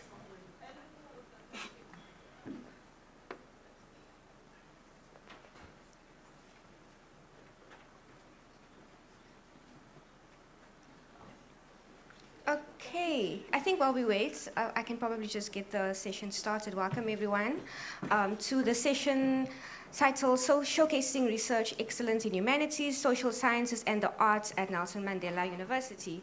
My name is Chanel van der Merwe and I do some research in language policy in higher education. And specifically my research asks the question, what are the implications of appointing a university, this institution, as one of the custodians of African languages development, specifically through this thing we call language policy? So how do the spatial imaginaries and institutional imaginaries of universities located in Africa construct the language project? These are some of the questions I'm interested in. So essentially my research seeks to divert away from the plethora of research on implementation and language policy text to politicize the space we are in which the language project finds itself. The university, as I understand it, is not a container upon which language policy is implemented, but the university itself is an ideological, geographical, geopolitical, lived, and institutional space that influences who gets to contribute to what is language, whose language is involved, who gets to decide what language should be, and what that project should be, who are legitimate knowers, and most importantly, who gets excluded, silenced, and invisibilized in this project. So in my research, I read through many policy texts, reports, legislation, and there's one that always stands out when I read it and always gets me excited and also a little bit emotional in terms of the vision it proposes, and that is the Charter of Humanities. And so just allow me to read a small extract, not in a chronological form, from this text as a preface to the visionary work being done in the research centers in the Faculty of Humanities. And the extracts that I've chosen are as follows. The child of January 2012 will enter the university gate of 2030 to study aeronautical engineering, confident that she is not driftwood and that her clans come from a long way back. First, for her to know that she was not driftwood and that her clans come from a long way back presupposes a close link between the teachers of tomorrow and deep humanities research. The metaphor comes from Masisi Kunene's poetry, and to get the metaphor right, we need to understand his discourse, the Zulu intellectuals of the 1940s and 1950s usage of isiZulu, the way their metaphors were linked to other sentiments of alienation. And we need to link all that to historiography that traces how polities and clans emerged after the decline of Great Zimbabwe and how people lived, who moved, where and how her clans, their own oral poetry and memory fit into the bigger picture. She would enter the university system already an African. She will be bilingual, and her mother tongue and the English will be interchangeably strong. She can write and she can talk, and if need be, compose poems on periodic tables. If she wants to strengthen her quantum physics, there will be Hyderabad, Beijing, or Stanford. If she wants to take a breather from complicated equations about the stress modulus in variegated metals, she should do an elective on Vavenda, art, or the Nando song cycles of the Ironsmiths of the past. She will be an engineer, but the humanities and the social sciences will have played their bit in the making of good and educated engineer. And she will look back and wonder about the dark times and the times of confusion that her parents speak about. And hopefully, she will stop with a smile at the thought of that interregnum year of her birth. And perchance, this charter is on some shelf gathering dust, and it so happens that she pages through it. We hope that she does so in amazement. Such a plain, obvious, and trivial piece of text. Our work will have been done. So now I introduce you to the scholars who are moving us to our work, our work almost being done. And first of all, I introduce Prof. Rose Boswell, who will present on Life Above the Sea, Ocean Cultures and Heritage in Africa. Thank you very much, Chanel, and thanks also to the Faculty of Humanities, the Dean, and all those who are present online as well. So I'm speaking to you all the way from Lamu, Kenya. It's very nice and warm here. I wish you were all here. It's lovely. But we've been working very hard with the Kenyan team And I want to share a little bit with you about the work that we're doing, but also give a broader overview of what we have been up to since the CHAIR project began a few years ago. So without further ado, let me just share my screen.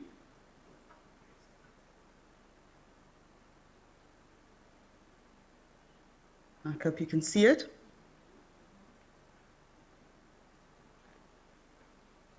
Sorry.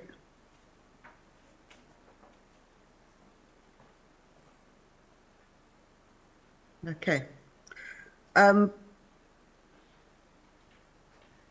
So the study that I was asked to consider applying for is entitled An Investigation of Coastal Cultures and Heritage in 5 African countries. And thus far, we have commenced and made quite significant progress since July 2021 with anthropological field research in 3 of these countries, South Africa, Namibia, and Kenya.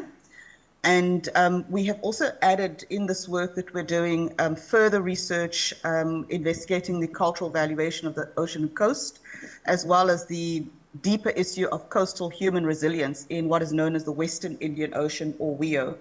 And that project, as you will see in a little bit, is funded by the Indian Ocean Rim Association, and it seeks really to address the pernicious or troubling issue of climate change and the impact that it will have on coastal communities along the Southern African and East African littoral, because these are the areas that are most affected by the changes, environmental changes that are taking place globally.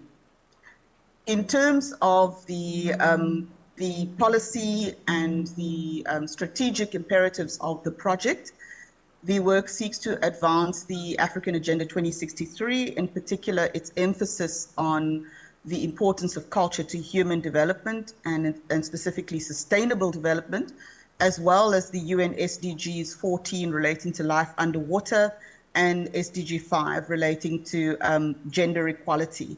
A lot of our work focuses on women and the issue of gender in these coastal communities, because we find that either women are excluded from sort of coastal livelihoods. Women are expected to not go out to sea, not to own boats, not to own any kind of businesses that are along the African sort of littoral.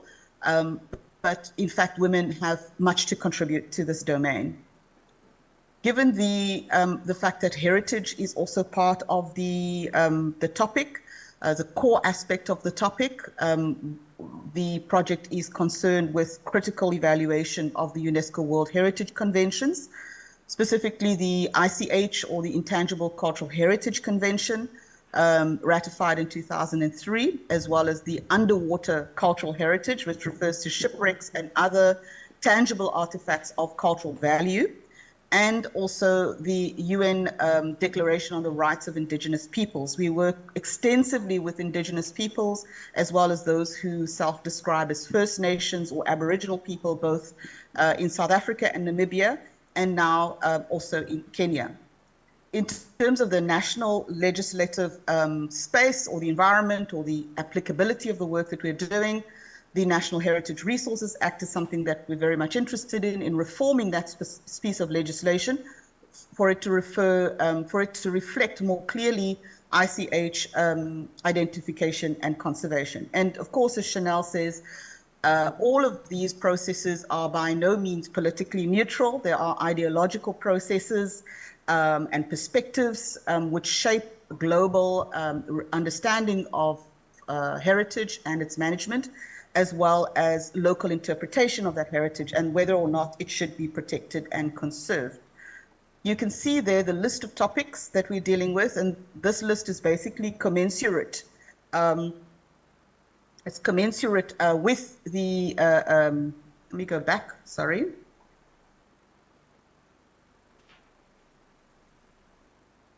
Going back. Okay, the list is basically commensurate with the topics that the PhD students are doing, and there are a number of them. And really, the project. I could give you the details of it in terms of who's doing what and to what extent, which areas, how many informants, what are the anthropological challenges and dilemmas that we're experiencing. But it's a massively transdisciplinary project, and it's also visually, audio-visually a very rich project. So this was a scene, for example, from yesterday when we were in the mangroves and we were going to a very old island called Pate Island, which is not very far from Lamu, but if you have to take a dhow, which is a very, very ancient sailing vessel that was used by the Arab sailors way back in the 9th century, it takes 3.5 hours to basically get to Pate Island. But being on the water itself is a form of ethnography.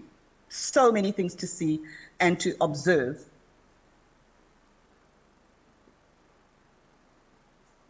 But getting back to the nuts and bolts of the work, you can see here the work that we've done a little bit before the research chair began, from October 2020, when we were contracted to the UKRI One Ocean Hub project, which is based at Strathclyde University in the UK, up to September 2023. More than 30 sites. I mean, these are the ones that I could fit on the map, but we've basically been to more than 30 towns along the South African littoral. And you'll see on the right side of your screen the 5 African countries. And that work is now building on the earlier work that I did when I was a single ethnographer and I was working in the Western Indian Ocean, very much on the Mascarene Islands of Mauritius and Seychelles, and also of Zanzibar, Tanzania. The team is expanding, and the beauty of it is that we are really bringing on a diversity of scholars.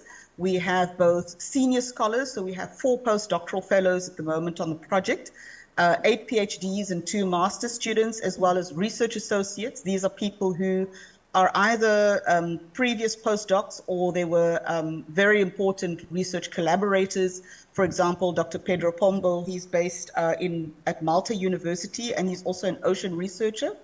And he does a lot of work on issues of slavery and the history of Goan and Indian diaspora peoples, and the African and Indian diaspora in Africa these are communities that are very much interwoven and interrelated, so we share a lot of data. And Dr. David O'Kane is a person that I've collaborated with for editing of various papers and helping to look at some of the senior graduate students' work so that we can have a qualitative perspective on the work. So I'm not looking at this work alone. Our professional associate group is also growing. These are people who we hope to nominate and have made formal for the humanities faculty. We work with a filming company called Ampersand, led by Reino Erasmus. And I've also worked with Arthur Hass, who's a digital artist, some fantastic work of his that you can see on Instagram. But what is valuable also with Arthur Hass's work is he provides a kind of perspective view of what the world would look like if climate change had its way and we did nothing. So it's really interesting to see the kind of post-apocalyptic, the sort of digital world, but from a different perspective, which I think the DH colleagues will appreciate in this audience. We also work with Sarah Walmsley. She's a sculptor, of course, François Duplessis, videographer, and Letitia Bosch. And on the 22nd and the 23rd of this month, we're hosting the Waterways Conference. You're more than welcome to join online unless you've registered in person. And we'll be showcasing these transdisciplinary outputs. So there'll be a photographic exhibition, the screening of one of our films, and a range of other pieces, including sculpture as well.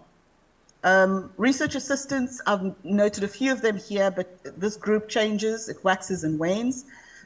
Because obviously, according to the undergraduate, or rather the graduate students' schedule and the other work which they have to do for the faculty. So we change and we mix and match so that more than one person can basically benefit from the project. And we have many, many partners that we have gathered in the last few years. One of them is the NRF Community of Practice with Professor Patrick Franken and Professor Ken Findlay from CPUT. And this basically looks at how do you quantify the cultural valuation of the oceans. It's really a tricky thing, and I'm saying it can't happen. How can we do it? Because culture is such a slippery, dynamic issue. How do we attend to sorry, chickens are crowing in the village, the back there. And it's really a fascinating topic, but it's wonderful to engage with people who are also more quantitatively minded. I've mentioned the Indian Ocean Rim Association, and also I've worked with the Intercontinental Slavery Museum to look at their collections for the African diaspora community in the Western Indian Ocean. And most recently, I have been engaged in some really difficult, often challenging, contentious cultural heritage impact assessments for Total Energies, both in South Africa and Namibia. And of course, this always, brings up challenges because, the law basically requires that people participate and that they have their say. Very quickly then, some figures on the work done. I'm just going to run through this because I see time is going. Some of these I've already mentioned, but we've done field work in a number of towns. The countries are there, international presentations in the EU, the US, and various parts of Africa. This year, I had the opportunity to participate or to be part of the Rockefeller Foundation Residency for Global Scholars, where I'm writing a new book on heritage in Africa, so looking at ICH in 3 African countries, and I'm hoping that this book will be ready next year. And of course, as I've mentioned, the transdisciplinary outputs are really something that I'm enjoying working on. For instance, we've been working quite hard on 7 film documentaries, which will relate human relations with the sea in all of these countries where we've done field work thus far. These are some of the publications. Some are in open access journals, some are in local journals, some are in press. And there's also poetry. So in between the film producing work, the field work, the formal article writing, and the supervision, I have found time to do a bit of creative work. So I have 3 poetry anthologies, and the latest one, entitled Between Worlds, actually considers the climate change issue and ocean cultures and heritage issue, but from the poetry perspective. And for the methodology fundies in the audience, what has been so interesting and valuable about that is the way in which the creative aspect, the poetry work, the composition of poetry has influenced the ethnographic writing. So now the writing is more in the realm of, the embodied sensory ethnography. It's much more aligned to the kind of work that is being done there. And the writing is far, far richer than if I would have just engaged with the formal, standard, generally acceptable social science writing. So if you do have a creative part to you, it's well worth cultivating. Last year, we also had the phenomenal book, which I lead edited together with David O'Kane and Jeremy Hills, who was then working for the University of Fiji. We produced a very big book called the Palgrave Handbook of Blue Heritage, and we had scholars from many different countries contributing on the issue of culture and heritage, whether it was on women divers in Australia, to music in the Seychelles, and to African American history in the US in relation to the sea and to water. So we're looking forward to having Professor Isabel Hofmeyr at the Waterways Conference coming up on the 22nd. She's going to be one of our keynote speakers, and she produced a beautiful chapter in this book on the oceanic humanities, and she will share more on that detail as time, when that time comes. The work has a strong capacity building element.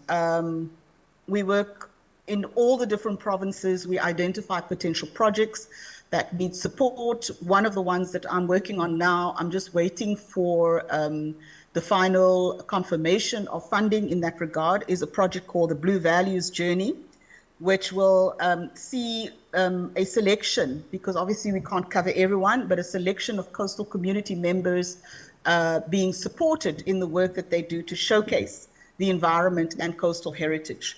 So yes, I think that is going to be a very beautiful project, and we hope to launch that as soon as we get the sign off on the funding for that, but we know that it's coming very, very soon. The image that you see in the middle there, that was taken a couple of days ago in a small village called Kipungani, which is about 20 kilometers on the delta from where we are sitting now.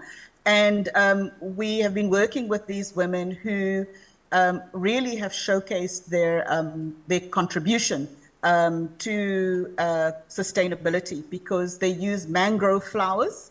So mangroves are these beautiful green luscious plants that grow on the edge of the delta or the waterways. and they basically sustain the soil and the ground on either side of the water and protect the land mass. And so these women have been using mangrove flowers and working with bees to create mangrove honey.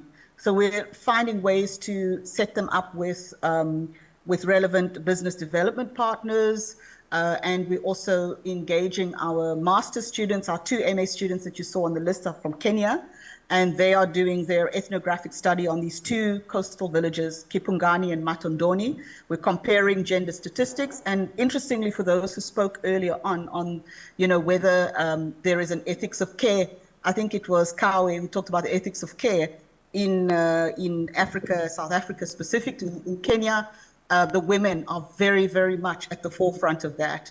They're very powerful in actually sustaining the local community, in providing a deep, deep ethics of care, first of all, to other fellow women. So we felt really, really welcome in this community. And then, of course, extending that ethics of care to beyond the group of women and beyond their community. So the woman that's standing in front of me there in that photo, for example, she's like a grandmother in the community, but she's not just a grandmother to her own grandchildren or those with whom she's familiar, but she welcomes everyone into her community as if she is your grandmother. And that's certainly what I experienced and my female colleagues experienced when we went into that community. So it shows you that, notions of kinship and care, perhaps we need to open these up, and we more than that, I think it's massively valuable and important that we as researchers in anthropology and sociology and the humanities more broadly, that we break the mold and we leave South Africa and we go out into Africa in order to, when I say that, to go out into Africa is because sometimes when people speak about South Africa, they feel like they're not really in Africa, but we are. And so we need to seriously understand that these are our fellow brothers and sisters, and they have an enormous amount of wisdom to actually share with us, whether it's on heritage or kinship, care, gender relations, and so on. We are story gatherers. So our films showcase those stories. We write the stories. We reconvert them into poetry form. They go into sculpture, poetry, photography. We re-articulate those stories in different formats and seek to ensure that whatever we produce is ultimately for the greater good of the communities, because we really stick to the Nelson Mandela philosophy of service to society, which is very important for the Research Chair project, but also the institutional research themes of democracy and justice, as well, of course, of ocean cultures, heritage, and memory. So that is it. And I think this last image tells us a lot about, I don't know if you can see it clearly from your side, but the physical adaptations that are required. And I think we perhaps this is another step that we can think about in the research strategy of the university, that adaptation, it involves not just cognitive adaptation, that we take on new African philosophies or indigenous discourses and ideologies and key readings that are coming from African authors, that we also learn how to embody cultural adaptation in the spaces that we go to, so that we can better communicate with people who we encounter. And so you see our three of us, the postdoc, Dr. Jess Thornton on the right side of the screen, Ms. Gentrix Sakwa, who's from Kenya, myself, and then Charles Lungi Vonza, who's also our MA student. How we've had to adapt, but still we carry the Nelson Mandela bag so that people know who we are. So I welcome questions. We are doing many different things. We really believe in the science to business aspect of the work that we're doing. So we're not just carrying out this research for the sake of UNESCO or the sake of Department of Higher Education training or subsidy, but that it must have a strong applied component that essentially benefits those communities that we engage with. And in that way, we seek to address some of the real challenges which Gabby pointed out in her presentation on the colonial heritage of anthropology. So we're trying to turn that around. Not that we're heroes, absolutely not, but we're critically engaging with it and seeing where we can fill important socioeconomic and sustainability gaps.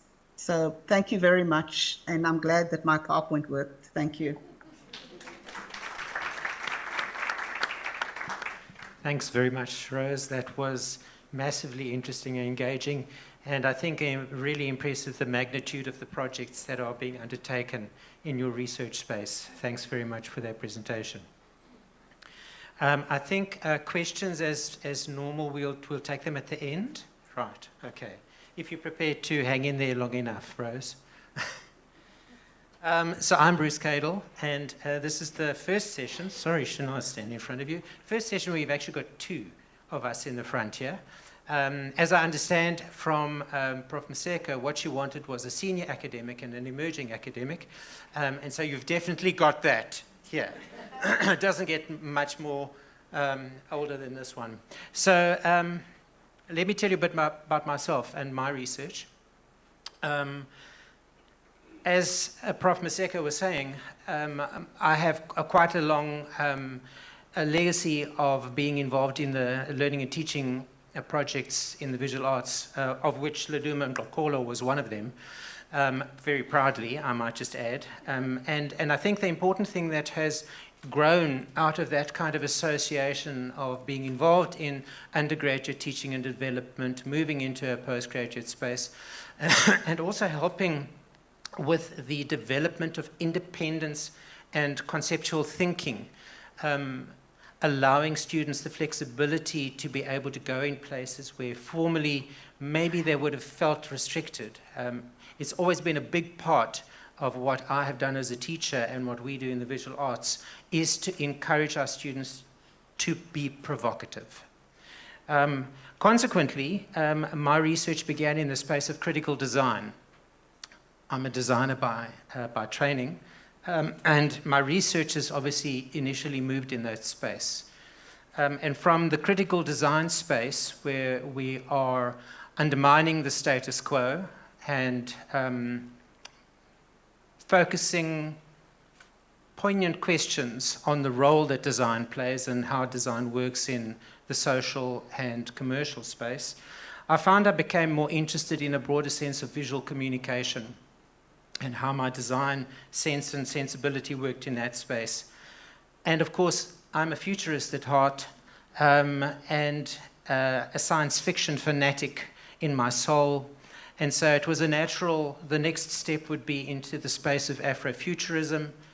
But I found that the fact that it was diasporically instigated a little bit troubling because I'm an African.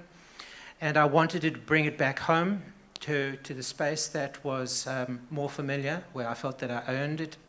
And so I began to develop my own way of thinking about Afrofuturism.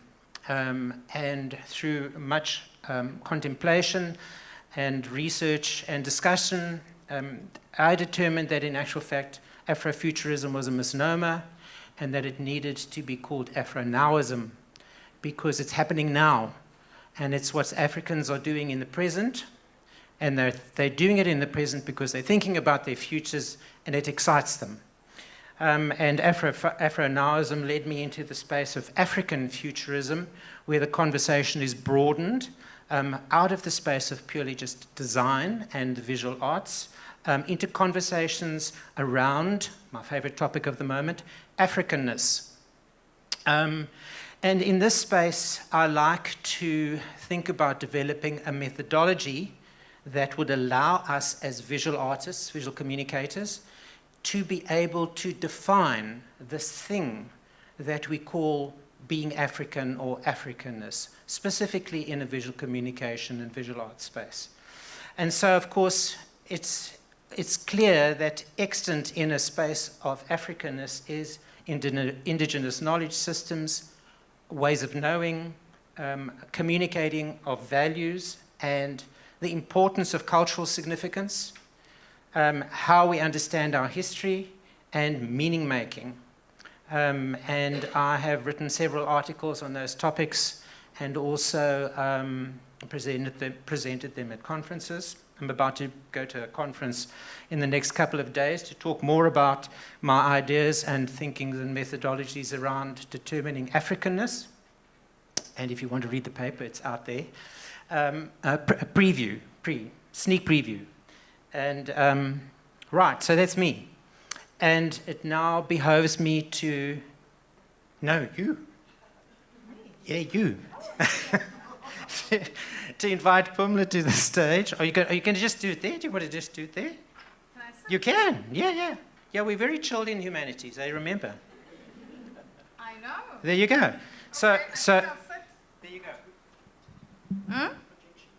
No, I'm a literary scholar. I don't do PowerPoint, ever. Even though I've run away sort of from my discipline somewhat, some tendencies.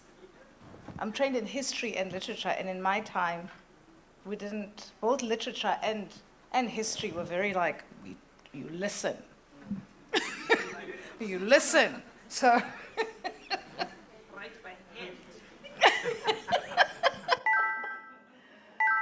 Good afternoon, colleagues. I'm Pumla Dineo-Gola. I am going to speak a little bit about, I'll speak about my chair and the work that my chair does, the Saatchi Chair in African Feminist Imagination, but I will also speak about some of the work that we do with the Center for Women and Gender Studies. So I'm kind of wearing both caps. The Center for Women and Gender Studies, and because the Saatchi Chair is both independent and part of the Center for Women and Gender and Center for Women and Gender Studies. And so it's also part of the engagement and transformation portfolio and in the humanities. So we do a lot of multiple occupation of spaces, and we actually find these multiple locations quite invigorating and important for the kinds of work that we do. Now, the center, I'm going to focus on three of the things we do as the center and as the chair. The center, of course, and the chair share a commitment to the study of the creative, intellectual, and activist work of African women, right? Of women who live in the African world, and we do this in a variety of ways. So there is biographical work, there's work with the archives of women's activism and women's kind of writing and women's creative work in various media. I'll say a little bit about that in a minute. We also see our work on engaging the representations of, the locations of, and the archives, as well as the generative energies that come from women's intellectual, creative, and activist work as important for some of the institutional work that we do. And so we see a very clear connection between the work that we do that leads to the journal articles and theses we supervise and book chapters and our own books. We see a connection between that work, the spirit of that work, as Rose was saying. None of this work is apolitical, right? And so as feminist scholars, we're also interested in the transformation of the academy and our societies in feminist ways. And we don't see these two aims as totally separate at all. The African feminist imagination specifically, so the chair, is a humanities chair that focuses specifically on work that comes out of the creative arts. So we study predominantly work that comes out of literature,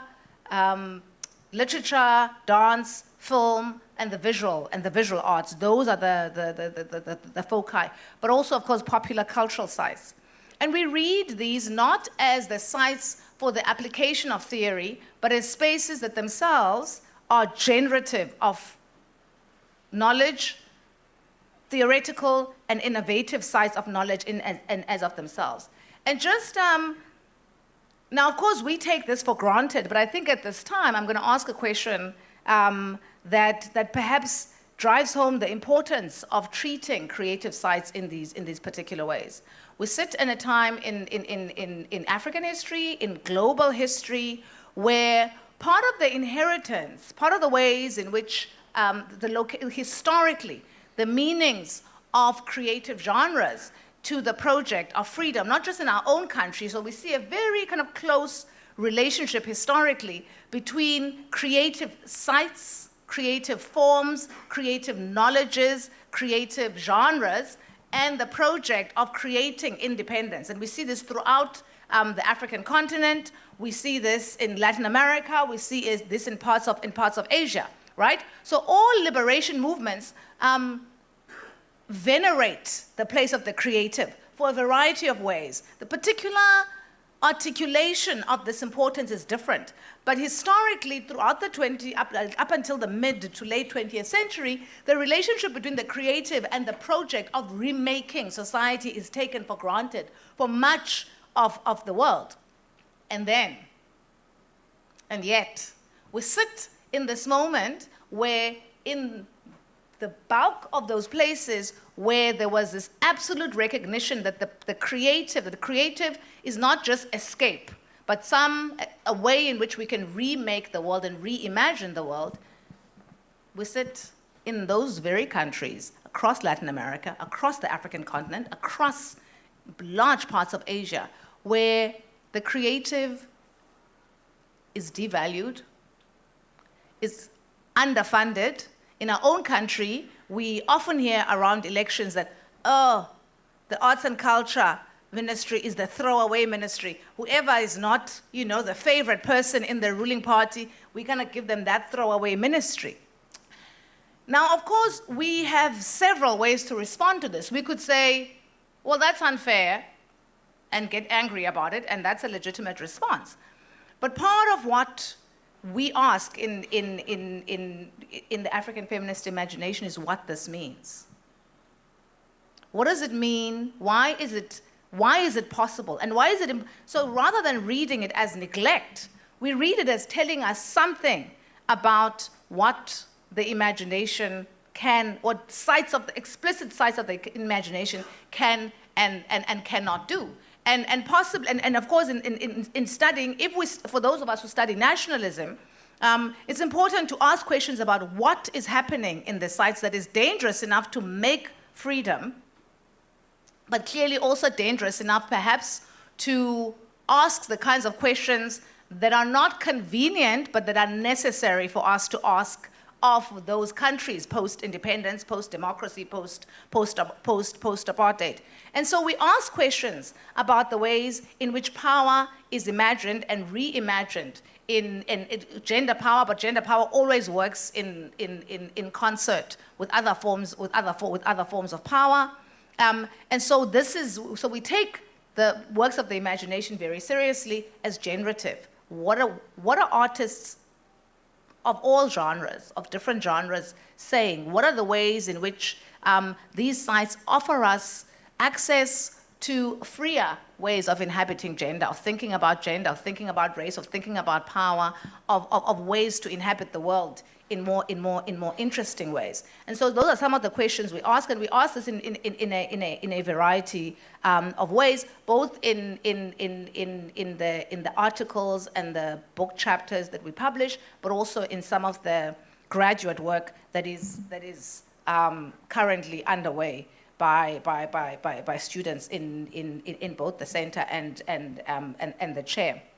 So that's very much in broad stroke. And of course, we spend a lot of time also, because of my own work on violence against women, on patriarchal violence, on violence against sexual minorities, queers, and so on. So we do a lot of work also, of course, on rape, on femicide, and partnerships on, sorry, my phone is distracting some of you. And so it's a very research-intensive unit, and I'll just run through that because I know that I'm trying to keep it an eye on time. So the center then, and we do a lot of our work with, the chair, we do a lot of our work in collaboration with the chair. And we work as the center and the chair across the disciplines in the humanities. The bulk of our work, literature, visual arts, film, dance, and social sciences, the bulk of our work in sociology, politics, international relations.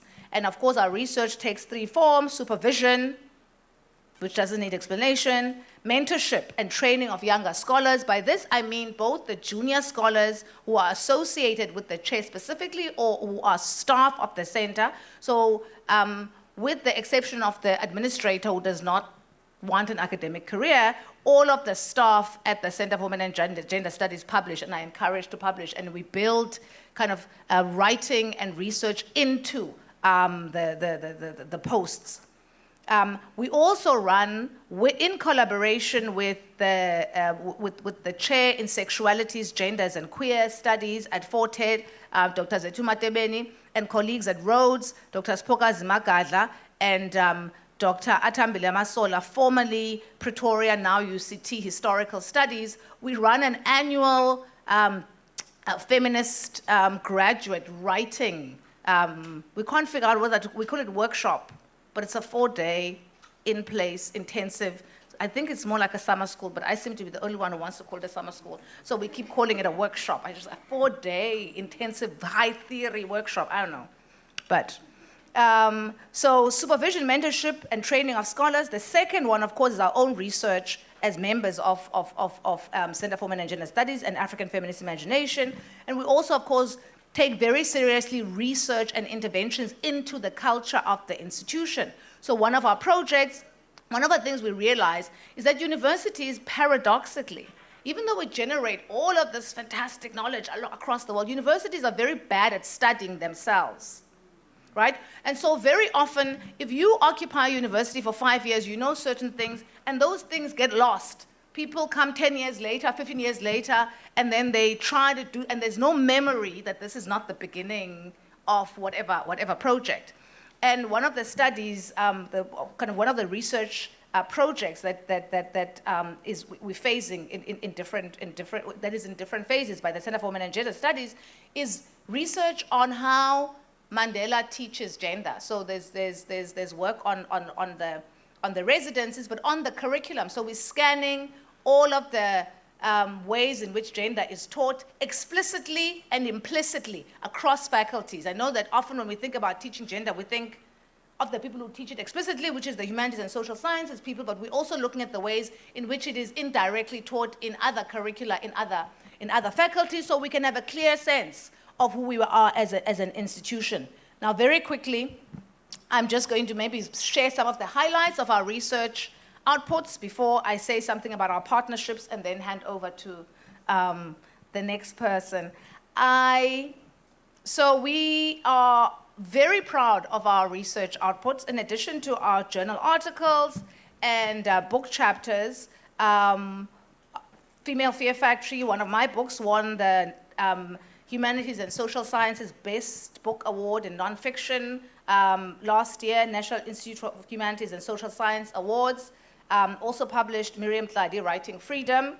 As the Center for Women and Gender Studies was awarded the HSRC and USAF Team Research Award in 2023. Am I rushing through? Should I do our awards? I mean, I'm very bad with boasting, but I'm not displeased with our awards. I just I'm also a finalist for the Falling Walls, which is a Berlin-based global award on kind of breakthrough work in the academy. I'm a group winner for the 2023 for Female Fear Factory as well, and I'm a finalist for the overall breakthrough of 2023, and we'll know whether I win it or not in November. The first postdoc in the chair, Viraj Suprasad's first book has just come out with Palgrave Macmillan, and it's a comparative. Viraj's work is kind of comparative. He's a film studies scholar, so he does comparisons between African films and South Asian films. So his first book, Being Bollywood, Post-Feminism, Celebrity Culture, and Femininity in the Global South, has just come out with Palgrave Macmillan, so we're very proud of that. One of my PhD students, Tumi Mampane, has her first book. She hasn't even finished the PhD, and she's written this book, which is not on the PhD. So I'm a little cross as a PhD supervisor, because you can imagine, I feel like some of my PhD time was, but I'm also proud, so I'm not sure which I'm more. Her first book, Pentecostal Charismatic Women, Constructions of Femininity in Alexandra Township, which is not a church study, it's a study of how women negotiate multiple kind of femininities, including religious femininity in Alexandra Township.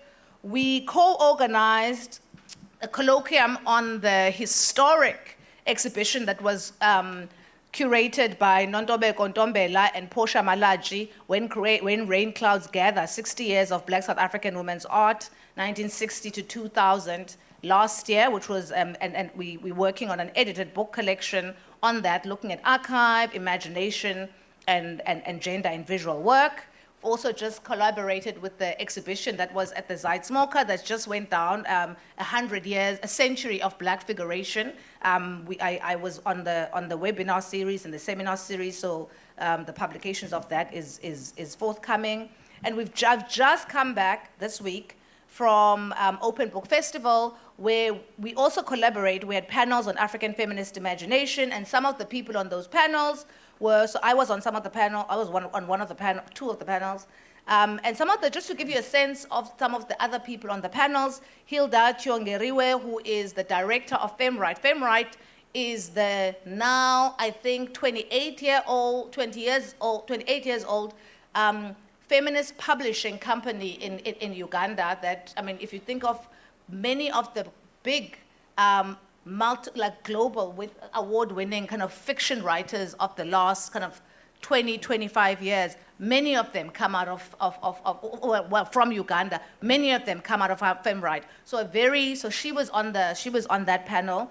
Nana Dakowa Sekima was also on that panel. And some of you will remember the phenomenon. I'm done. Chintu and the first woman, Jennifer. Okay. All right, you get it. And then finally, our partnerships. Many of you will be aware of the Phyllis Ndandala and Prudence Mabele lecture that we host in July in collaboration with the University of Fort Hare through the chair, Professor Zetuma Tebeni there, as well as more recently the Dr. Brigalia Bam lecture that we had recently, including, of course, facilitating as the Center for Women and Gender Studies and African Feminist Imagination on behalf of the faculty and with the Dean of Faculty, the BAM archive. So Dr. Brigalia Bam has given Nelson Mandela all of her papers, and those of you who are old,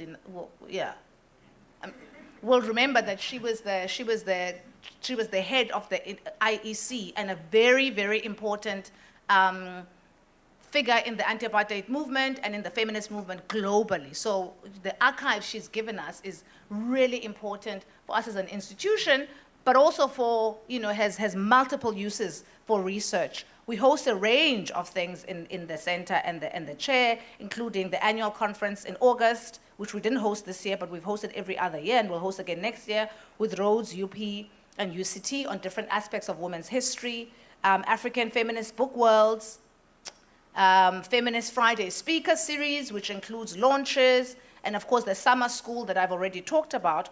This year, we launched our first partner summer school with the University of Oldenburg, and 4 of us taught, so I taught on it, but also 3 of our staff taught on, of our younger staff members taught on, and we take these kind of collaborations nationally, continentally, and globally very seriously. And it's an ongoing partnership, and that was just the beginning. So next year, we will host the second installation of the NMU Oldenburg Feminist Summer School, and I'll let you know about that after that. And then just the last 2 sentences on curriculum. We do teach.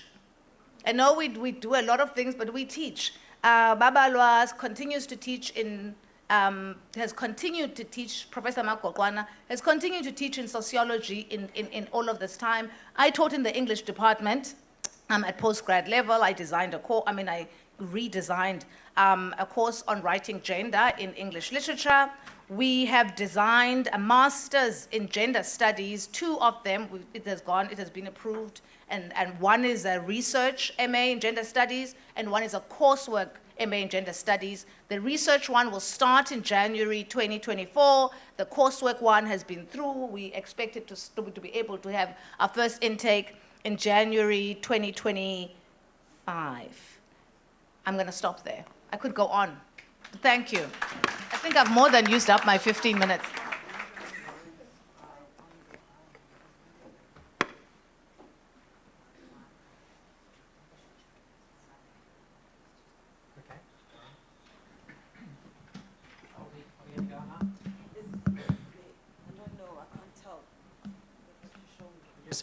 We're just going to check if the Fulbright Scholar is online because he's only available now.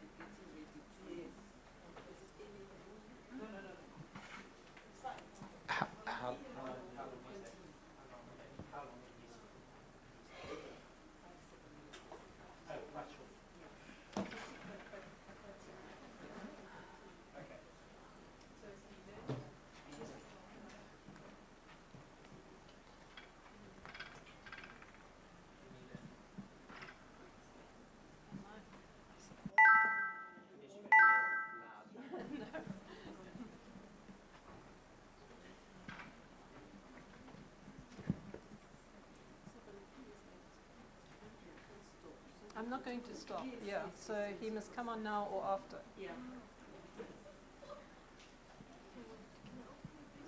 You can, you tell me what to do. Is he here? No, Andrea must continue. What's this one? Yes. So we're trying to manage time difference. There's one, so the others are in the States.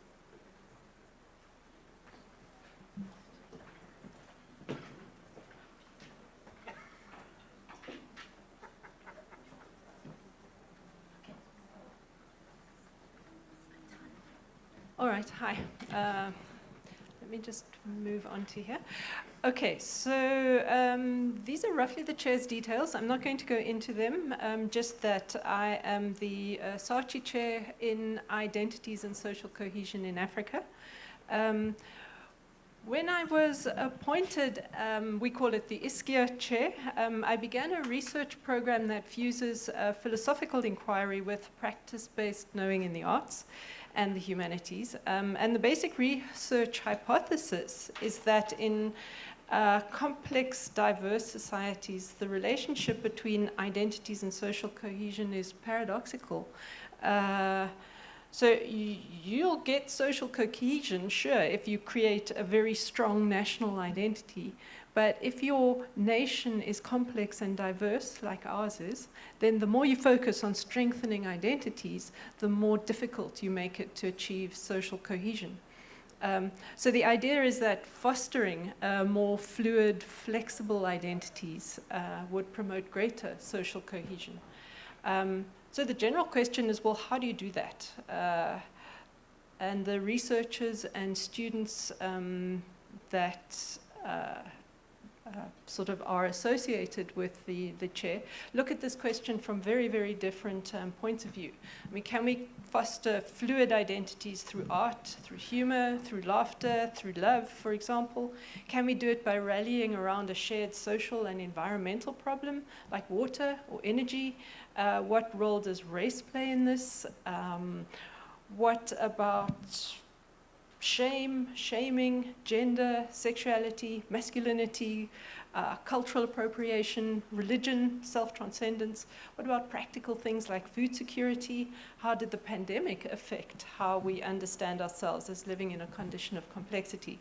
So, yeah, one thing is certain is that you can't meet any social goals and challenges like social cohesion adequately if you don't also meet the economic, environmental, health, and well-being challenges.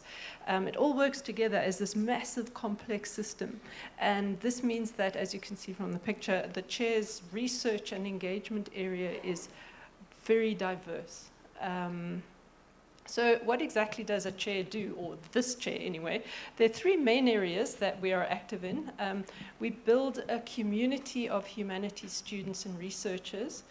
We initiate arts and humanities related research engagement activities, and we produce outputs and publications. Those are kind of the three things roughly that you would expect from a chair to do. So in relation to students, they're linked to the chair in two ways. Either they're supervised or co-supervised by me, or they are funded by the NRF. Students must apply directly to the NRF, but they can cite a chair's grant number, for instance, if their projects are associated with the general area of the chair's research project. So then if you apply for funding and are supported by a chair's grant number, then you actually have a slightly better chance of success in your application. So I should mention now, I suppose, that NRF funding for honours students is still open until about 6th of November. So if your project or your students' projects fall under any one of the chairs, the three humanities chairs grant numbers, contact those chairs. Just contact us, contact Tashila, and we'll put you onto the right place. Okay, so as far as students go, we have been linked so far to 22 honours students, of which 20 have already been graduated, 10 MA students, 5 of them have graduated. One of them sitting in the room has a job now in a MMU. And we are linked to 5 PhD students. 2 of them have graduated. 1 we're hoping for at the end of the year. And we are also linked to 13 postdoctoral fellows.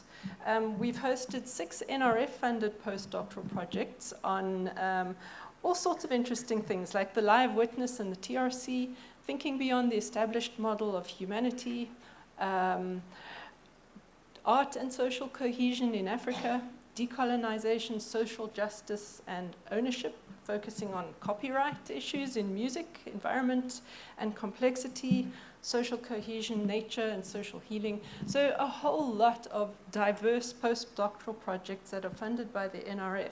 But as from 2022, we also partnered with the National Institute for Humanities and Social Sciences to implement and run a postdoctoral program where we have appointed 7 postdoctoral fellows. So there have been 3 one-year projects on the use of community-based action research to deal with food security, on the social value of the university's engagement practices, and the question of gender-based violence in prescribed literature. Then we have now 4 two-year projects on power of humor in reconciliation and peace building, on the centrality of social justice to solving the climate crisis, on how lessons from the South African church struggle against apartheid generate solidarity with Palestinian Christians, and how creative practices can help us articulate shame as an affect in the post-apartheid landscape. Yo, that's a mouthful. Also, very, very diverse projects. But so far, we have seen the graduation of 27 students and the completion of 3 postdoc fellows. The rest are ongoing. So that's basically, as a chair, we've been involved with a total of 50 students.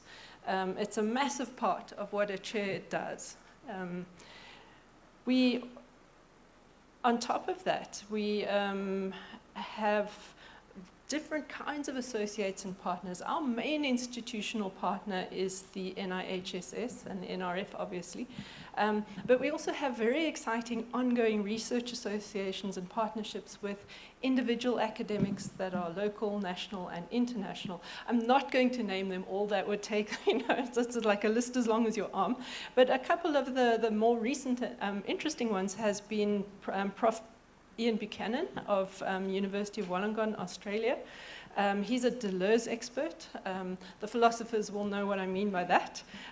We've also had a very productive association with Professor Brian Castellani from Durham University. He's a complexity expert.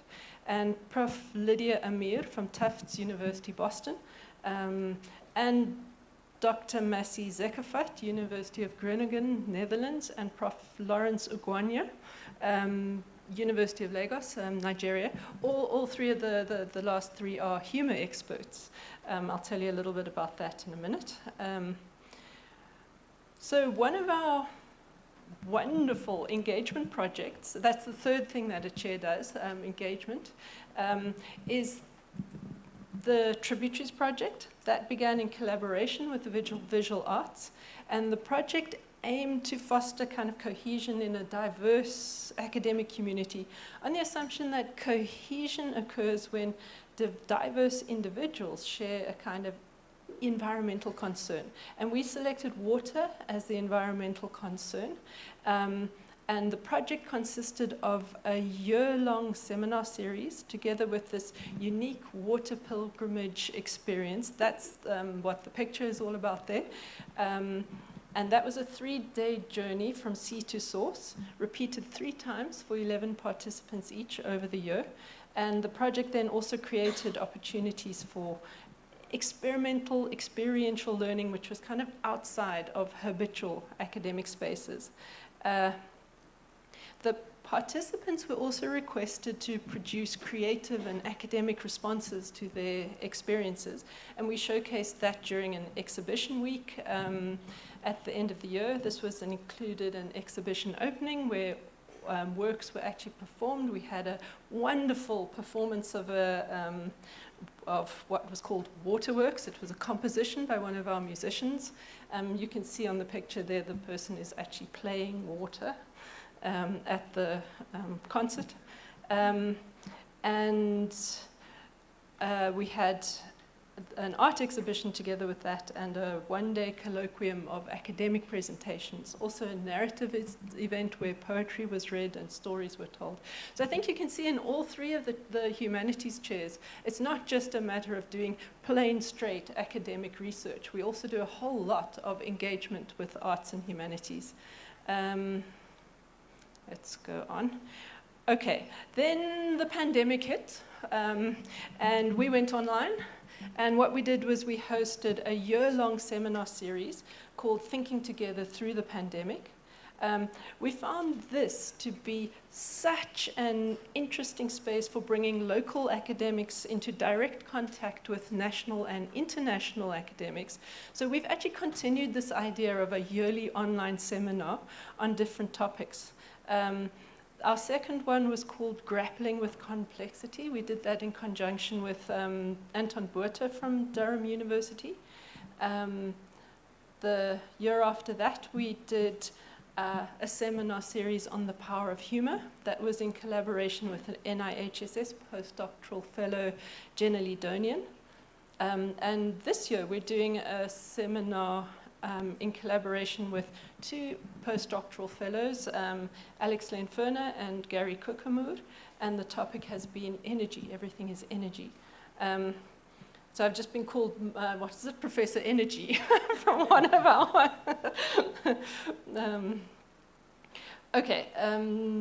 What we have also done recently this year is presented, well, obviously we've all presented at numerous conferences, the chair and students and associates and all of that.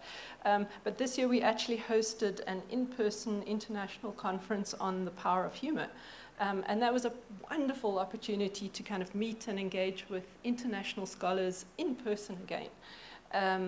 And what was wonderful about that conference is that we were privileged to collaborate with Mike van Graan to offer the satire, My Fellow South Africans, at a gala conference dinner. And as a starter, postdoctoral fellows Abigail Wieser and Clara van Wyk offered a hilarious skit called How to Fail, stepping into the clown. Okay, so this is a very, very, very brief kind of thumbnail overview of some of the stuff that the chair does. One of the things we've done over the years is offered workshops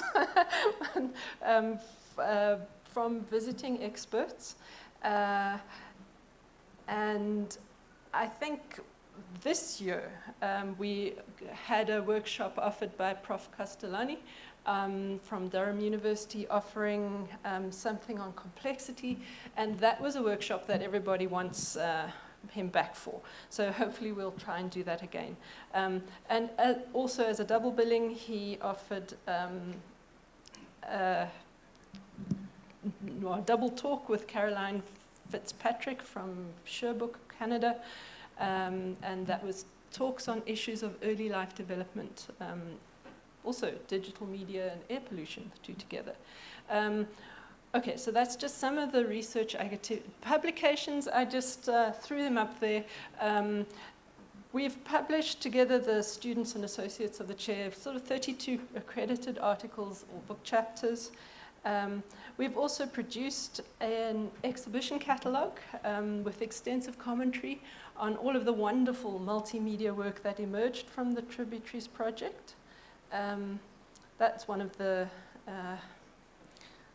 my favorites. The Tributaries exhibition catalogue was converted into this kind of stunning flip book by the university's David Driscoll. And that includes kind of embedded audiovisual material, so you can actually just click on links and hear the performance of Glenn Holtzman's composition, for instance, and the voice recordings of participant feedback and seminars. Where are we now? We also produced a second flip book summarizing all of the insights from the pandemic seminar, thinking together through the pandemic. And there's lots of material to kind of think of more of these collections for the complexity and the energy seminars. Like everyone, time is just such a challenge. The NIHSS postdocs, just quickly, have also been incredibly busy, and they're starting to publish as they come to the end of their fellowships. There's too much exciting work to describe here, but a highlight is the book publication 21 Voices by Dr. Momberg, and that's a book on her project about why the Palestinian struggle actually matters. Okay, and then research on the go, also far too much to actually list here. Some of the things that we're up to, which is probably too much for a lifetime, but we'll be doing a co-edited collection stemming from the Humour seminar series and the conference. We're going to do a 3-way collaboration project that looks at the work that Humour does in relation to crises, and contributions to philosophy as a way of life, as well as a contribution to collection on philosophies of recognition. This is one of our national partners. So, yep, I think that is it. Thank you for listening, and sorry it was so quick, but yeah.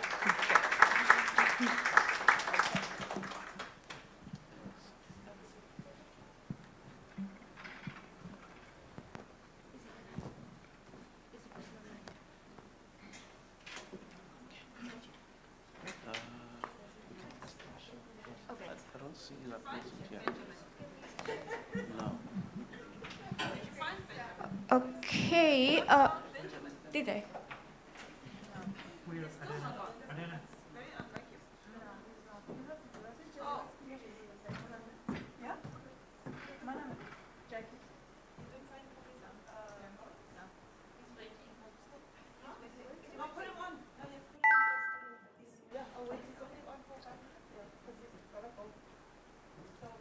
Hello, can you hear me? I've been here the whole time. I'm connected. I just can't. Can you see the picture or not?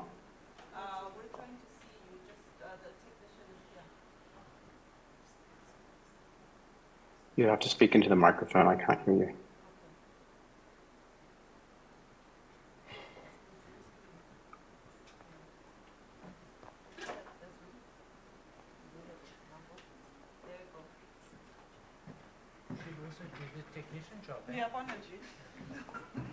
Let me see if I can share my screen. Can I share my screen? Let's see.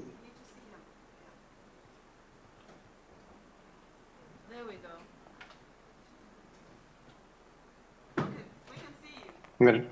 Can you hear me? Okay. I'm going to try to share my screen. Can you see that? Yep. Great. Hi. Hello, everybody. My name is Benjamin Lawrence. I'm a professor of history at the University of Arizona, and I'm a Fulbright scholar at NMU this year. And right today, at this moment, I'm in a library because I wasn't aware about this until the other day. So otherwise, I would be there in person with you. But I just want to tell you a little bit about what I'm doing here and a little bit more about this Fulbright Scholars Program, which actively encourages applications from NMU. So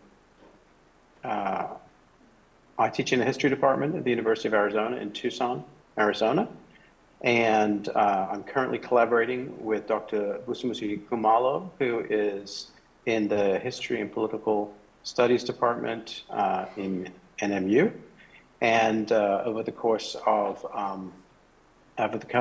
about 4 years, we've been collaborating in various ways, and we've done a critical new edition of a novel by the South African writer Dagmar Buti, and we have co-published an article in a U.S. journal. And this Fulbright that I'm on was conceived of as a joint collaboration between the two of us. So that's one way to consider a Fulbright opportunity. So the Fulbright Commission is an entity based in the United States that is funded through a large endowment, but also through an annual appropriations from the U.S. State Department. And it's an official State Department program, which means that I'm officially representing the United States, and I am sort of like a cultural ambassador, if you like.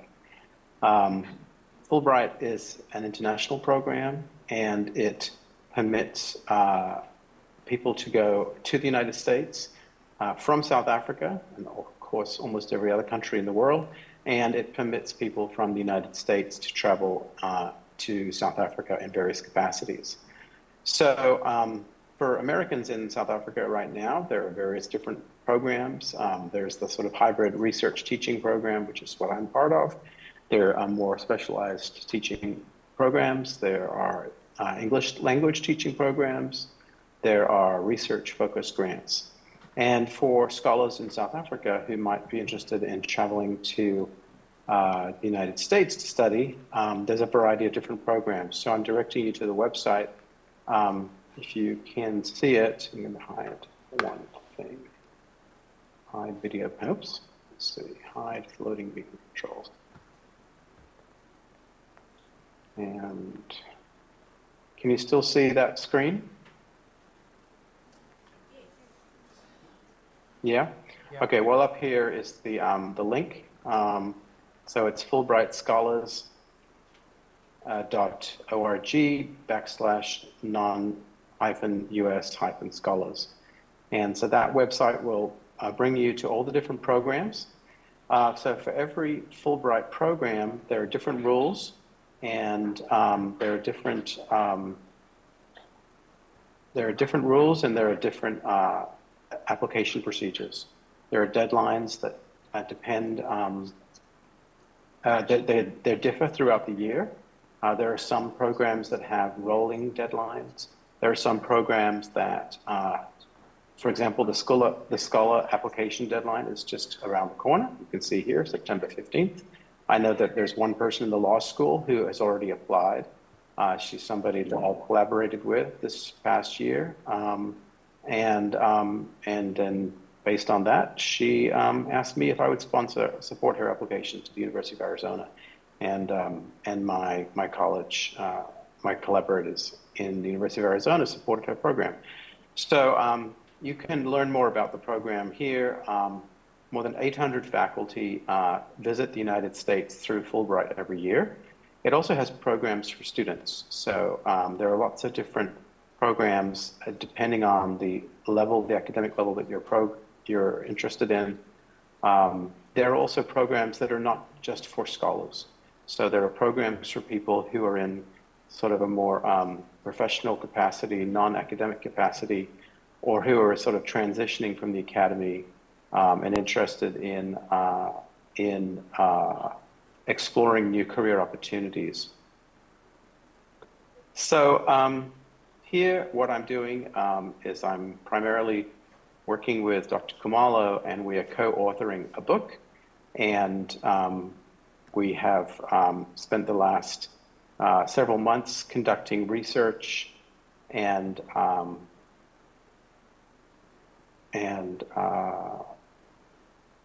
doing interviews with various family members. And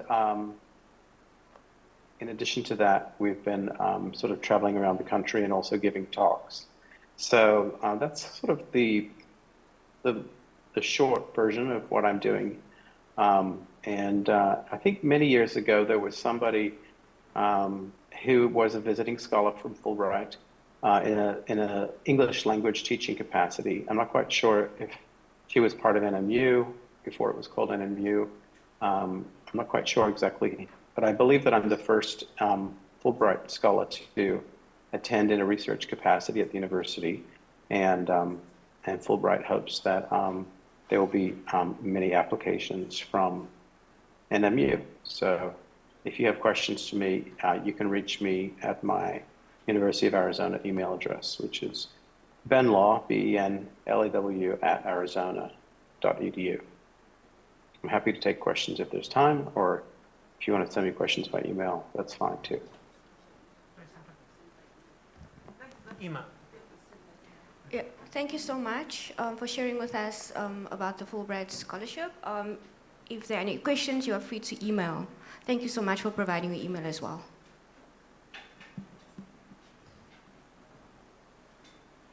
Okay, we are back. The last panelist is Professor Nomalanga Mkhize.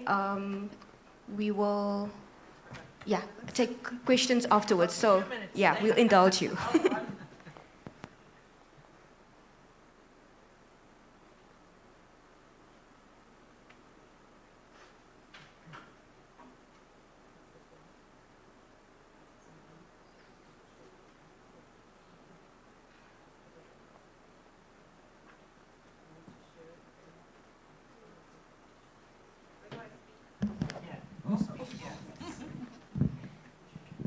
I think we've sent our students back to the Victorian era, Tina, because of AI. No. Because I did my presentation in between the engagements, because the humanities faculty is always engaging. So thank you, Bruce, and thank you, colleagues. My boss is asking me, why didn't I brand it? Because I'm running between things, that's why. You fully understand. Actually, I was with Dr. Qiniswani Qwabe over here, no Butwa Mutingiswayo over there, who are in the science faculty, and they do agriculture. And so they've been running as well for humanities. So they were doing a whole workshop on science, food systems, soil science.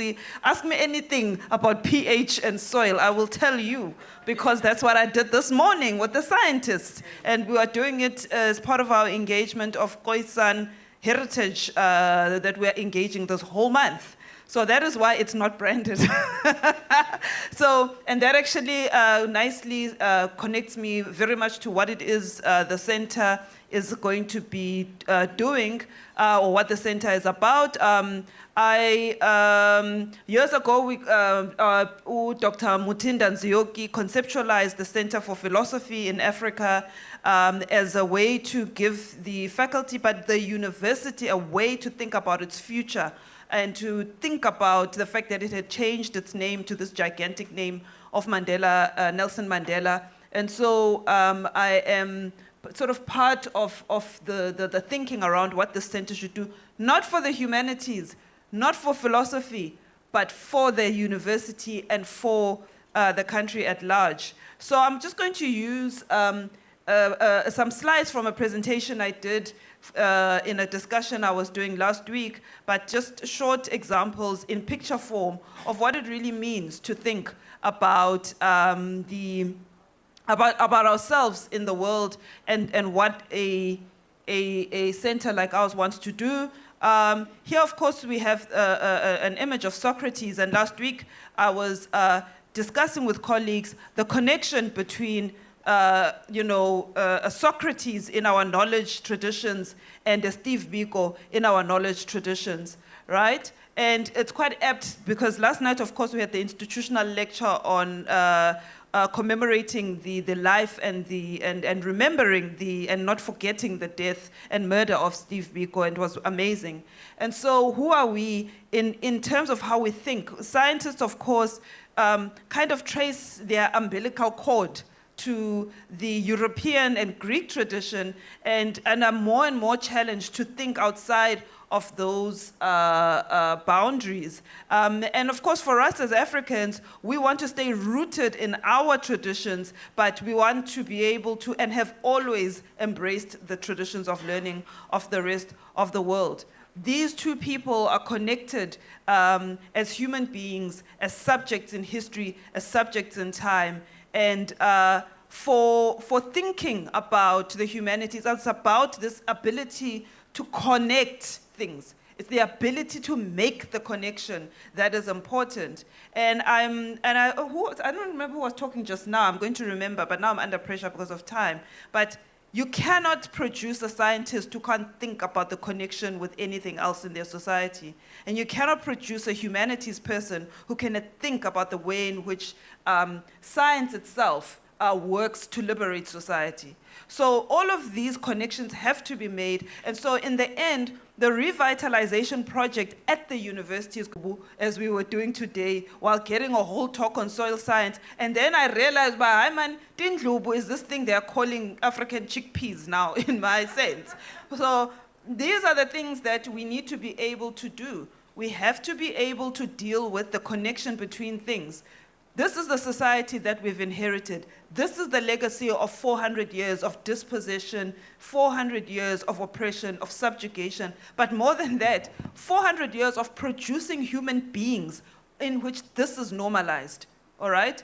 And if you are a scientist, you're not doing your science in a vacuum. You're doing your science in this context. If you're a humanities person, you're not just thinking philosophically as if you can just think philosophically. Whatever you're thinking philosophically, it's in this context, and that's the context that you have to consider. There's a land question. There's an inequality question. There's a question of people. Who is the person on that side? What type of person are you? Who is the person on this side? And how do we make a society that's going to think about itself and imagine itself in a continent that has problems of this variation in some variant?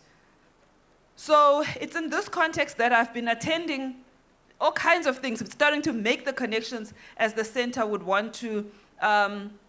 This was from the science faculty, their strategic plan, where they're connecting Mandela with Stephen Hawking, right? They're connecting the human question with the curiosity and science question, and this is the question that we want to bring together in the Center for African Philosophy, take ourselves towards a future of Africa where all these questions are interconnected. Now, what I don't have here, because I had it in the revised presentation, are some of the scholarly things that are happening. Already, I mean, there's about 15 to 20 outputs that the center is working on from a research point of view. But I think those I would be extremely frightened in South Africa if we're going to produce people that cannot handle this context in their scholarship, in their innovation, in their thinking, in their science. It doesn't matter what your question is. You could be looking at, I don't know, God knows, radioisotope production there by Itemba Labs. You are looking at that radioisotope production in exactly this context. And one day you don't know. In fact, I don't know if I should say this, but I remember just informally hearing about the construction mafia showing up at Itemba Labs because there was they're building a new, what's it called, that thing that they're building? Yeah, but that huge thing that makes the isotope things work. But you're working in this context. But similarly, you cannot sit and sort of navel gaze about stuff if you're not answering your question from this context, because you cannot run away from this kind of thing. So I think what we want to do then, and by the way, if you consider what's here, this is a highly international picture. I mean, it's obviously, I think, the Western Cape, or, I mean, the way it looks to me. On this side is a very international world in which, you know, we all float in when we're doing our research in Cape Town. And on this side is also a very international world in which confluences of people who've joined South Africa in different ways, come from all kinds of places around the world, especially across the African continent. They are also here. So that is what we need to imagine. And the professor who's driving this is Professor Uchenna Okeja, and he's currently in Sweden, and he's literally almost like Pumla, like here, there, a prize here, a book here, thing there. So I can't, there's a list of those things that he is doing, but the question we're focusing on is this new imagination. So I'll stop there.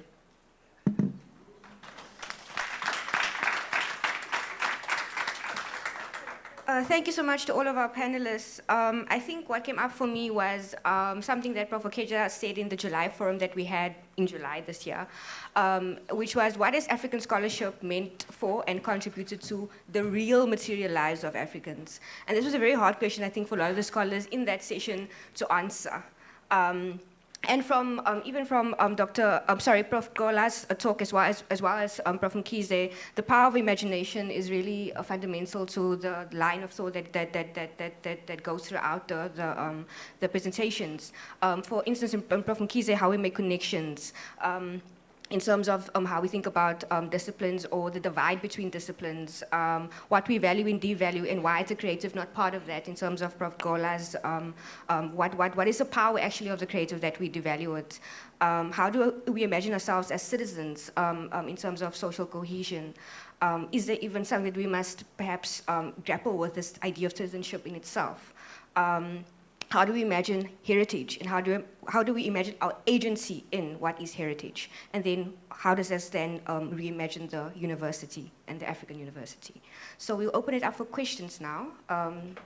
Yes, 2 questions.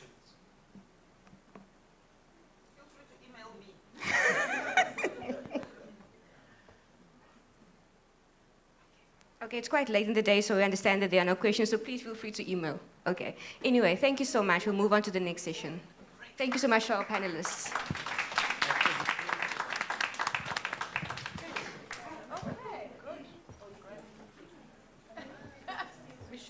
Michelle gave me these.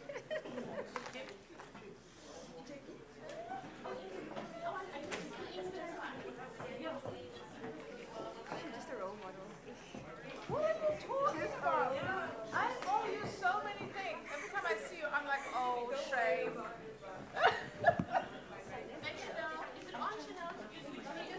I'm just glad we are done. Yeah. Okay.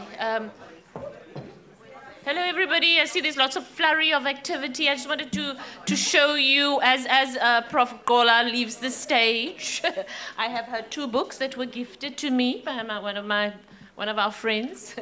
So just coincidentally, I went to go and fetch it from our stand.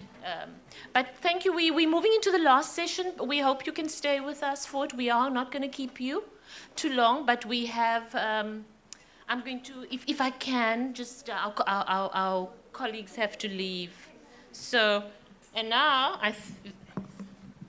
so just to introduce myself, I'm Jackie Lick, and also in the Faculty of Humanities, and I'm going to be introducing to you 2 of our colleagues from the University of Oldenburg. Please join us.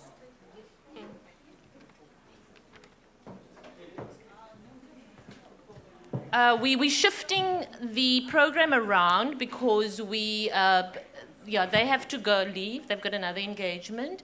We have the two colleagues, and then we have, I think is Sanela still going to join us? Okay.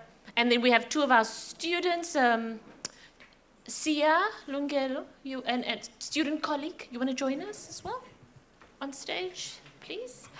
So I'm going to introduce Ilka Carstens. Ilka, I've got it right. Ilka is the acting head Department of Research and Transfer.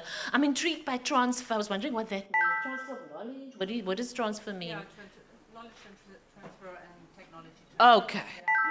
From the University of Oldenburg. And then I've also got Dr. Anne Clausen, international research consultant, same department, research and transfer, and they're going to talk to us about this active partnership we have. So, will 5 minutes be enough, or 10 minutes? What would 7.5. Okay, I don't know. They have a presentation. We would need some technical. Yeah.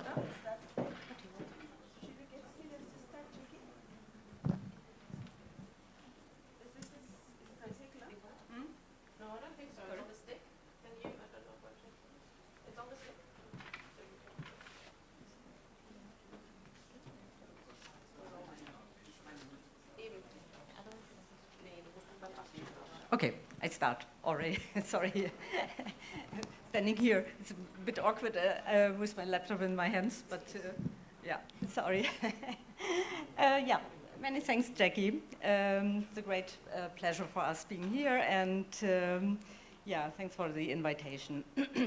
Today, we would like to very briefly, oh sorry, I'm standing just in front of you. We would very briefly introduce the University of Oldenburg, really brief, and we would like to talk a bit about the roadmap between the Nelson Mandela University and the University of Oldenburg, and our ambitious framework for collaboration and exchange. And Anne would talk about more the seeking opportunities within the roundtable, within the roadmap on academic career paths and funding options. Yeah. Sorry. Oops.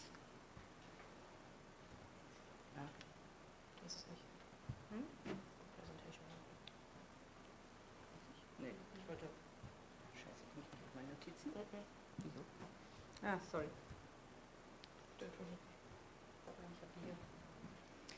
Okay. Yeah, that is. So, schon. Mach du weiter, ich mach meine Notizen. Okay, so, okay, yeah. Why come to Oldenburg? So, we are, yeah, it's not there.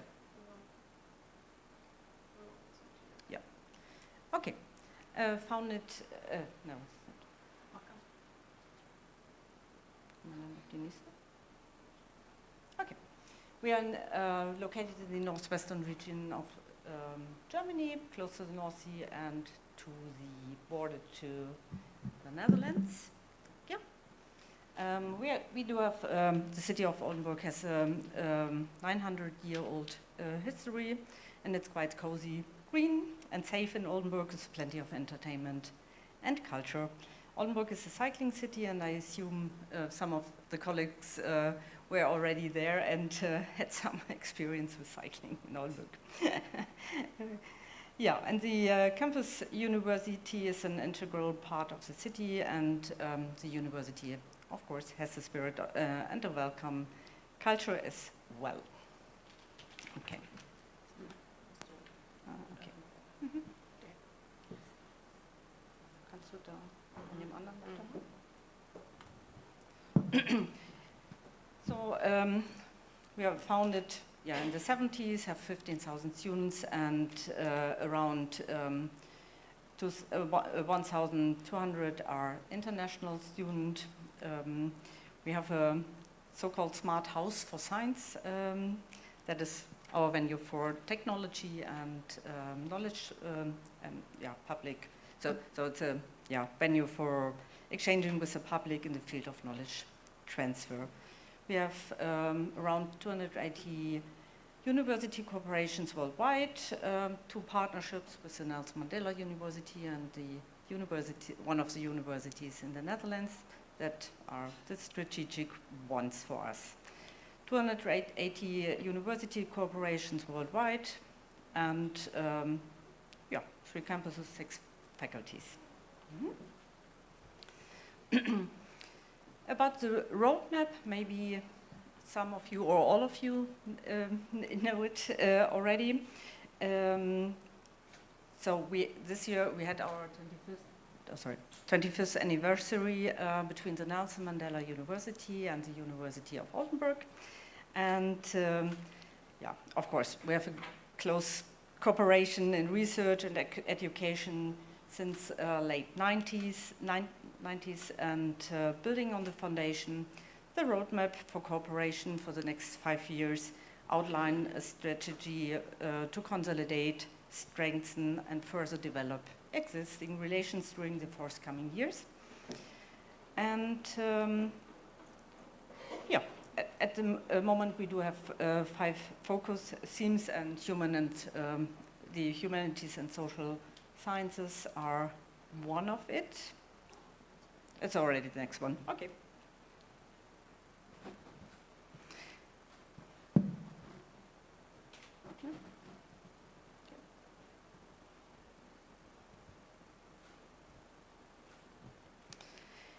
So the focus areas of all our collaboration have covered almost all aspects that educational faculties deal with. In line with the national and international ambitions, the partners will empower students and graduates for flexible career paths within and outside academia. Research and staff from Nelson Mandela and University of Oldenburg have been cooperating closely in several research areas over the last 25 years, and the aim for the following years is to intensify cooperation projects, stimulate smaller initiatives, and identify new possibilities for exchange for students, researchers, and staff.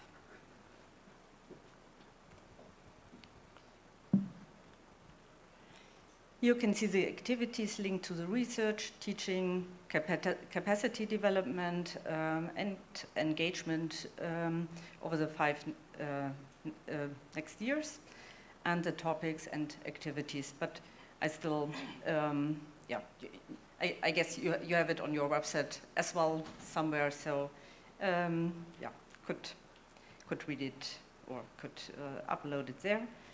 A joint summer school took already place in Oldenburg this year within the thematic focus on dialogues for responsible gender and queer studies. And we are looking forward to some more activities over the next few years in all kind of fields.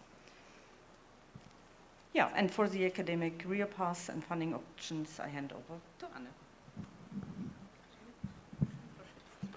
Okay, hi. Because this session is about students' aspiration, we thought we highlight to you a few possibilities, opportunities that students could actually, seek or could benefit from within the framework of this joint partnership. So this is my task, and I will try and point that out to you.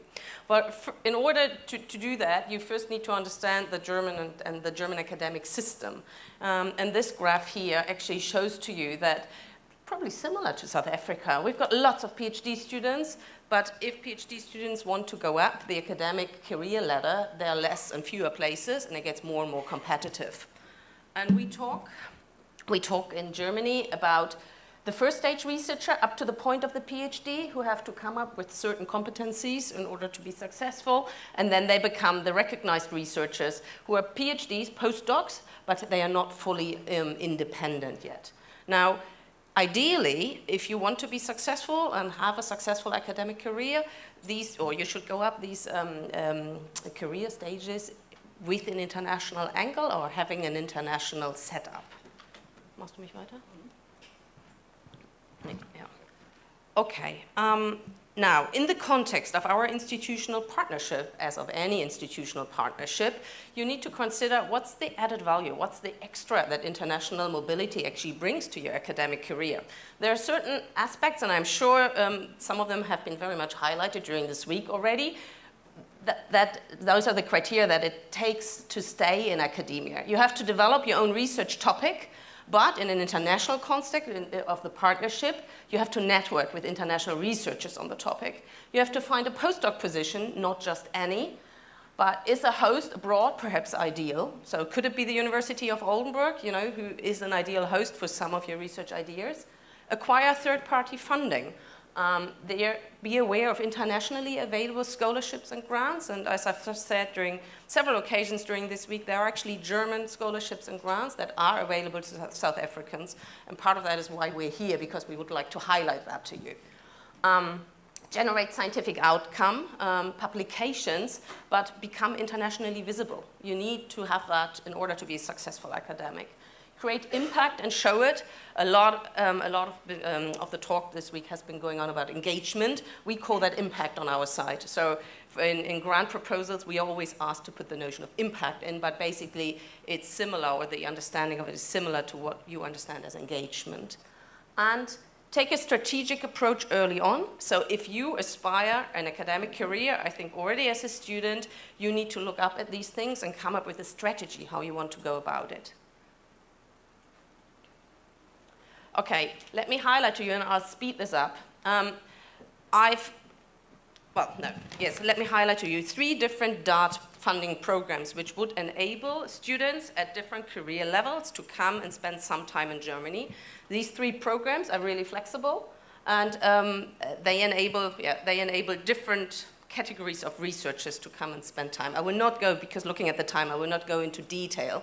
I just wanted to make sure that you've heard about this. I've also compiled a list with further funding opportunities, which would enable Mandela students, PhDs, candidates, and postdocs to come and have a research stay in Germany. So to get things going, I think what's really important, if you aspire to have an international mobility, if you aspire to have an internationally visibly academic career, you need to think about your academic portfolio. You need to think about what it is that makes your research, your work special, and to define who you are as a researcher, as an academic. Once you've done that, you can think about, okay, what is it that I want to do? What's the perfect host for me? And you can search your options. I've provided some of the websites here where you can look. You should speak to your supervisors and colleagues, and of course you should also seek contact to the international office and to some of the research support offices based here at NMU. You may also contact us, because as part of this institutional partnership that we now have, and as part of the new roadmap, we have actually opened up our services to South African or to Mandela students, to Mandela staff. So if anyone wants to come to Oldenburg, you can contact me and my colleagues directly. And we will also help you and assist you from that side of the world. And then you can continue to plan your international research mobility, and hopefully we will be able to welcome you at the University of Oldenburg, as put there in the slide. Sorry? Moin, exactly. I was just going to comment on the Moin, because, I'm not going to go back, but in Germany, when we say hi, in that part of Germany where we're from, we say Moin. It's very informal and colloquial, but it's actually very kind. It's meant in a very kind way. So we will welcome you with a Moin, as it says there. So come and speak to us. And we've got, based at the university, we've got a very comprehensive welcome service. So we would help you, and we would help your families, we would help your kids. To settle in, to make a life in Germany, and follow you up the whole way. Now, I've speeded things. Our contact details, sorry, were on the slides there. But who would like to have some of these sheets with information on the funding schemes, you can pick them up from me here. Okay? So now I speeded a little bit, but I think with looking at the time, it probably makes sense. Shame, thank you. And thank you for that. I'm sure you're going to get a lot of questions. Yes. Please sit down. We will keep the questions for later. Should I hand over to you? Is that okay? Do you have time, or do you, because you said you wanted to, do you want to take any now? Later? No, because they have to go. Okay. You're fine. They said they wanted to go. All right. So thank you, colleagues. It was wonderful to meet you and know who you were, because we were seeing each other forward and backwards. So colleagues, last but not least, I think most importantly, because at least in my vision, the students are the most important asset to our institution. And we have, I'm very proud to say, one of our master's students who graduated has been absorbed into the permanent workforce for the Nelson Mandela University, Mr. Lungelo Manona. He will present on his research journey at our university, and that will be followed by Ms. Siamtanda Tio. Yes, I'm prejudiced. She's my master's student. Also exploring what her research topic is and how interdisciplinary it is and what aspirations she has for international communication regarding her important issues she's broaching. Thank you. So I'll leave it to Lungelo and Sia.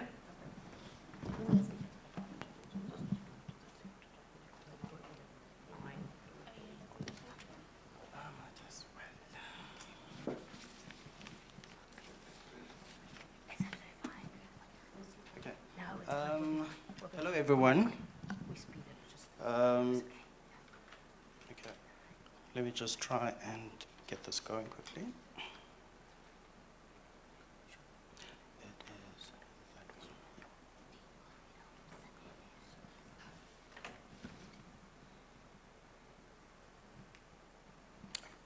Thank you. All right. As Prof. Koneke said, my name is Lungelo Manona. I am going to say that I am one of the human faces behind what, or associated to what Prof. Hurst was talking about in reference to ISKIA, the chair in identities and social cohesion. And proudly, I was one of the very first students that they had. And on top of that, the sculpture that she had behind her in that picture was created by these very hands.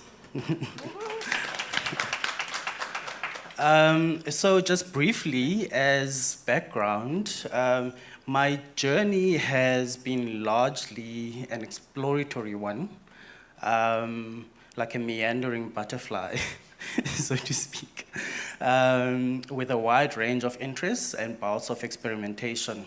But for today's discussion, however, I will begin in 2015 when I was a first-year student in the BA MCC program.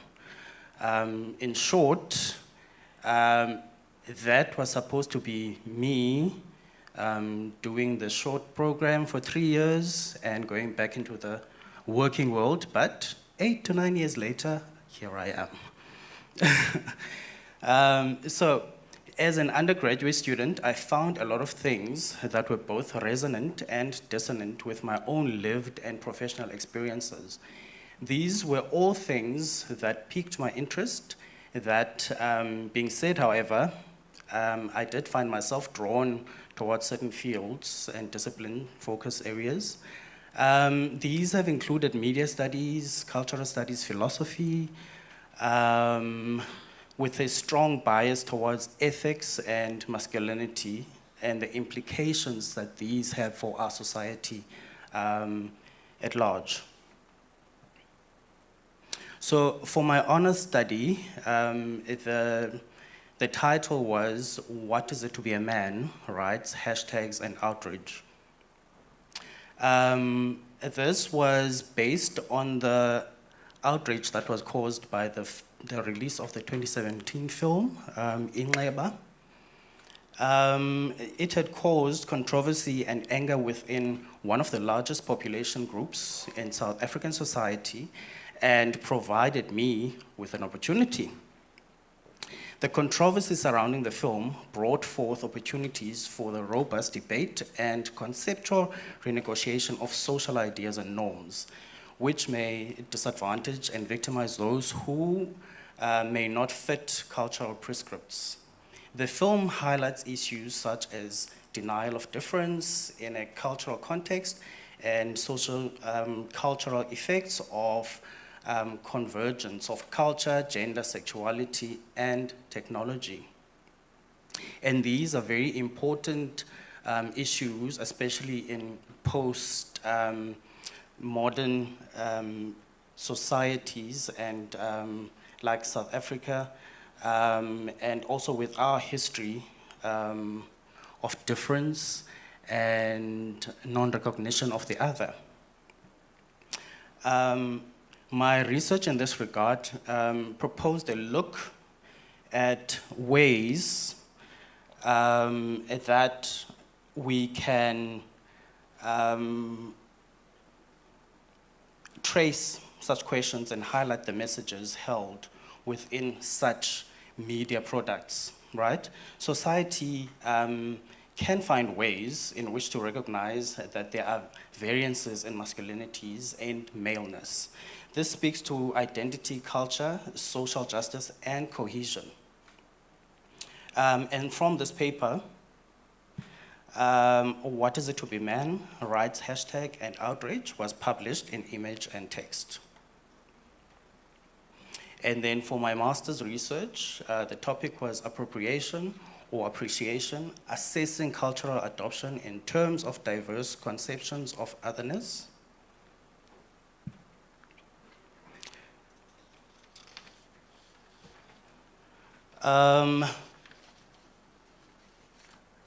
This constituted a look at reciprocal cross-cultural adoption of symbols, artifacts, rituals, genres, and technologies. This is an everyday phenomenon that we see playing out in the media space. Increasingly, however, instances of cultural adoption are coming under the spotlight in media scrutiny and are generating public outcry as alleged forms of exploitative cultural appropriation. In an overly easy and counter argument, it may be insisted that cultural adoption is a form of affirmative cultural appreciation. So the idea here was to interrogate where, if possible, social commentators and society at large can safely draw the line and find respectful and meaningful ways to co-create and appreciate within cultural and creative spaces without impacting negatively on the others. I have sought to add to the discussion by examining how different conceptions of the other and othering imply a more or less respectful way of treating the other, as well as a discussion of what this means in relation to practices of cultural adoption.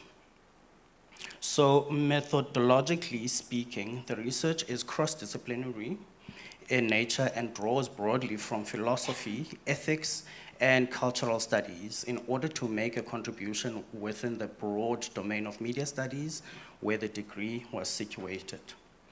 Now, the study consisted of 8 theoretical chapters. Each of these chapters offered a discussion with examples taken from media, one of the 8 different conceptions of otherness. The second part of the study was dedicated to meeting its second objective, which is to test the usefulness of the theoretical framework by applying the analysis of the media-related products discussed. And then from this, the article entitled Thinking Through Cultural Adoption via the Complex Ethical Concept of Otherness, which was drawn from one of the chapters, was published in the Journal of Critical Arts.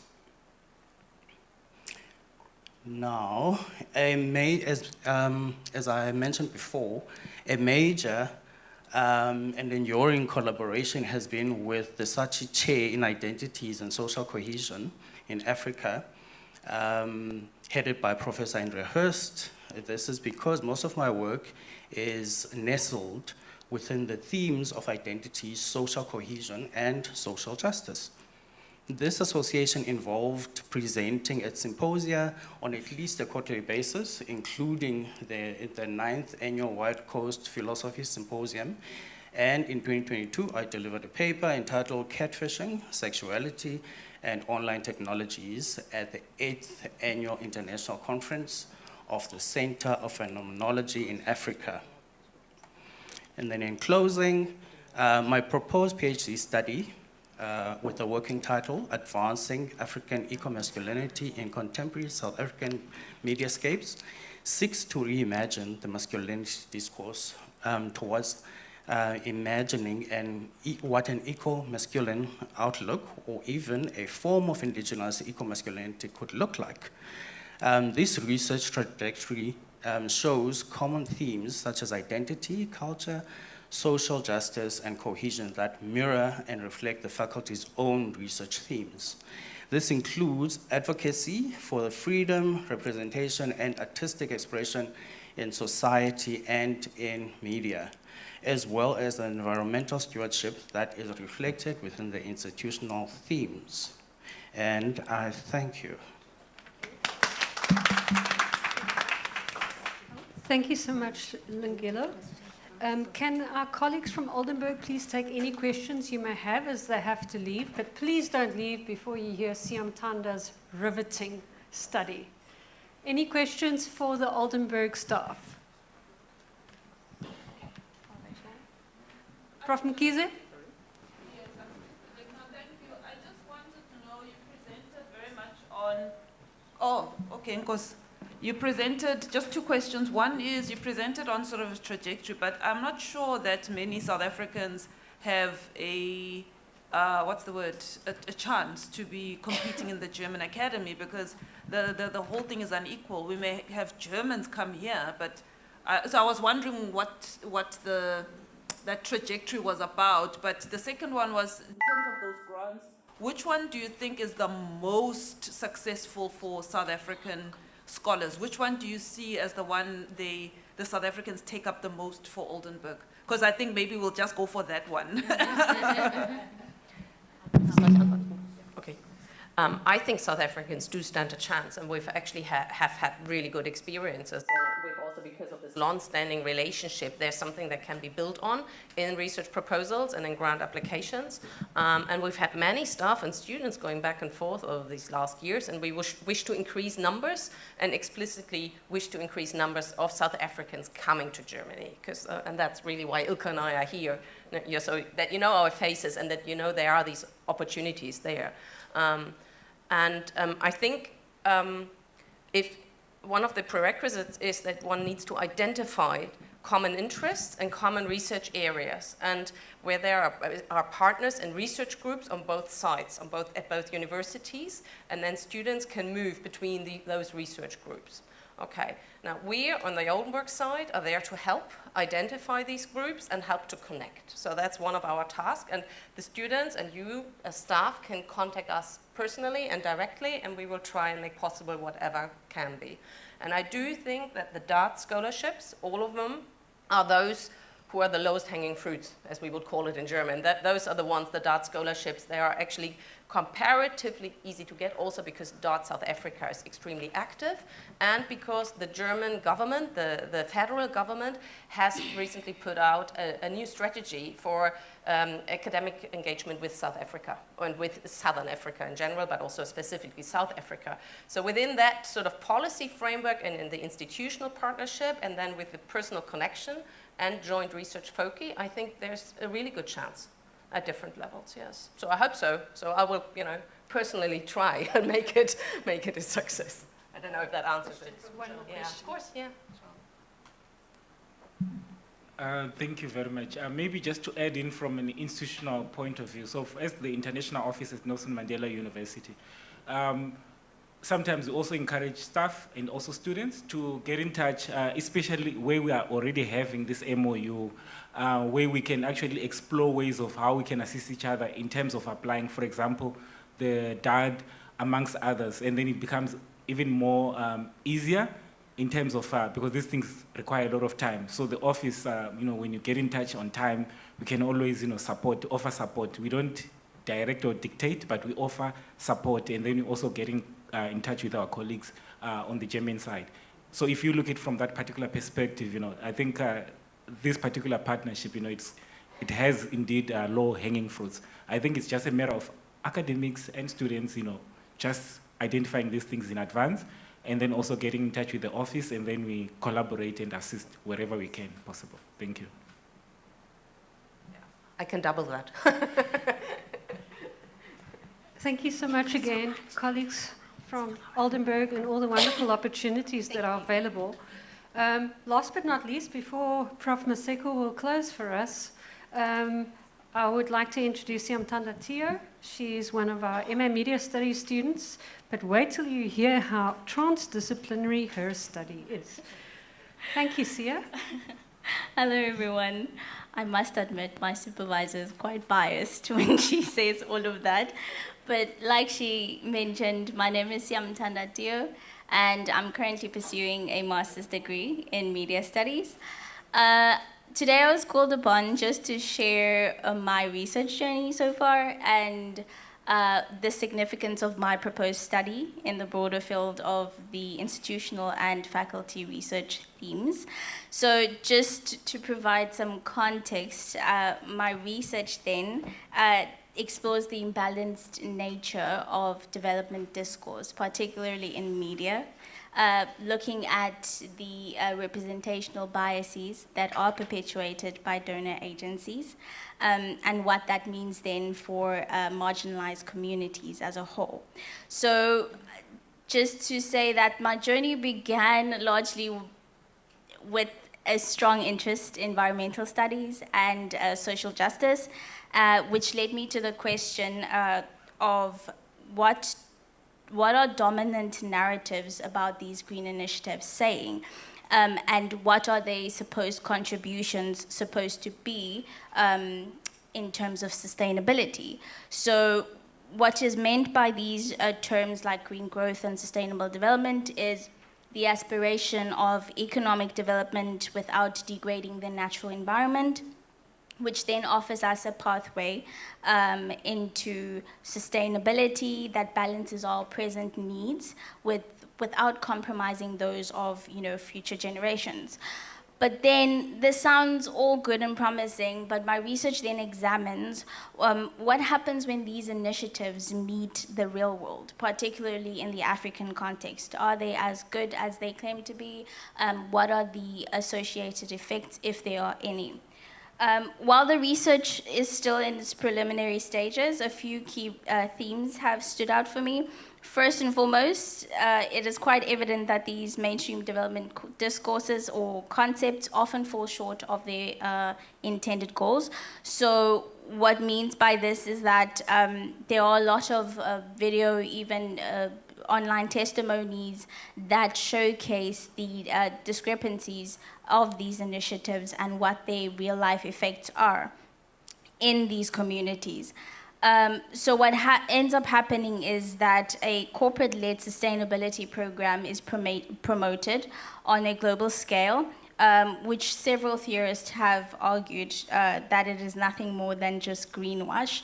So we see the new colonial powers of development in the guise of donor agencies continuing to exploit peoples and ecologies of the global south, especially women.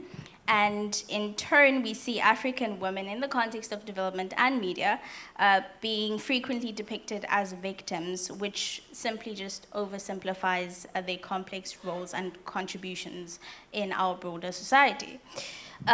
Secondly, there is also a tendency to sideline indigenous knowledge systems, which often hold valuable insights into addressing ecological challenges brought about by these resource-intensive development initiatives. Creating such a system of ideological domination then rather undermines the agency of African societies and significantly limits their capacity to explore alternative and more endemic solutions to socio-ecological challenges. So, just to keep it short, this ideological domination particularly is done by these actors strategically employing their media influence and exposure to convey pro-neoliberal political economic messages to a global audience. What's concerning in these situations is the potential adverse effects that these skewed media representations have, particularly when they are reinforcing inequalities and further marginalizing grassroots African women in the plight for ecological crises. So, in light of this crisis then, I argue in my study that it is really crucial that we amplify more African womanist voices in mainstream development discourses on sustainability to change the status quo in current development practices. To argue this, I employ an African ecofeminist framework to guide my critique of the power imbalances in these media spaces. So, as I then reflect on this mouthful of a study, I find that it aligns quite well with the institutional and faculty research themes, which seek to build scholarship around the 6 key research themes, underpinned by social justice, equity, access and success, quality and technology for human development. Particularly my study aligns quite well with social justice and democracy themes, as I am challenging neo-colonial powers and promoting gender equity along the way. It also aligns closely with the theme of environmental stewardship and sustainable livelihoods by addressing the ecological crisis and its social dimensions. But let me quickly cut it short. As you can all see, the study does bridge a lot of boundaries, particularly feminist theory, philosophy, and ecosystem sciences, allowing us to really comprehend not only the media dynamics that are at play, but also the profound consequences of these portrayals on sustainability and gender equality. So then, my multidisciplinary work solidifies my belief in the relevance of humanities in the age of dominated by STEM fields. Through my work, I really aim to remind us all that sustainability is not just a scientific or a technological endeavor, it is a profoundly human one. One deeply rooted in ethical considerations and social justice to promote a more holistic approach to solving the world's most pressing issues. And in looking forward and beyond the study, during and beyond the study, I really aim to work with profound academics such as Prof. Ariel Saleh, who has really contributed largely in ecofeminist theory, and also external entities like women and individuals within that organization, such as Samantha Hargreaves, to really find endemic solutions and produce actionable knowledge. Thank you for your attention. Thank you very much. Thank you very much for those who have left and those who are still present. And I'm always so proud when I listen to the wonderful studies of our students who are now, part of the workforce too. So I think that concludes this session. Do you have any questions? Thank you. Good afternoon. My name is Sharon Gabi. I'm with Professor Boswell, one of our postdoc students. This will be a question and a comment for the previous presenters. I'd like to know what social cohesion is. The people that I did my PhD work with is on the Khoi and San peoples, and I did a lot of identity politics. And the slide that I saw with Professor Nomalanga showed the dichotomy between black and white. So what's the gray area? What is that in between? So that in between is actually politically forced to sit under the black category. And I think that's something that we have not started to unpack in academia, because we still speak to the Muhammad Adhikari debate on or the people that I work with still speak to that first we were not white enough, then we were not black enough. It's got implications for employment. It's got implications for my current interest, which is like within the ocean sciences, culture, heritage, and specifically the blue economy. So when we look at the debate on what indigenous means, even that's another concept that's so contentious, but obviously you have to qualify when you speak about what indigenous is. But if we speak of a global academia, then the current people in South Africa goes with the global debate and discussion on what indigenous means that puts them as the First Nations people of South Africa. Another debate we haven't touched. So I would just like to know again what social cohesion means. Thank you. Thank you. Complex question to ask so late in the day. Who's going to answer this one? Lungelo? Oh, the chair. Okay.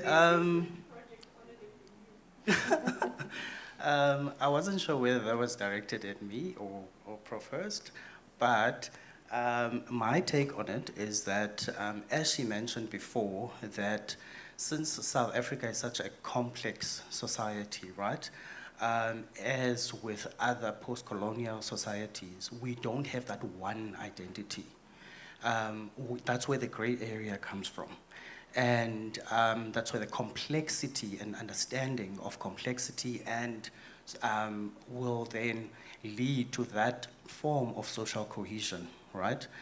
When we reach a point where we stop looking at each other as the other, you know, or recognizing the differences and not add to the separateness that we're forced to recognize. You know, I know it has implications for job seekers. I know it has implications for even the apartheid spatial design, right? But it is up to us to do the work. The work is far from over. South Africa is not a utopia by any stretch of the imagination. And if we, as the academics and the people that are charged with the knowledge base, are not willing to do the work, then I don't know what we are doing. And that actually adds to the importance of the humanities in society. I don't know if I answered your question.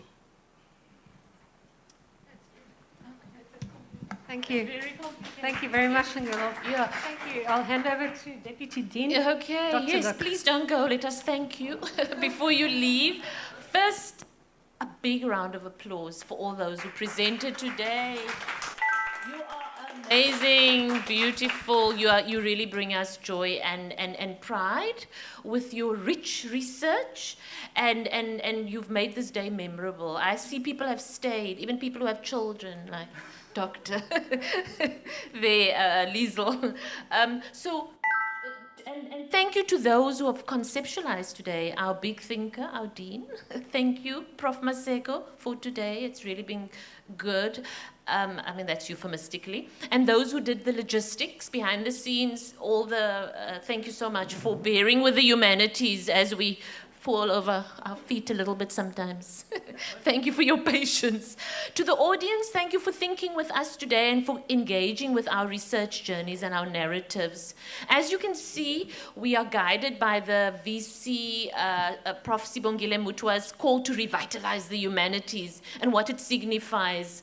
It is a humanities turn, we think, but one that that we are taking up as co-equals.